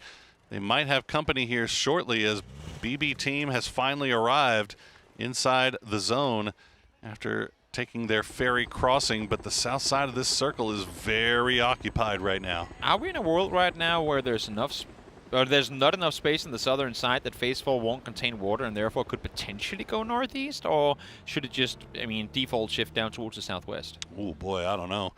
I'll leave all the speculating to you guys, and I'll just keep an eye on what's happening in front of me, as Lucarux will take out Purdy Curdy. So Team Liquid trying to make that push in, and they're getting right into Virtus Pro, and they're suffering the consequences. You can see them still hiding around in waves. Correxy, send that grenade on over, and it is going to die just before reaching Alo. Exactly, correct. You're trying to lock one more. That one is going to be great. As he finds one. Only the knock for now, but could potentially be with a flush to follow. As Bago past Pio. Tries to see if he can get something off of that rotation. Not quite to be. Actually, no, I scratched that. They do find red zone. Yeah, running out of real estate now, so there's a lot of fights taking place across the map as we see Pentagram already losing one. Bagelpa trying to fight their way in as they take those shots towards Petrichor Road, who have dropped down in ruins from their emergency pickup. Meanwhile, Sparking gets taken down by the grenade. Team Liquid down to just Luke 12, down to just nobody as Virtus Pro continue their killing ways. And they're doing so with only 2 guys in the up close as well. Good job on the side of VP, leaving Nixie as kind of the overhead protector further in towards Ruins proper. Pio now looking forward. They lost the Khan early. We saw that against Petrichor in that rotation. Petrichor, they've said, nope, we're not going to be part of this at all. So a little bit of space for Bagelpa to do. Issue is they now have Pentagram set right next to them. You can see here really being a nuisance. And now both teams have the problem of Copenhagen Wolves taking shots into their backs as they spot out the smokes. They spot out Glaz, has to retreat in the U.S. Copenhagen Wolves just eating a little bit of blue zone as they continue to wrap around. Bizzler all the way down south trying to find an entry point. It's going to be hard to find as Asla Pentagram will retreat down into the boatyard. Bagelpa still have the waves to work with. Yeah, they do. For Wolves right now is, please go north. I think that's what they were saying. Like, somehow in the world go north because we know it's free. We just came from there. If we can drive back there, we would be golden. Issue is I don't think it will. Let's see, 5 seconds left to go. And with where everyone is positioned right now, you'd have to imagine they've guessed it right. And well, honestly, more water in than I expected. I thought it was going to go straight south, but as we can see, observers indicating it as well. Falcons get to play on the high ground for a bit longer. They do indeed. Game start win, retreat back downhill. So Falcons get to hold on to that high ground a little bit more. You see BB Team, Anyone's Legend, Navi, all those teams on the edge are going to have to figure out a way to get into this as the Ruins, you change the game kind of in 4 deep, playing around that Ruins. That spot is going to be a rough path to rotate through. FaZe try to get a little bit close, but Game Start Win is ready for it, and FaZe will have to pull away. Yep, out of the vehicle, immediately spread out because you know that there's util coming your way. Game Start Win. Has CC up close, Lops Nate's on forward, able to get one down to half HP, but Gustav is there with the response. Does get taken down in return though. CC able to find the double, and just like that, it's just one player on his feet, and that's Vex. Vex having to dodge and dive, and Falcons, meanwhile, are shooting down onto all of this as well. They're going to try to steal the kills away as those look like easy points. Vex will lay down the smoke wall, try to prevent that from happening for the time being, and it looks like he's having some success with that as nothing has come through, but that one's going to take down Gustav. EP not wanting to engage in this. Anyone's Legend sat just down below this compound as well. Oh, Vex trying to get to safety behind the cover. The US will be able to get there, but again, as I was saying, a lot of teams on this southern side, and now those fights are starting to happen. Adusi already gone down. Gotta go somewhere. Navi going to send 2 in. They're going to leave Extends behind as Anyone's Legend will take down 1, but Hakatori will trade it back, gets him ass, and now Navi will be a little bit more active. Remember, they are down to 3, losing Sosed early, and this is just the duo. Extends still left behind as an insurance policy. Anyone's Legend trying to make their way in, but they're very split. They've got multiple fights that they have to worry about as Haizaki will go down to a Hakatori grenade. They're coming in here with literally no fear in their life. They know how many opponents they have ahead of them, and still taking the fight to 3 different teams, and doing so in style. No damage taken at all just yet, so Extends is free to play that slow backside roam up towards CTG. And BB Team, they have lost a couple as well. They've got Molodoc and Bestalosh still alive, still trying to wait for the perfect time to strike if it reveals itself at all. Navi, you see Extends starting to bring it up on the backside. Hudat is going to spine Wenbo, and immediately the trade coming through is Destroy, and the rest of Anyone's Legend. Multiple fights, 3-way fights going on as we wait for Extends. He finally strikes. We'll get the knock onto Ares. He sees all of it up to engage late, and maybe a bit too late as Hakatori down. Extends been found now as well. CTG able to clean up on that southern side, despite being surprised with how split out Navi were. Just one left alive on the side of Navi now, and that's Fairest. And the kill feed just absolutely lighting up as that southern side comes to a head. BB team gets eliminated. Navi will collect a few more, while Therist is the last one left alive. GSW still taking casualties as Falcons has just been able to stay on that high ground. Third parting, fourth parting, fifth parting, all of this as Ferris will finally get taken down by Tian Tian. Hanging you down to low HP here as well for game start win. This is a must make something of it type game. They're sat rock bottom of the leaderboard right now. They're in a position from where if they can somehow clear out FaZe and get out of this combo, maybe wrap the right side rich, they could make something of this game. But only 2 points so far. They will be back up to 4 life. They need to get it done here. All credit due to FaZe right now. They've managed to stay alive, keeping 2 up. And they will survive to fight another day. VP trying to hold the line against the Navy SEALs coming from across the water. Bagopa, Wolves all coming in. Petrichor Road looking off in that direction. Asla Pentagram still in the ruins as well. So that is a 3-way fight that's going to have to come to a head here shortly. Virtus Pro, they've got a lot of work to do here defending their territory. Rock's got to be spotting all of Bagopa on the shoreline in just a moment if he keeps creeping further towards the northwest alongside it. In the meantime, the remaining 3 from Wolves, they're going to get out of the bell tower and down into the low ground, run alongside that same shoreline too. And Bagopa turning their attention over towards Rock, who has been forced to the shoreline by Theradon 5. They're still 4 strong up on that north side. They've been defending that bridge, preventing Rock from making the cross. But there you go. You said it. Vox was creeping along that coastline. Eventually, he was going to spot him. He'll find 1. He'll find 2. And Wolves will collect another point. It's the only path they can take too, so they might as well clear it before they start making their way up. Smart on Vox, good on Vox to be able to get the double there as well. Michael will go down in the process. So Wolves down to 3. Meanwhile, the church is being breached. Asla Pentagram laying down the smoke to protect their entry. You've got Nan and AZ inside. Ming Ming working around the outside. You can see he's got the grenade in hand. The grenade going to fall right on top of red zone. Perfectly placed by Ming Ming. No chance for response there whatsoever. And off of that, of course, they want to make something happen. 2 players down to low HP already. AC trying to get out the window, help his teammate. But Circle is forcing them to go the opposite direction. So maybe defensive hold here is better for them. Nan just exactly can't get the angle, but Ming Ming is there to trade. Nicely done by Ming Ming. Good teamwork by AZ and them, but they will go down in the end as CTG. They've got an angle onto all of this as they continue to fight their way in as a duo. Hangi and Tian Tian just making things miserable for everybody coming through this church. Glaz, the last player left for Asla, and 1 up for Petrichor. Meanwhile, Wolves continue to fight their way into this Virtus Pro compound. Virtus Pro giving them a little bit of room to work with. Rock collapsing the hills up above as well, so making it a little bit more difficult to make your way in. But having said that, for Wolves, if VP and Rock gets into a proper fight here, there might be a third-party opportunity for them. And don't forget about Theradon 5 coming in from the north side. They are already third-partying it. They're going to find Bizzler, and there you go. Petrichor Road gets eliminated as Glaz strikes from the blue before going down himself. So that eastern side now clear. Virtus Pro can turn their attention over towards Rock. Wolves still pinned right up against the blue. Only now do we get inside placement points to just 5 players inside this next circle. 20 people having to make their way up into the open onto the roadside. And Falcons still have that high ground. They're up to 7 kills now. You got to imagine the damage is looking pretty good as well. Game start win, have to leave their compound. They have to make their way in. FaZe has to be on the clock here. Virtus Pro, they do lose Beam.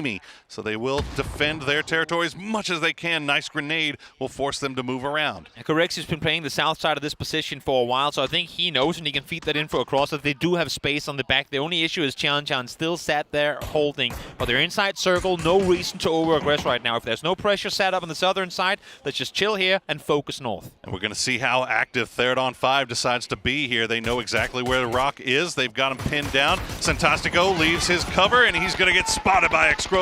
That will be him going down. Theradon 5 still playing around on that high ground. Nobody taking shots at them right now, but they have eyes on everybody. Souls gets the knock on the Nixie. See, Souls, what more can you do with this position? 2 players, make it 3 almost of T5 opting to engage in this. Floki, first one in the vehicle to make his way closer, trying to get that off angle, able to find it here as well. Spots RBN in the open, can connect the shots. Theradon 5 decided that they've seen enough knocks. They want to get involved here and try to clean up what's left as they've got a nice grenade ready for Rock. They're going to send it, put it right in there. left shoulder. Nicely done, RBN goes down. Soul survives with just 15 HP. More grenades being sent by Third on 5. That's going to do it for Rock Esports. Virtus Pro, though, managed to get their res. They're back up to 3 strong. When does CTG do something about this positioning? And now they're wrapping around the southern side there, or the eastern side, I should say. They've been seeing all of this, and they want a couple of points off of it too. Rotated, though, is going to be the one rewarded with the knock there. The utility on point from Third on 5 as they find another one with the Molotov, and that's going to do it for Virtus Pro. Copenhagen Wolves are the next on the menu as Exquisite will find one, Fluky will find the other. T5 wrapping down from the north side. Yep, climbing up that leaderboard as well. Just 2 points out of top 3, 3 points out of second place, and with BP out already, still a lot of top to claim. And while this is all happening, what a spray from Fluky will take down Tian, and now they'll leave Hangy, the only player from CTG left. While this is all going on, Falcons leave their high ground position. They go to the north side. They're going to be backfilling Third on 5, so Third on 5 has to be on time with this. They have to expect the push. They have 2 wins on the day already. Can they make it 3 for T5? This would be, absolutely insane for Thailand if they can bring it home. Explosive finding Kickstart there is going to open up an opportunity for them as well. Shrimsy does find one in return, so they need to slow things down here now, realizing they have Falcons in the north. Big trades to start things off, and Game Start Win going to be the big beneficiary out of all of this. So is FaZe. They still have 2 left alive, and they are backfilling exactly where Game Start Win pulled away from. So they still have Vard, they still have Fex. They don't know that this compound is empty and clear. Falcons managed to get Kickstart back on his feet. They've left Tickleton on that high ground on Everest to defend themselves. Now that the circle is pulled away, they're going to pull away from this fight with Theraton 5. Make sure that Theraton 5 continues to wrap around on that on the eastern side, rather. Well, you know what? We sat behind these 3 pieces of cover for 20 minutes. Let's go back there. It was more comfortable in this area of the map. The building, nah, I don't like that. This is my new favorite home. It shows now all of Falcons alongside the majority of Game Start Win is starting to look your direction, and I don't think those Doritos are going to be able to block the vision of all of them. Game Start Win stand to gain so much. They have to. If they can pull off a win here, they have just been absolute bottom feeders for the last 2 days, but one game could change their fortunes, put them right back in the mix as nice shots from Shrimsy will take down Fex. Vard still playing around on that ridge line. Kickstart keeping eyes on GSW. And what can Game Start Win do in this position is the difficult part of it. Nice mid-air connect there from Tickleton. Takes out FaZe. 4th place they go, but again, a salvage game for FaZe here where can't really expect to get too much. 4 points is what's going to be for them. All right, it's a 4v4v4. GSW control of the south. Falcons and Theraton 5 sharing spot in the north. And the good news for both, for Falcons rather, Theraton 5 can't really push west to engage with them because GSW has eyes on that. And at this point, I don't even know. Okay, Theraton 5, they still have a decent amount of utility left. All these teams have a decent amount of utility left, with the exception being Game Start Win. Only 1 smoke. We'll see if that ends up playing a factor here towards the end game, but they have so much room really to work around on the south, it may not matter. This final circle shift is going to be pretty decisive, I think, in who's going to come up victorious. Look at the center of it, and you know what, might as well just send it right down the middle. I was just going to say, this center, there's a reason everyone is hugging the blue right now. You don't want to be the first ones to move in to nade territory of your opponents. They don't know exactly how much they have to work with, but as we can see, the majority, all of these 3 teams have predominantly been fighting at a distance, so they all have util left to work with. As fair as it can be right there. As you see, Theraton 5 just no one in. Using the low side. Yeah, we'll see where they decide to go. The path forward for Falcons seems pretty obvious. That road does still remain inside the zone. It still has a little bit of high ground to work with. They've got the deployable shields. They've got UAS for cover.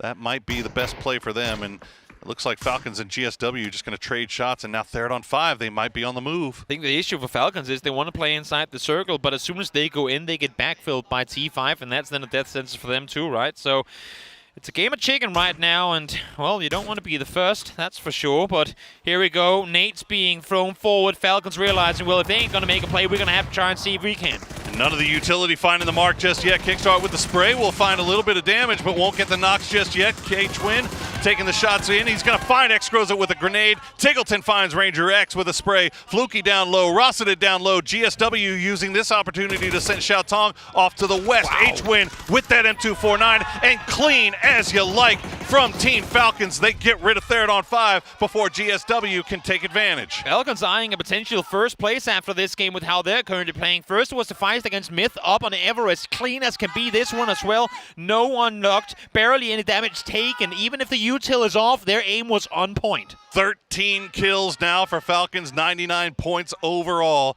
and they have the north side. But while they had to take that fight with third on 5, Game Start Win spread out. They have multiple angles of fire. They've got multiple flanks covered. It's going to be very, very difficult for Falcons to take this one down. Game Start Win, though, they have to be careful. They can't let themselves be caught out one by one. Xiao Tong has no util to work with. They have 8 nades on the side of Game Start Win. You better start baiting some attention right now. Force Falcons to make their play, because if they wrap east, all of Xiao Tong's advantage is gone. The nade holders are the ones being shot at right now. But Xiao Tong finally opens up, reveals himself, finds the first one. Ming is there to get the second, and now Falcons are playing on the back foot. Just beautiful back-to-back knocks. Good trade from Shrimzy to find Xiao Tong. It goes for the flush as well to make sure they secure the point and secure the kill. Another one as they find Xiao Bian, and now it's a 2v2. Game Start Win. They'll lose CC 108. It's down to just Ming as Falcons fighting for the blade. But what a grenade! He only had one, and that's all he needed to get the win. I thought for a second that they were going to turn that one around. After losing Kick and Atrin in a heartbeat, Shrimzy and Tick clawed back into it, made it a 2v1, but one nade in the end was all it was going to take for them to come out victorious. What a finish!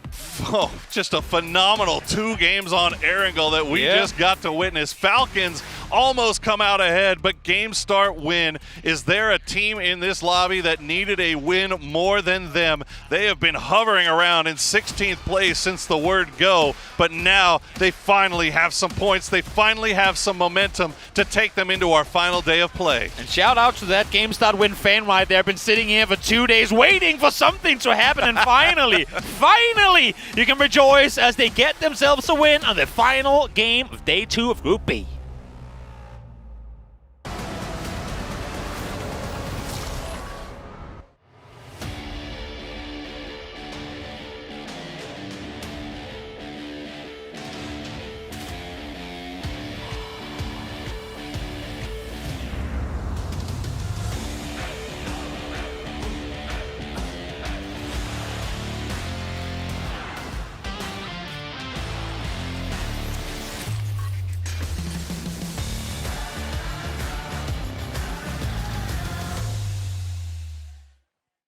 Well, a cheeky jab by the host that's going to be eating his hat now after calling them Game Start Bin. They go and get themselves a victory straight away right after it. Good for them here, although it got a little bit more precarious than it needed to be, I think. They had 8 nades to throw towards Falcons. They had 8 nades and they waited too long. They had a chance to hard push while Falcons fought T5 and they chose not to. The amount of passive endgame there was wild, but you know what? If it works, I can't knock it. They came away with that. And they do get the win. We'll see how much that pushes them off of 16th place when we get the overall leaderboards here. As we take a look back at everything that was going on from all of this. Again, though, when it comes to a circle like this, it does pose quite a difficult scenario that you were seeing these teams trying to move around, never mind the river being in for as long as it was. Okay, so the river was in forever, which created a really tough split for a lot of teams to finish. We had 3 teams at Ruins in this lockdown trying to, stalemate over here. 3 teams on top of Everest that had to stalemate for a while. There was a bunch of areas where it was just teams locked in spot, and then when we get to this final end game, 0 cover, right? And I think this is where we've seen really the portable shields making huge changes to this game. The fact that the Falcons were able to use that to get close enough to T5 to engage with some ineffectual grenades, but that opened the door for them to know where they were pushing. And they said, if these grenades don't get a kill, we know exactly where these guys are standing. And one of the big winners for today, I've got to say, is They're on 5, right? Yes. We were almost on track to see a triple win coming out from They're on 5. That would have been cool. Yeah, it really would have. But Falcons here able to mop them up considerably. An absolute execution from them against where They're on 5 was. And GSW finally cleaning this up. Again, though, with this one nade alone, never mind, they still had 6 or 7 in hand to make this work. I was screaming in the back. I was like, throw everything! Yeah. Throw everything! I don't understand why it took so long to get that first grenade out there, but also a shout out to the Falcons to be able to clean up T5 with almost no loss of taking damage, no life loss, no anything. They looked like they were just as healthy when they started as when they finished. They started Liquid. Concern on the face of Liquid, not too surprising. Concern definitely on the face of Himas as well, as they currently are still in the bottom 3 here. Yeah. I mean, so we are now 12 games into 18 to determine top 5 go to the grand finals, 3 go home. And I think some of the teams that we're seeing down towards the bottom, they're struggling, are shocking me. Liquid was looking great when we started the day today. They were up there in the top 6, I believe it was, or 7, and now struggling to stay up outside that 3. One thing's for sure, though. I mean, at the end of day number 1 for this group, I was like, well, okay, this is like going to be pretty clean cut with how some of these teams are running away with it. However, end of day 2, now so much is open, so much to play for here. It's been kicked wide open, and I think that's what we're talking about. Even with how today went, when you look at that leaderboard, the teams on the bottom don't have to stress as much because the clear path to the top 5 is still within, I think, 30 points. So that means even those teams that have struggled, because now GSW gets that win, it's going to be super tight in terms of where the bubble teams are tomorrow. Yeah, definitely. We'll get an opportunity to have a look at the overall leaderboards in just a little bit, but one thing is for sure, that it will be tight, as Toffees has mentioned here. Well, we are ready to head on over to the stage. We have some interviews ready to go here to hear from them at the end of day number 2. เอาละค่ะเรียบร้อยไปแล้วนะคะสำหรับการแข่งขันในวันนี้นั่นเองค่ะแล้วก็แน่นอนเชื่อว่าสนุกสนานกันอย่างเต็มที่มากๆแล้วก็เดี๋ยวเรามาพูดคุยกับผู้เล่นที่เราบอกว่ามี outstanding นะคะหรือว่าสิ่งที่เป็นสิ่งที่ถูกพูดถึงนะคะในเรื่องของเกมของเราที่ผ่านมานั่นเองตอนนี้เราก็อยู่กับ Red Zone จาก Aslan Pentagram นั่นเองนะจ๊ะ Alright, so for the first question that everyone many of them would like to know, you delivered such an impressive damage and being top 2 in both kills and damage today. So how do you personally view about this standout individual stats? 오늘 일단 되게 뛰어난 활약을 보여주시면서 킬이랑 데미지 둘 다 톱2에 오르는 성과를 보여주셨는데요. 혹시 선수 개인적으로는 이런 성과를 어떻게 평가하시나요? 일단 오늘 보이는 거 최대한 죽이려고 했고 팀원들이 다 같이 도와줘서 할 수 있었던 것 같습니다. I just focus on what I see in my front, and our teammates really helped a lot today, so that was the point. Well, that's nice. And the second one, even though your day 1 standing put you in a dangerous position, but you drop a huge 13 kills game in both match 1 and match 2 today. So, very impressive. And what happened? What adjustment did you make after day 1?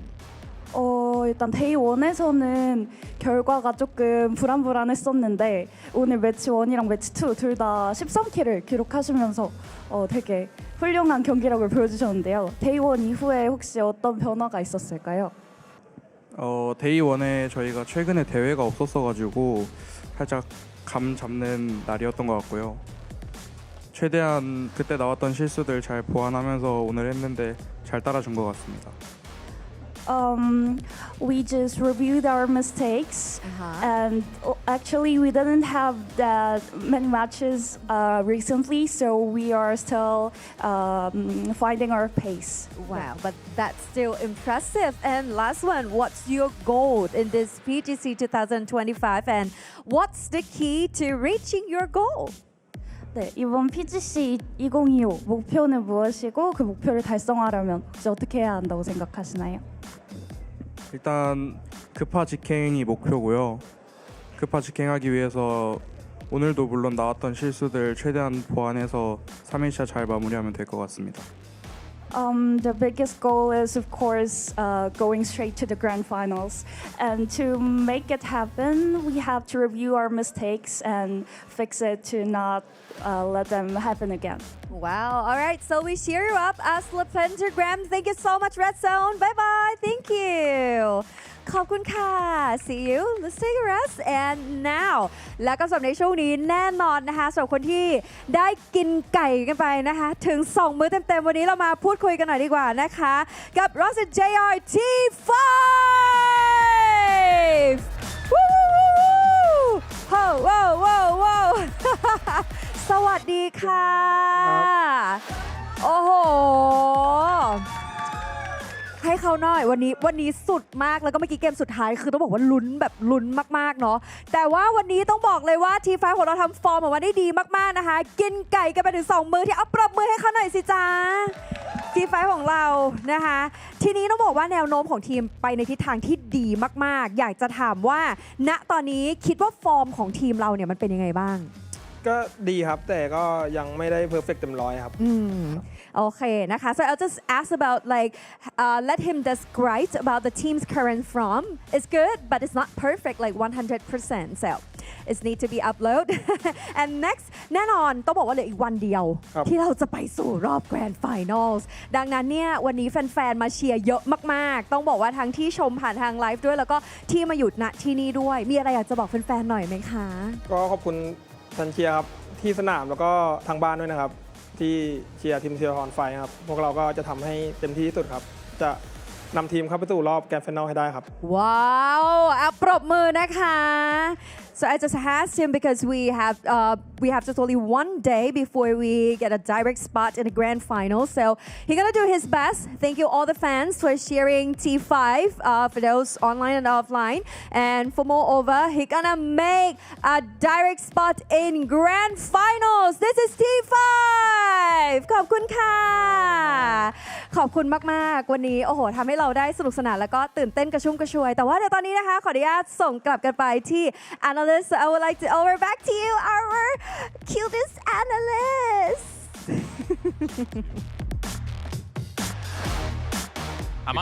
You're definitely the cutest. Am I the cutest analyst or is the baby the cutest analyst? You're the cutest. I'm like a heartthrob. You're just cute. We were kind of like cheering, bring the baby, bring the baby. But we were unsuccessful. It's ridiculous. But anyway, let's take a look at this game and how it all unfolded. Because GameStar Win decided to get themselves a win finally here in the tournament. But it will be Falcons that's really walking away with the majority of the kills. Yeah, that 14 kills is huge. They're tired of being in third place. Hopefully this gets them out of it as we end the day today. GameStar Win, though, it was a time when it was desperate. Whether, you know, jokes aside, GameStar bin or GameStar to the home, it doesn't matter. This is where you got to make that step. They got themselves out of a position which honestly would have been untenable going into tomorrow if they hadn't gotten this win. So they are now in a spot where they can fight to get out of the bottom three, and I think that's a big deal. Yeah, for sure. I mean, we just look at what Asla Pentagram was able to do, right? Yep. Today, alongside some of the other teams that have really risen through the ranks, it will be Ming, though, taking the man of the match for this one by the looks of things for GameStar Win. Yeah, it's just, you watch that final scenario go down, there's just some little things here and there that can easily be kind of ironed out, right? And what actually kind of makes me frustrated about this is the fact that there's a world where when you're in 16th, man of the match, congratulations going to Ming. They really, I genuinely believe, should have pushed that fight against T5 and Falcons, because you're looking at it, you're going, that win could have been bigger. And if we didn't make a bigger win, like really, what are we losing in 16th place? It's a chance to put another 8 points on the board and get closer to avoiding that cutoff. Well, we'll take a look at those points coming on in alongside everybody that's been able to perform quite well in this game. Jeez, Tiggleton. Right. This is just this game alone. He had a good Overwatch spot. He did. He had a really good Overwatch. In fact, I liked what the Falcons did, where they sort of left him up on the high ground. They floated the three guys around to sort of take a fight if they needed to. They brought them back once they didn't get the circle. But again, it comes down to, I think a lot of those fights, Shrimzy was, despite a terrible C4 earlier today, has been man on the spot when it comes to some of these fights. He's won 1v1s that I don't think he had a right to, and it's really, really helped him out. Yeah, and when it comes to the last scenario as well, Shrimzy and Tiggleton being alive there, those are the guys that were really posing a huge threat to GameStar Win. But anyway, it will be Falcons at the end here with 59 kills, taking that #1 spot across the group so far here. Good stuff by them, and that, as you say, should be pushing them beyond that third place mark, with 20 points going the way in this game. Very, very nice. GameStar Win, though, with 17 is huge. I think that's almost double what they had 2 games ago going into that one. Yeah. If it was around 15 to 18 kind of come into that, so that should give them a big glow up here. Therathon 5, though, has been the big fresh air. I don't know if it's having the kids in the audience, having the support of the hometown team, but these guys looked good and almost had 3 chicken dinners today. They did. They did. It was brilliant stuff coming out from them alongside Asla Pentagram as well. I feel that those two are the ones that have really glowed up throughout the day. So that means Therathon 5 is now in 3rd place. Falcons in 2nd. Virtus.pro falls just 1 point behind the boys overall, but that's a big change here. Yeah, and so I think it's also a big for BB Team and Falcons to finally feel like they got a little bit of space in terms of wanting to be in that top 3 from the chase pack. Though Virtus Pro changed the game, still very much in that hunt. For me, the biggest shock today and disappointment was Na'Vi. The fact that they were in such a good spot coming into today, and they have let the 2 that were ahead of them just run. Na'Vi was not at all the Na'Vi that was here last time. 6 games left. I still have massive concerns despite them just getting a win here. I still think Game Start Win has to be extremely concerned by their overall performance. Anyone's Legend also has to be concerned.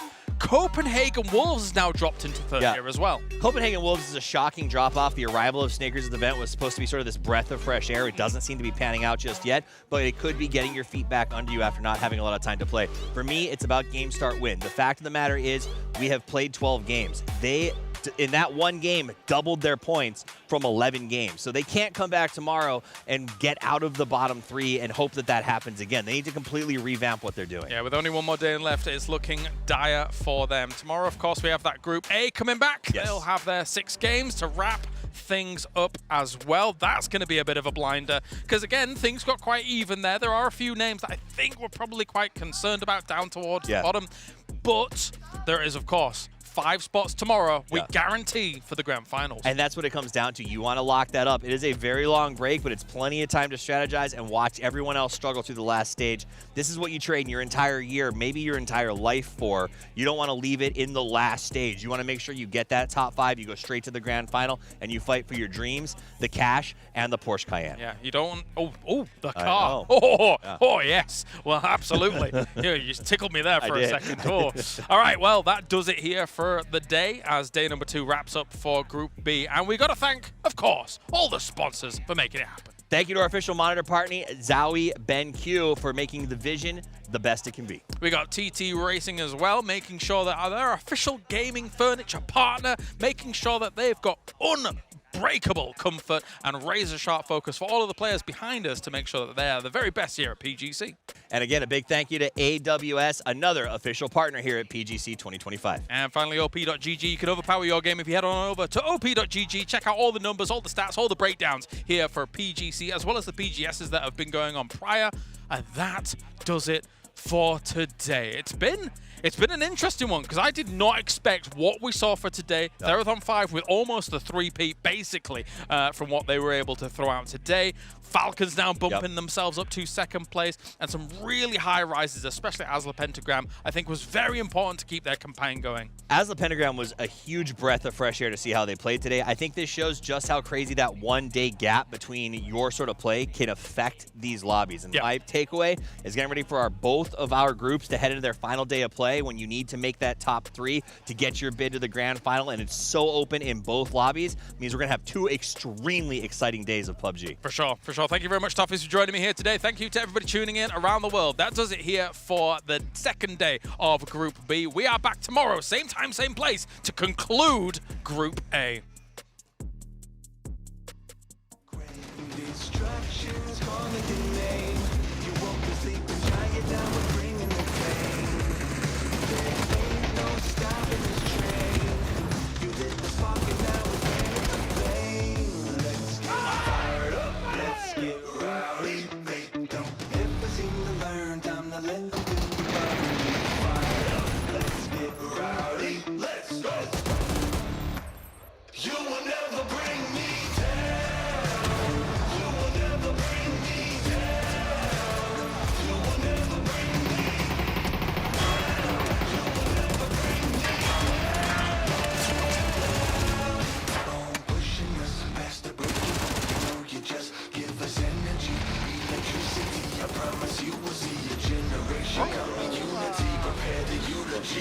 Somebody fall as the people stand tall. You will never bring me down.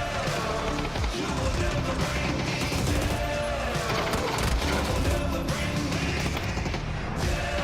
You will never bring me down.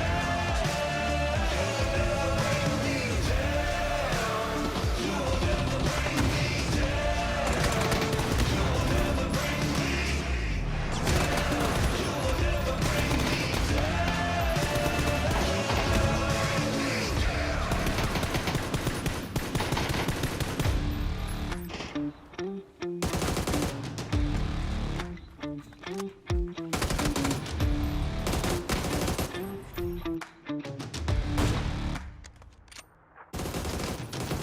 Pressure's building, I can feel it coming up. The tension's rising, can't you see we've had enough? There's no controlling us, we're never backing down. The revolution's coming, you can hear the sound. Destruction's calling your name. You won't be sleeping giant, now we're bringing the pain. There ain't no stopping this train. You lit the spark and now it's fanning to flame. Let's get fired up, let's get rowdy. They don't ever seem to learn how to let them feel the burn. Get fired up, let's get rowdy. Let's go. You will never bring me down.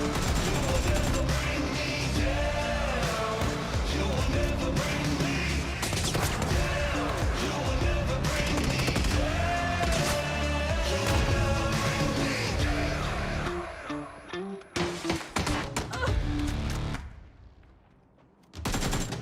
You pushed us up against the wall and now we're swinging. You tried to silence all our screams but now we're singing. You thought we'd go along with everything you say. I'd rather take my honor straight to the grave. Instructions calling your name. You woke the sleeping giant, now we're bringing the pain. There ain't no stopping this train. You lit the spark and now we're ready to flame. Let's get fired up, let's get rowdy. They don't ever seem to learn how to let them feel the burn. Get fired up, let's get rowdy. Let's go. You will never bring me down. You will never bring me down. You will never bring me down. You will never bring me down. Bone pushing us past the breaking point. You know you just give us energy, electricity. I promise you will see a generation coming. Unity, prepare the eulogy. Watch a mighty fall as the people stand tall. You will never bring me down. You will never bring me down. You will never bring me down. You will never bring me down. You will never bring me down. You will never bring me down. You will never bring me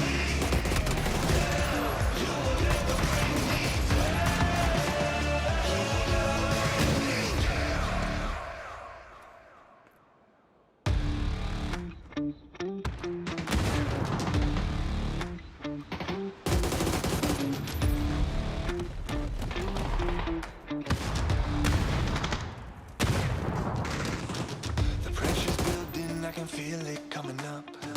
The tension's rising, can't you see we've had enough? There's no controlling us, we're never backing down. The revolution's coming, you can't hear the sound. Destruction's calling your name. You woke the sleeping giant, now we're bringing the pain. There ain't no stopping this train. You lit the spark and now it's fanning to flame. Let's get fired up, let's get rowdy. They don't